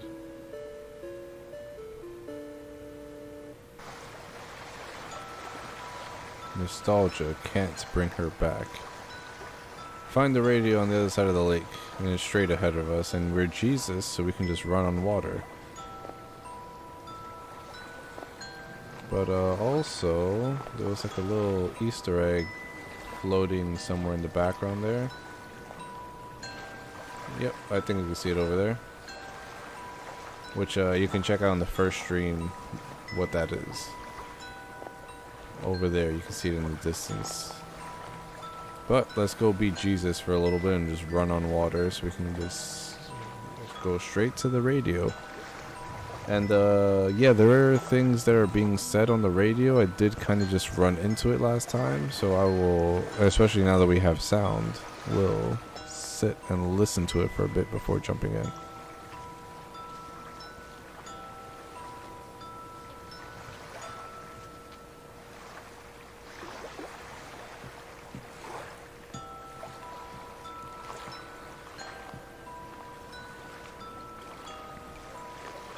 I like how it's nighttime, but the sun is still out. I just realized that. That might explain why the trees are still lit. I don't know. Unless that's the moon.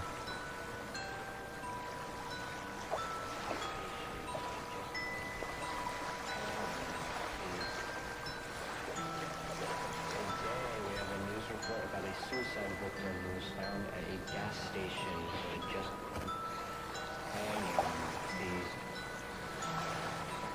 Today we have a news report about a suicide victim who was found at a gas station just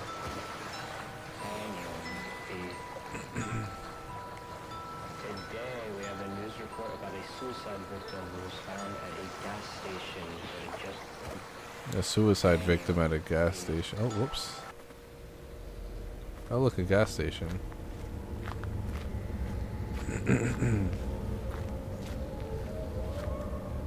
This game is just like a big dream sequence.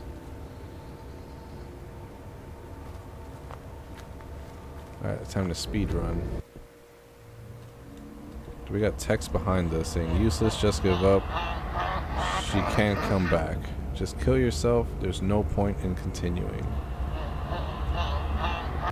And then there's one more thing in the bottom now. It says, your player 2 is gone forever.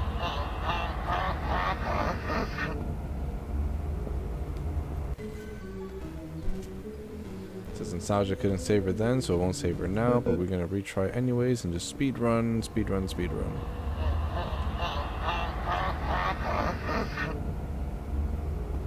Oh, something glitched right there.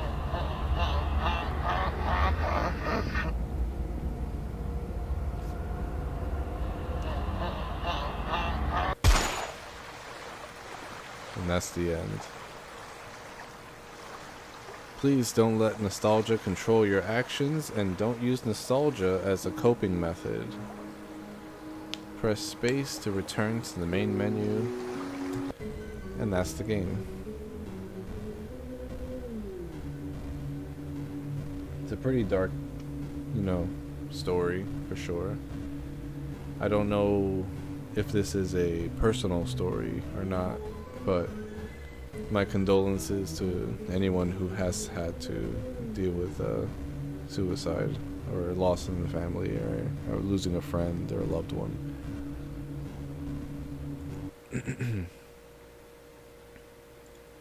But yeah, that was with audio this time. Player 2 has disconnected. Submitted by I Will Probably Die. And I already kind of said everything I needed to during the last stream, so I'll kind of just leave it at that. If you want to see what I had to say about the game, it's the first game that we played. It's the first game that was submitted, so just check out that first live stream. It's literally the first thing.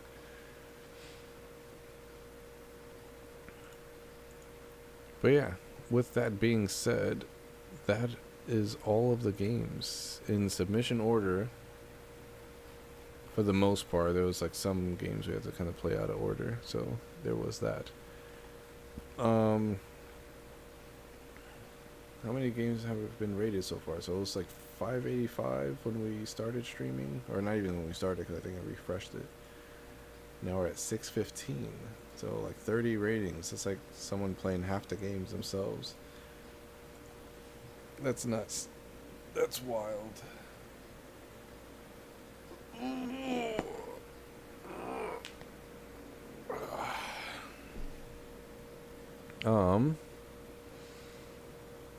Right, let's look back at some of the games that were played here.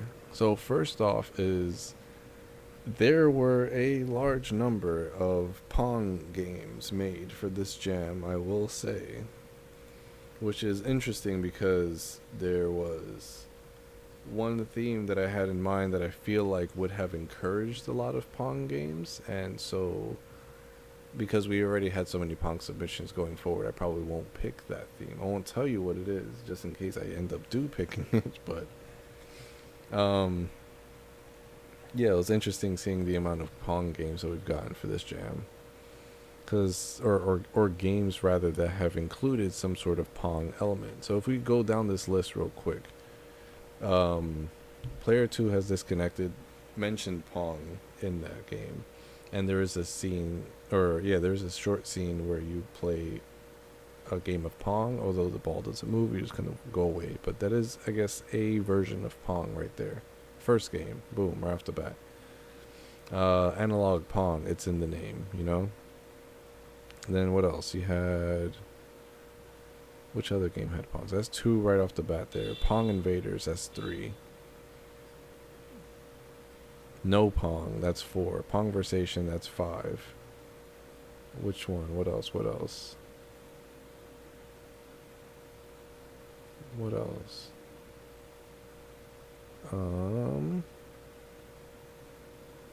That wasn't Pong. So we have what, 5 so far? 6 with Arcade Anarchy.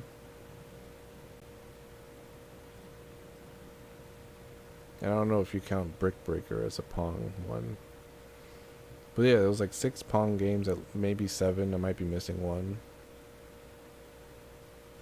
But yeah, that was a great deal of Pong games made for this one. So who knows? Maybe I will bring the Pong theme in the future. If we get enough people, I'll just be like, yeah, just make Pong.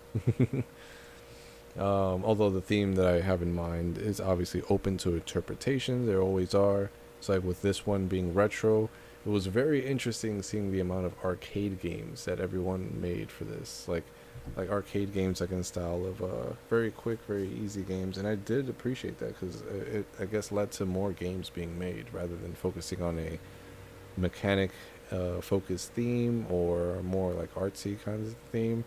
With retro, you kind of could interpret it however you wanted to, and a lot of people just say, cool, let's just make an arcade game. And it seems like, like that kind of style game is a lot easier for folks to kind of just get to completion, because it's just like it's just like one mini game essentially with basic controls and very minimal graphics, so you don't have to worry about making it look good. So getting away with all these Pong variants was very interesting because you don't need to do all that much art.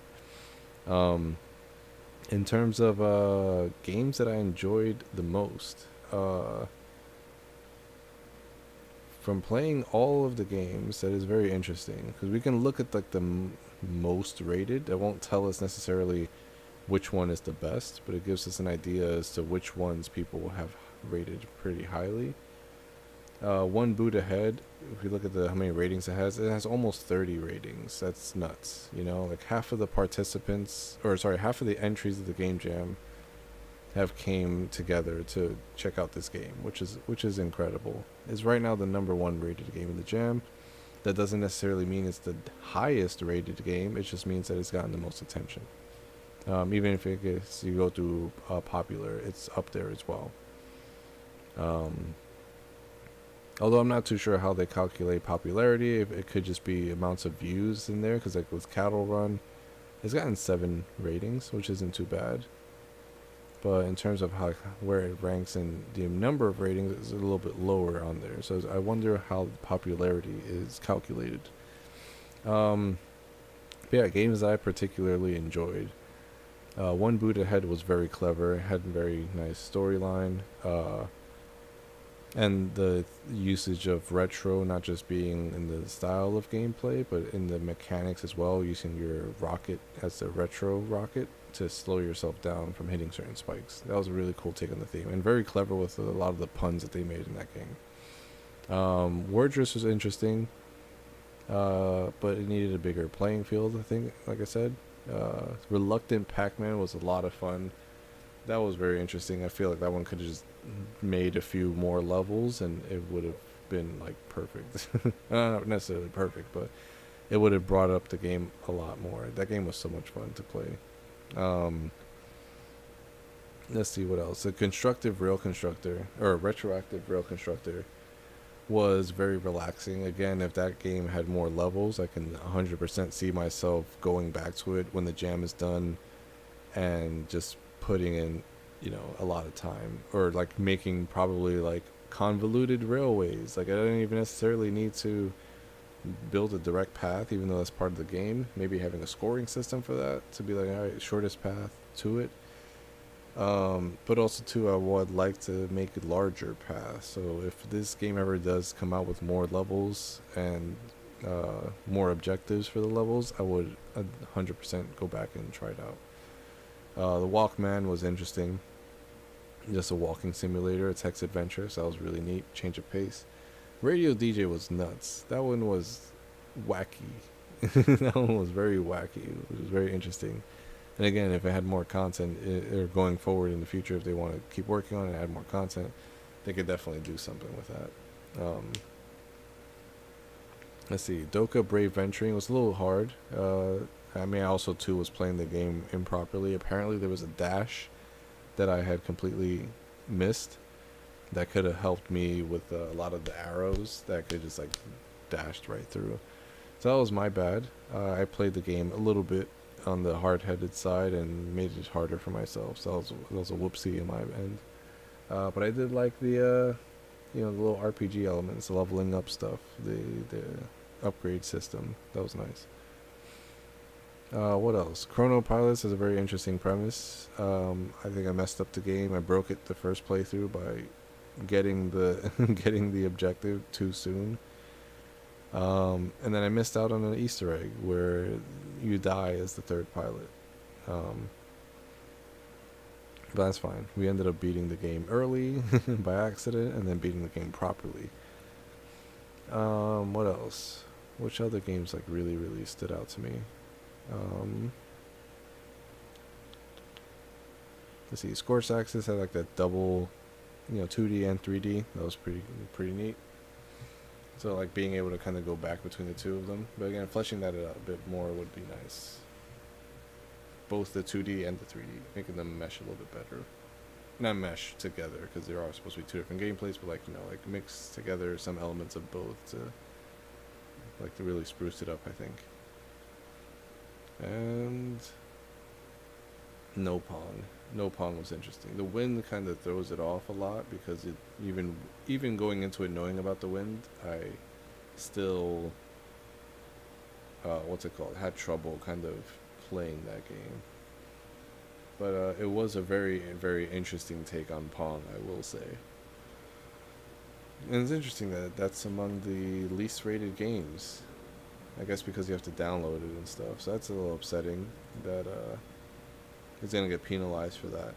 And that's another thing too. So in terms of penalizing people for the games that they've submitted, is not up to me. I think itch does that on its own, and it's based off of there's a lot of ratings that are going around for sure. There's 600 ratings, there's almost 60 games, so I could say on average there's 10 ratings per game. So if you're below that average, or whatever the median or the mean is, I forget which one it is exactly, and I also don't exactly know how to calculate that right off the top of my head. I have to pull out a calculator and do some math research because I forgot how to do all that. But regardless, if you're below that threshold, you get penalized by how far below that threshold you are, meaning that it's likely that your game won't rank that high, unfortunately, which isn't always true, because there are games that are phenomenal and the people who have rated the game rate them extremely highly. But because there wasn't enough people to rate the game, they get penalized for it. But even sometimes with that penalty, they're still able to rank fairly high, which begs the question, like, if they were able to get above that threshold, would they have gotten like first place, for example?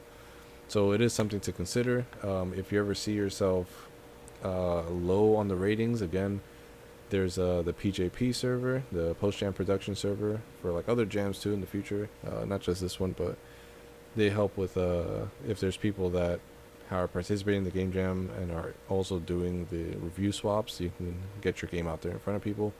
And also in the Interstellar Garden server, there are channels for showing off your game, which in any game jam, if they have a server where you can show off your games, I highly recommend showing off your games in those servers. And if there's anybody who has participated in the game jam, I think it's okay to DM them and just simply ask them if they want to review your game and you'll review their game in exchange. Because for like the GMTK game jam, that's kind of what I do. I just like, hey, I noticed that you have your DMs open and you are interested in, people checking out your game, because otherwise they'll also post it in the server as well, like just chatting like, hey, if anyone wants to try out my game, send me a DM and I'll try out your game too. There are a lot of people that do that. So going out there and just like putting your game out there for as many people as you can by showing it off in different Discord servers, by doing that kind of stuff. And also too, like, there are other streamers. Like, I know I'm doing this for the Interstellar Game Jam. I don't think I'll be doing this for other game jams, just ours. But there are other people who do live stream game jam games for other game jams. So you keep an eye out for those folks as well, because there are other people who have participated in the game jam that are watching those streams too. So getting your games out there can help with exposure and getting your game in front of more eyes. And again, even if people don't play the game from watching the stream, they can hopefully still form their own opinion and rate your game regardless accordingly. That is true, yeah, sorry. DMing some people is against the rules in some servers, that is true. But for certain game jams, like I said, if folks are openly like saying that their DMs are open for that kind of stuff, then take them up on that offer. Don't do it to everybody. Again, especially outside of game jams and stuff, you do want to still have that rapport with people. But for certain game jams that people are posting out there that they are doing that kind of stuff in their DMs, take them up on that opportunity. But also do be wary of just spamming people in their DMs, because that can get annoying, and some servers do ban people for doing that kind of stuff. So, be wary, be cautious. Don't be annoying.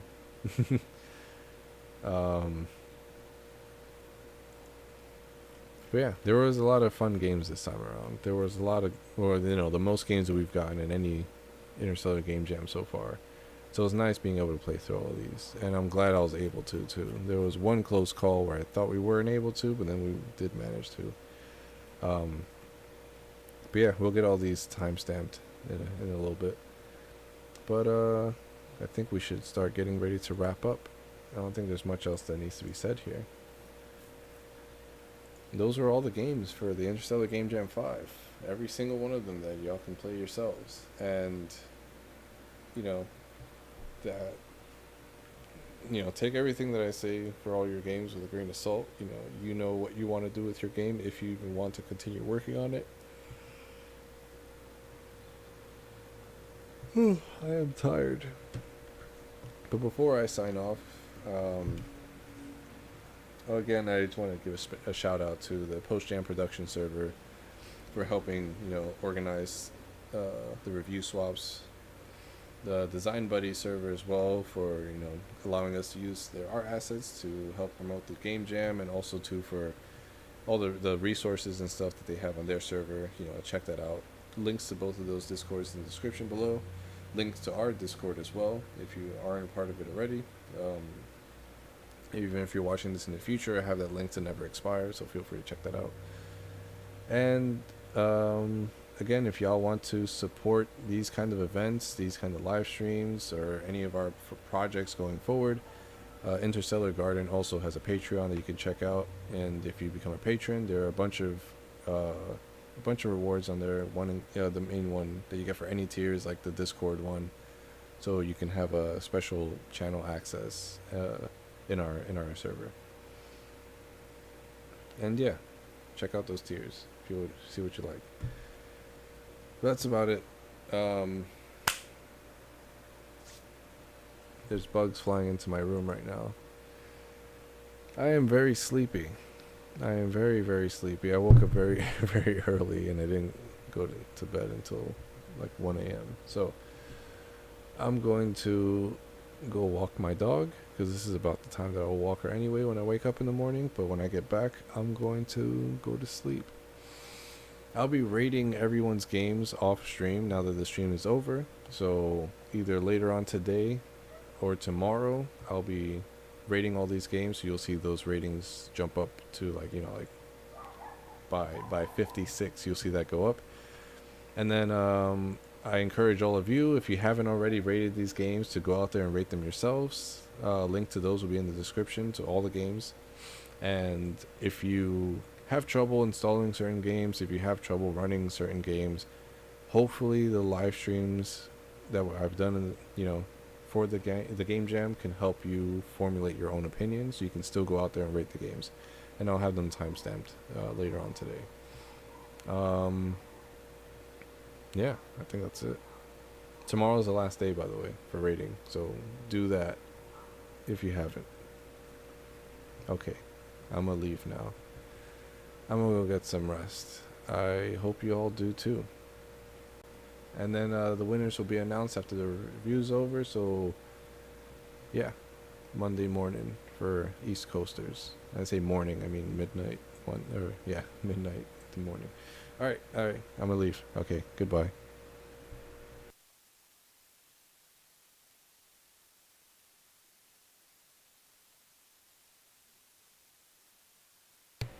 Oh yeah, and thank you for watching if you stick around for this long. Okay, bye.